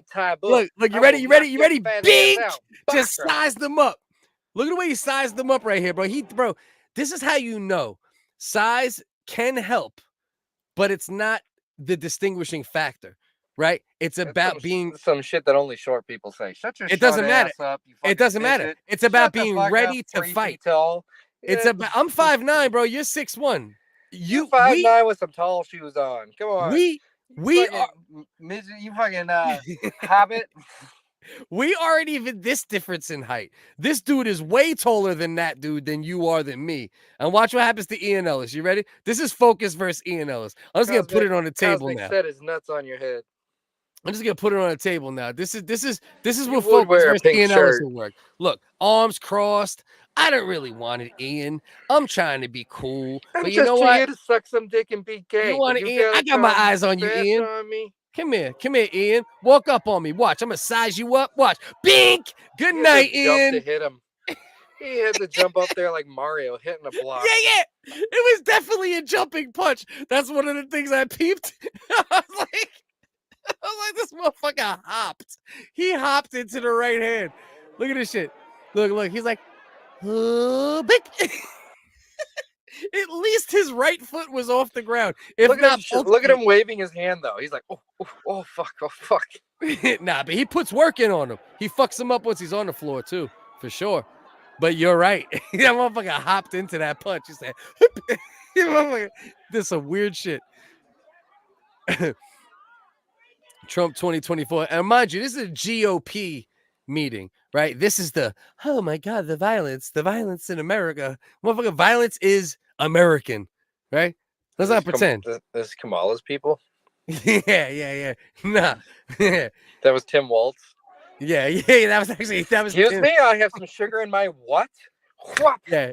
If I titled this video Tim Waltz knocks out Fetterman, nah, but they're on the same side. Who's big? Wearing the same fucking Yeezy boots and sparkler that Bell wears in Dark Souls. Right. But is there a big, I'm trying to think about it now, right? Like we know, like, you know, right-wing Republican dudes can be big and burly, but is there like a big burly right-wing politician? The only dude I could think of is that Fetterman guy on the PA side. Right? I don't really check out their bodies, and I'm not really voting for them because I think they're big, strong guys, and I like to look at their pecs. Excuse me. Bagel Boss. Oh, Bagel Boss is probably around your height. Trump is like 6'3". He's an ogre. No, Trump is a big boy. Trump is definitely a big boy. But Bellin, by the way, Bagel Boss is probably around your size. The reality of this fight, we're probably looking at like a 5'9" to 5'11" versus like a 6'2", 6'3", because he's bent down, right? 9'11". Let's see if we're looking at a 9'11". I would like to see him standing up. Let's see. All right. Damn, they're not standing up in frame at the same time. Oh God, what'd I just do? Go back. Go back, you son of a bitch. See, because he got low on purpose. Let's see. All right, in frame. Let's see. We need to get in frame, both standing up. All right, this is right before he ducked down. This might be a 5'11" versus 6'2". All I'm saying is I'd beat the shit out of that pink-shirted guy. I might murder that entire room. I'll walk in. I'll start. I hope so. Their faces into bingo tables, shoving ketchup bottles through their fucking eyeballs, breaking hips left. I'll pick up a walker and like skewer 3 people onto it, and then jam it into the wall. That's what I want. That's what I want. I prefer, right? What I would actually prefer is for you to be like a nice tough guy for sure. I don't want you to be a pussy. I want you to be able to fuck up most of the people in this room. I would prefer that. You know what I mean? Because I would rather stand shoulder to shoulder with a dude that could thump, right? I don't give a fuck if you 5'9", 6'7". I don't give a fuck. Can you fight? You know? And in this situation, you can see Pastels and Lesbian, right? We got the Silver Fox Lesbian and Pastel T. They could fight, right? especially him. He's ready. He's pointing at him. He looks like the guy. Remember when like a husband and wife defended their house from a riot with a gun? He looks like that guy. Yeah. That's exactly what it is. He's like, I don't even want, but that's how you know when the motherfucker could actually fight, though, right? You like remove size and all the shit talk we're doing out of it, right? He's like hesitant, right? He doesn't even want no parts of it. Look, arms folded. He's chilling in the back, and he's even walking forward. Arms still folded. Then once he sees, am I gonna have to fuck a motherfucker up today? Right. Am I gonna have to chip a nail? That's the energy, though. Not chip a nail, but that's the energy, though. He's like, all right, I'm trying to keep my arms folded. I'm trying to chill. Oh, you still walking forward? Oh, you still walking forward? Oh, you still walking forward? Now I'm looking at you, fucking big boy. Let's go. And then he sizes him up. He's like, look, not like us. That's it. That's the stance, though, Ian. Ian, you never made that stance before you fuck somebody up? Turn sideways, completely sideways before you punch someone. That's literally a boxing stance, is sideways. What do you think? You're saying straight up for fighting? It's also a ballerina stance. So I don't know what you're doing here, calling out moves. It's sideways. If you fighting, you're not like this. Yeah, is that how you know about fighting? You learn from fucking Mortal Kombat. Don't you? Is that how you fight? You're Rocky fucking Balboa. Ian fights like this. Ian puts his bald head forward and goes like this. Let's go. He gets up there, twinkle toes like Fred Flintstone, getting ready to bowl the frame. He's ready. Like, he's sideways. You're not ready for me. He's sideways. He slaps his gloves together and starts doing twirls. He's like, let's go. That's like one of those ballerinas where you pull the string and it flies in the air. He's ready, Ian. You're hating on him for reasons I don't understand. Focus over here like, I don't know how we even fought him in those panties. Those panties would be too restrictive for me. Ian, I want to help you out with your ego. I didn't mean to compare Pastel to overalls and make you overalls and make me pastels. Let's remove it.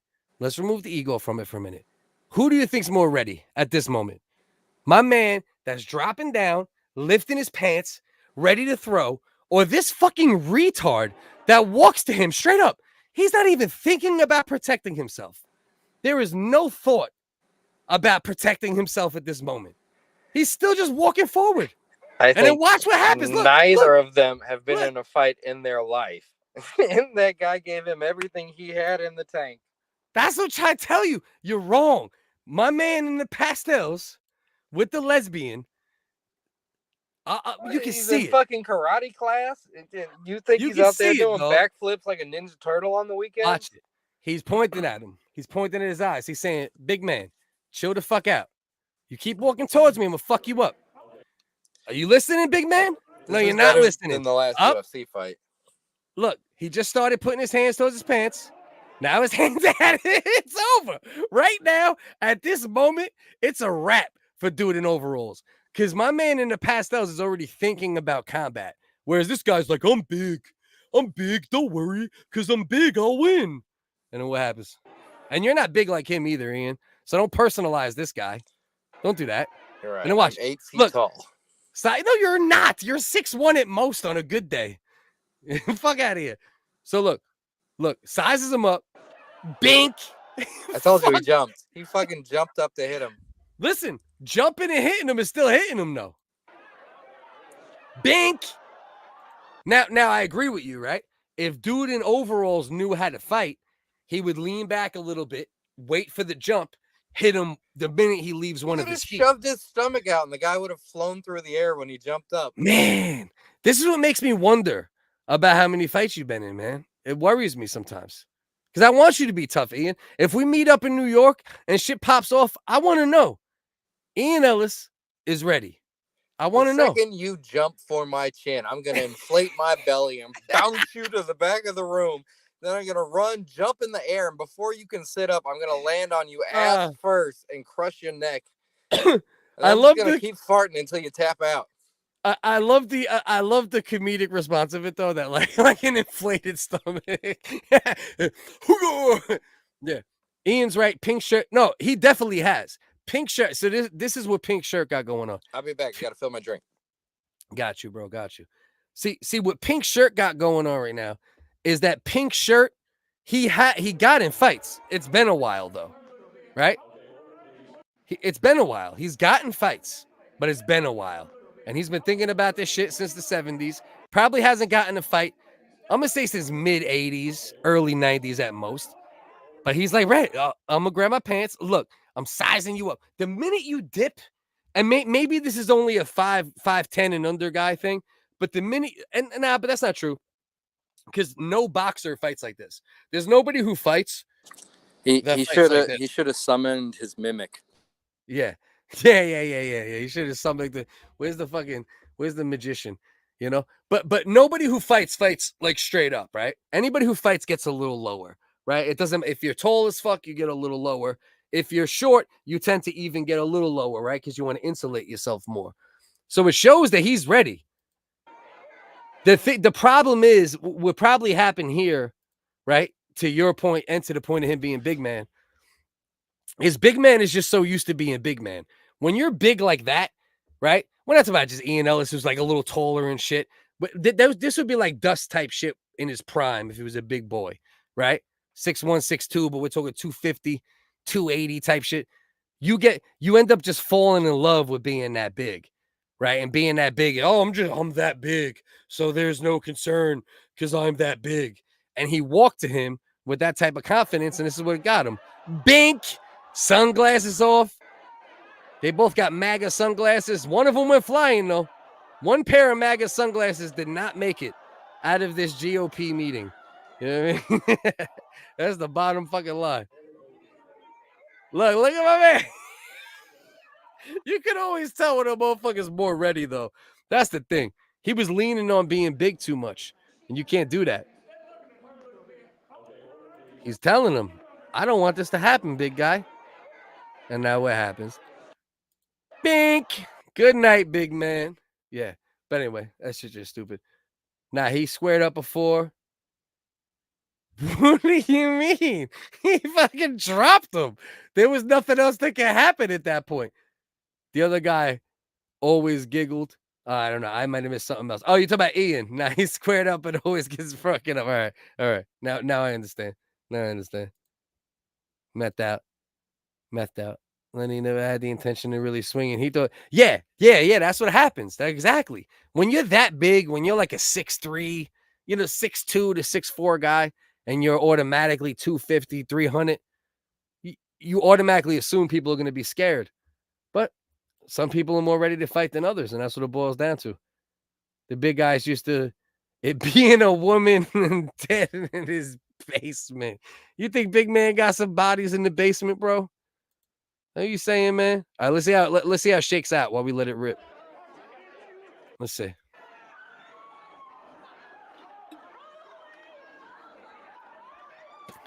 And you could always tell the people that are used to conflict too. You notice how there's certain people that no matter what the fuck is going on, they got no reaction. Like this my man right here is perfect. In the checkered blue and white, he has no reaction to this shit. He's like, are they about to fight? Oh, he got knocked out? Oh, yeah, shit happens, man. Hey, bingo! He's like, bingo! His bingo card just got fucking called. He don't give a fuck. You could always tell when conflict happens, the people who are built for it and the people who have never experienced it. You know? This is a perfect example. Watch how certain people act like there's a pathogen. Look, Big Mama just said, chill out.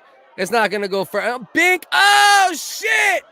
I never seen no shit like this. Polka Dot Blue. Look at Polka Dot Blue's reaction right here. Oh, my God. I cannot believe what I'm seeing. And then you got certain people that haven't moved. You still got my man right here chilling. Gray hair was chilling. Old yellow shirt chilling. Could always tell, man. You could always tell who's built for these things, who's not, who's uncomfortable in stress, and who's not. I just love this shit. I love to see people you don't expect to fight just lose it and get into a brawl. That's the best shit ever. In March, after a punk show, drunk people and bouncers started fighting, and my brother and I just stood there watching. Yeah. Oh, yeah. Oh, you built for it. I definitely believe that, Phantom. If some crazy shit went around you, I think you'd be like, man. You'd be like, Was that half a sucker punch, though? I don't think the big guy was planning to swing. Nah, a sucker punch. Now I can see the theory in that, the thought process. That's at least a good question. But a sucker punch can't be if someone's coming right at you. If you're coming directly at somebody in a threatening manner, especially if you're 6'2", 6'3", 270, 290, it can't be a sucker punch. He's straight up. He's letting them know, I don't want this to happen. And he keeps walking forward. Focus, are you humble bragging about what a tough guy your short, tiny midget ass is? No, I don't need to. Are you trying to tell people if they run into you, you better understand, as soon as I pull my crotch up and turn sideways, it's about to be hard. About to knock your monkey ass out. I'm pretty sure I told you that on the first with apologies you ever invited me on. I hear shots firing. I don't even duck. I just be up looking to see for the shooter. It's like, well, that means that's how you get shot, Focus. Well, unfortunately, this is fairly accurate information. You have to be, not you have to be, but it's better to be completely, aware and ready. Look at Big Man, bro. Come on. How could you hate on Pastel shirt when he dropped Big Man, bloodied him up? You can't show love? You can't show love? We got to do some survival classes for cats. How to deal with Haitians. Can we make a video where we train cats to evade and elude Haitian trappers? We should start training fucking domesticated cats. We can make that a mission. If you want to go to Ohio, we can make that a mission, bro. Here's a kids channel called Michael the Cat. I want to see a Michael the Cat video where he fends off the Haitian people. All right, peep this. You think you'll get deleted off of YouTube if you show people eating cats? Unfortunately, yes, because I put up a couple of videos today relevant to it, and I had to fight myself with every stitch of my life to not put up certain pictures and videos because I'm like, damn, this won't work. It would be so much funnier, but you can't do it. You just can't do it. Is that dude leveling up? Why is he surrounded by numbers? Your book sucks, Ross. I'm just letting you know I love you, but your book sucks. You walk directly at a man, especially a big man like that. You get a dude walking at you that's that size. You gotta hit that man. What are you gonna do? Let him get closer to you and fucking belly splash you? He's gonna, what's that shit called? When you splash in the pool on your stomach? Is that shit called? Chop punch. That's all you need to know to defend yourself. If they were the same size, you would. If they were the same size, I might agree more for sure. Who would win in a fight between you and Hipstar? Boxing, I'm winning for sure. MMA might be more debatable because he seems more educated in kicks and grappling, even though he was a good wrestler back in the day. How about twerking? Twerking? Who pops their pussy better? It depends where my shirt is. If my shirt is at a certain point in my back, I got some decent looking cheeks. But if the shirt comes up too high, you realize how flat the transition is. So I'd lose. You know what I mean? That's my honest twerking opinion. All right, Pete. Brutal attack on the streets of San Francisco that started with a racial slur and quickly escalated into a pummeling. Where the on fuck the floor is of a he? liquor store. Well, tonight, Hold on. victim. The fucking news studio is set up like a green screen. Is this looks like he's Hipstar? walking through a Is this video game. actually Hipstar? Actually, like, my man's actually in his loft in Toronto right now, covering this story. Look at him walking on water like the Mexican Jesus about to predicting deliver the us. weather 5 minutes ago, and he's like, if you walk over here, you'll see that there's a cloud front coming in. All right, now let's go over to this incident of racism. Yeah, It's a strong racist storm moving in from the south. This motherfucker is a multi-tooled fucking announcer. He walks from the tornado to the racism.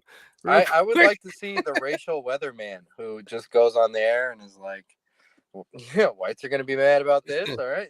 Yeah. All right. Oh, we got a couple news stories here. We're getting a heavy, angry black people cloud coming in. Right. There's a high chance of racism in the San Francisco area currently, with a slight chance of riots in Minnesota. Fuck. San Francisco that started with a racial slur and quickly escalated into a pummeling on the floor of a liquor store. Oh, Well, shit, I must tonight just we're drink hearing from the pee-pee. victim It came of that close. attack. Ugly bitch. That has found fame on Netflix. This all happened in the city's financial district a few nights ago. And we have a warning. Some of the video that you're about to see may be a little bit rough to All right. watch. Kara St. Cyr reports. We should, at the very least, you watch this video. Let's see if he'll give any gangster credits to this bitch. I mean, when you ugly as she is, this is the Netflix. Netflix sponsored this. Netflix might give her a new show after this shit, though. Pete. You know they sell Netflix popcorn. Netflix popcorn? I'm at the grocery store. Yeah. So They got that Netflix shit? chef attacked. Oh shit. So yeah, she came up with the original recipe for the Netflix popcorn. We're at usually around 3.5 hours, 4 hours into the show. We get into I'm no longer mixing drinks. Original WHiggaz. Chug it. Sponsored by Burnett's 80 proof vodka. Not because it's $14.99 for this size of a bottle, because it's made in America.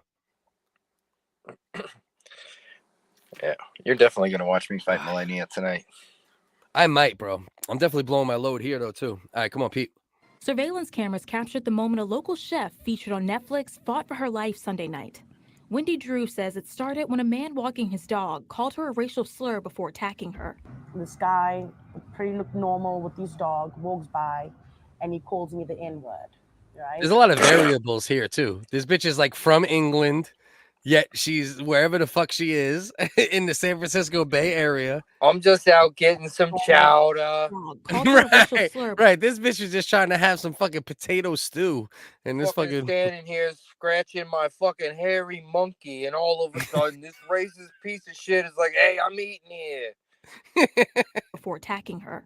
This guy, pretty look normal with his dog, walks by and he calls me the N-word, right? And I was like, excuse me? Niniwit?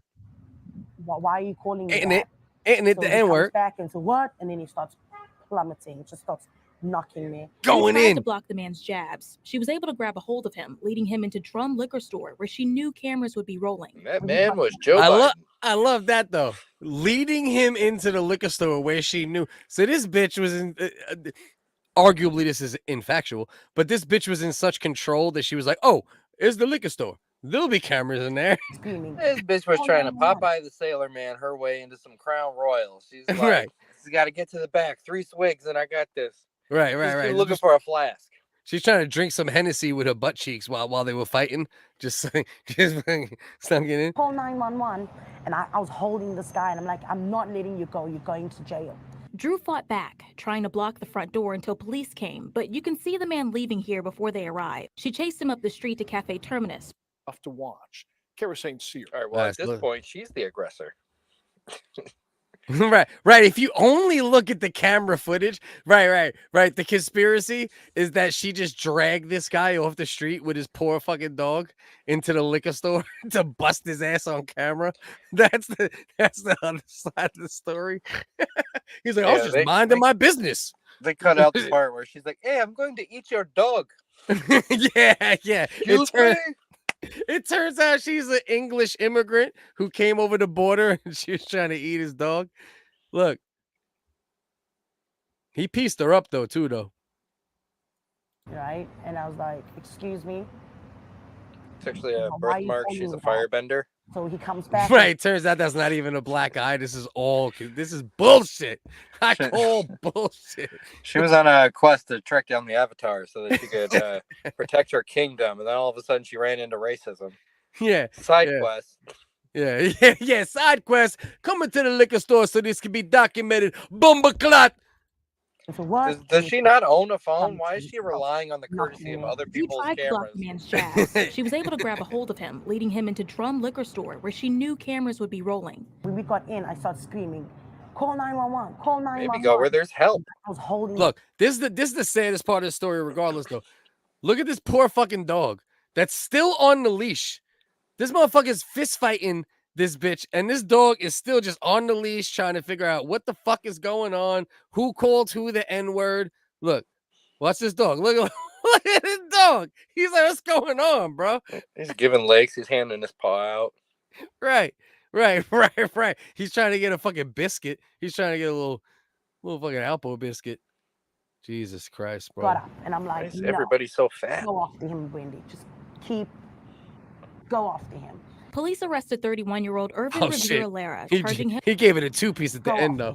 I didn't see the Police 2-piece. arrested 31-year-old Irvin Rivera Lara, charging. Irvin Rivera Lara. Go after him. It doesn't Is sound he like a having white name to me. This is a racist Mexican. Oh, well, there's definitely those too. I actually learned that a little bit from Dusty. The whole reason this goddamn show got created is because when I was growing up in the early 90s, I was called a wigger by racist white people, and he was called the equivalent of a wigger by racist Mexican people. So, yeah, that's the thing. They were calling him a wig back. yeah, wig back. I forgot the word. It was just basically the N word for them. Police arrested Muerte, I forgot. 31-year-old Muerte's Irvin Rivera murder. Lara, charging him with assault as well as Let's see. The dog's still like, yo, you hate bringing crime. me? Last year, Rivera Lara spent time in jail after attacking the owner of another restaurant in San Francisco. He's going Drew in. and twin sister Pam think the attacks are premeditated. And you got this twin sister, but these might be the most fucked up looking twins ever, aside from Siamese. driven by The fuck? About being Salt and part pepper. Spanish. Yeah, that's Pepper and Pepper. hate. When he obviously sees Wendy, he sees a black woman. And what is the trigger word for black people? The N word. So he's obviously doing things to trigger people's emotions. Now that the incident is behind her, Drew Yeah, but she kind of fucked him up, though. To a degree, she catches the dub here, though. Yeah, it sucks that she caught a shiner. But if I'm looking at this, she might have caught a bigger dub than Pastel. Why are they dressed like Mario and Luigi? Right. Her sister wasn't there because she was like helping out a haunted house. yeah, she was on a side mission. She was just on a side mission. Shaquita's mansion. yeah. Shaquita's mansion. Your uncle died. You get to inherit this mansion. You just have to spend the night here for 24 hours. Man, are they twins or is Big Sis just way bigger for no reason? They ate the third one. She is like a foot taller. she's taller than overalls and pastels. We got a lot of parallels going on here, bro. All right. So before we boogie and we wrap it up, because we're definitely getting to that point, but let's see if maybe I could get one more clip that I won't actually clip. Didn't you say you had a segment you were holding on to for me? No. That's not what I said. Now I feel like Bellin. The idea that I gave you was, why don't you come on with a little 15-minute segment, something that you want to talk about every week, and then we'll do it on the show. Maybe we'll both clip it. Maybe you'll just clip it. That was the actual idea. Fantastic. Looks like we're going to be watching Philip Wave every week, every other week. Get excited, guys. That's all right. I'll Hey, guys, support it. Little Fat BX. You guys seen that? You heard about that? You ready to hear titty? Listen, you know I'll support it, bro. As long as we can talk some shit over it too. Diddy. Did you see this one? Is that Lawrence Fishburne? Well, first of all, I wish I pulled this up at the right time because that's hilarious. My man Joe said the 462 kilogram sisters. I might have to pull that comment to the other clip, to be honest with you. Oh, shit. All right, you see this? Sean Diddy Combs loses $100 million default judgment to Michigan inmate in sex assault lawsuit. Diddy didn't show up. So my man right here, Derek Cardello Smith, won himself $100 million. A Michigan inmate who claims that Sean Diddy Combs drugged and sexually assaulted him at a party nearly 30 years ago has won a $100 million default judgment against the hip-hop mogul. He was granted the multi-million-dollar judgment by default in Lenawee County Circuit Court during a virtual. He didn't have to show up.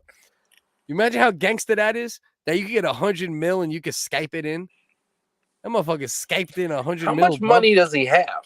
I mean, $100 million can't be nothing to him. Dude, Diddy, right? I mean, he's definitely in the $1 billion club for sure, I believe. So, I mean, what would $100 million be out of a bill? Look up Is his that net worth. 10%? His projected net worth. Let's see. Diddy net worth 2024. So what are we looking at here? We're looking at $800 million. Owns 2 pairs of shoes. All right. yeah. 1,700 pairs of Jordan 2s. Yeah. Apparently $800 million. So still, to your point, right? Still, to a degree, you're still talking about 1/8 of your fucking net worth, right? But yeah, there's taxes on it. Yeah. Right. That's fucked. You're gonna have to sell a mansion. You know, you can't just lose 1/8 of your income. Right. He's so deep in the hole that he said, fuck it. I can't even be on an American VPN right now. You know what I mean? He's like, I'm not even showing up on Skype in America. He said, hold that 100 mil. This man is a convicted felon and sexual predator who has been sentenced on 14. Bro, you know how crazy it is to be sentenced on 14 counts of sexual assault and to also win $100 million sexual assault lawsuit? I mean, I only just fucked those kids because Diddy touched me. I was just working out my trauma, you know. Oh, that's crazy. I went to hip hop music camp, you know. I was a Christian. Next thing you know, I got Diddy in my butthole talking about can't stop, won't stop. And now, I ain't even want to fuck those kids. This is crazy, bro. This motherfucker got post-traumatic fucking Diddy disorder. Fucking 14 counts of sexual assault. But yet still, I'm gonna hold that 100 mil. I'm gonna hold that 100 mil. His resume now includes committing a. See, now this is what all right. So this is what Diddy's lawyer said. To be fair, his resume now includes committing a fraud on the court from prison, as Mr. Combs has never heard of him, let alone been served with any law. See, come on, you can't sell me that either, though. You're gonna tell me that Diddy has never heard of this guy, but yet somehow he walked away with $100 million fucking settlement? Is it not as much as the Joe Rogan deal? He's the Joe Rogan of getting molested. Right. This motherfucker got a Spotify deal all day. Can't stop. It's a get molested experience. My God. Diddy isn't going to pay. He would just make the guy disappear. Yeah, that's an arguable point for sure. Mongo like the 55th. Yes, absolutely. Victim like by day, millionaire by night. That's insane, bro. This dude is in jail, bro. Can you imagine how crazy it is to be in jail for 14 counts of sexual assault? But I can't. This is crazy. Who is serving up to 75? What the fuck is he even gonna do with this fucking 100 mil? A lot of Newports. Right. This motherfucker got the fucking the mob. John Gotti III, who just got beat up by Floyd Mayweather, is bringing in 17 million trucks. I would offer each of my victims $1 million to dismiss their charges. Right. One by one. It turns out he's just funding his release. He's gonna contact the Innocence Project. Get that DNA overturned. Half of his ex-artist got into half of his ex. What the hell does this mean? Ian, can you read that? No. I hate you. I hate you. Half of his ex-artists got into religion years later. Diddy definitely showed them some. Okay, you're saying half of the artists that were originally signed to him ended up becoming religious. So Diddy definitely showed them some. Yeah, well, we all know. I mean, listen, there's no more debates on like whether or not Diddy was like a super creep or a super freak. I mean, I think we all know this, but this is next level.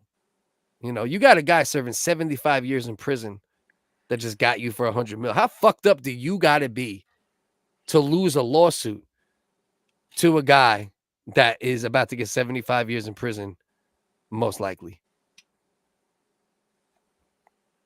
I peeped this. Cardello Smith said during a court hearing in August that Combs visited him in prison and offered him, yo, son, Diddy, I never met him, I never heard of him, but he offered him 2.3 mil. Listen, all I'm saying is you drop these charges, I'll suck your dick right now. You're going to jail. You're going to jail. Oh, Diddy's fucked up, bro. They used to say Diddy was fucked up back in the day.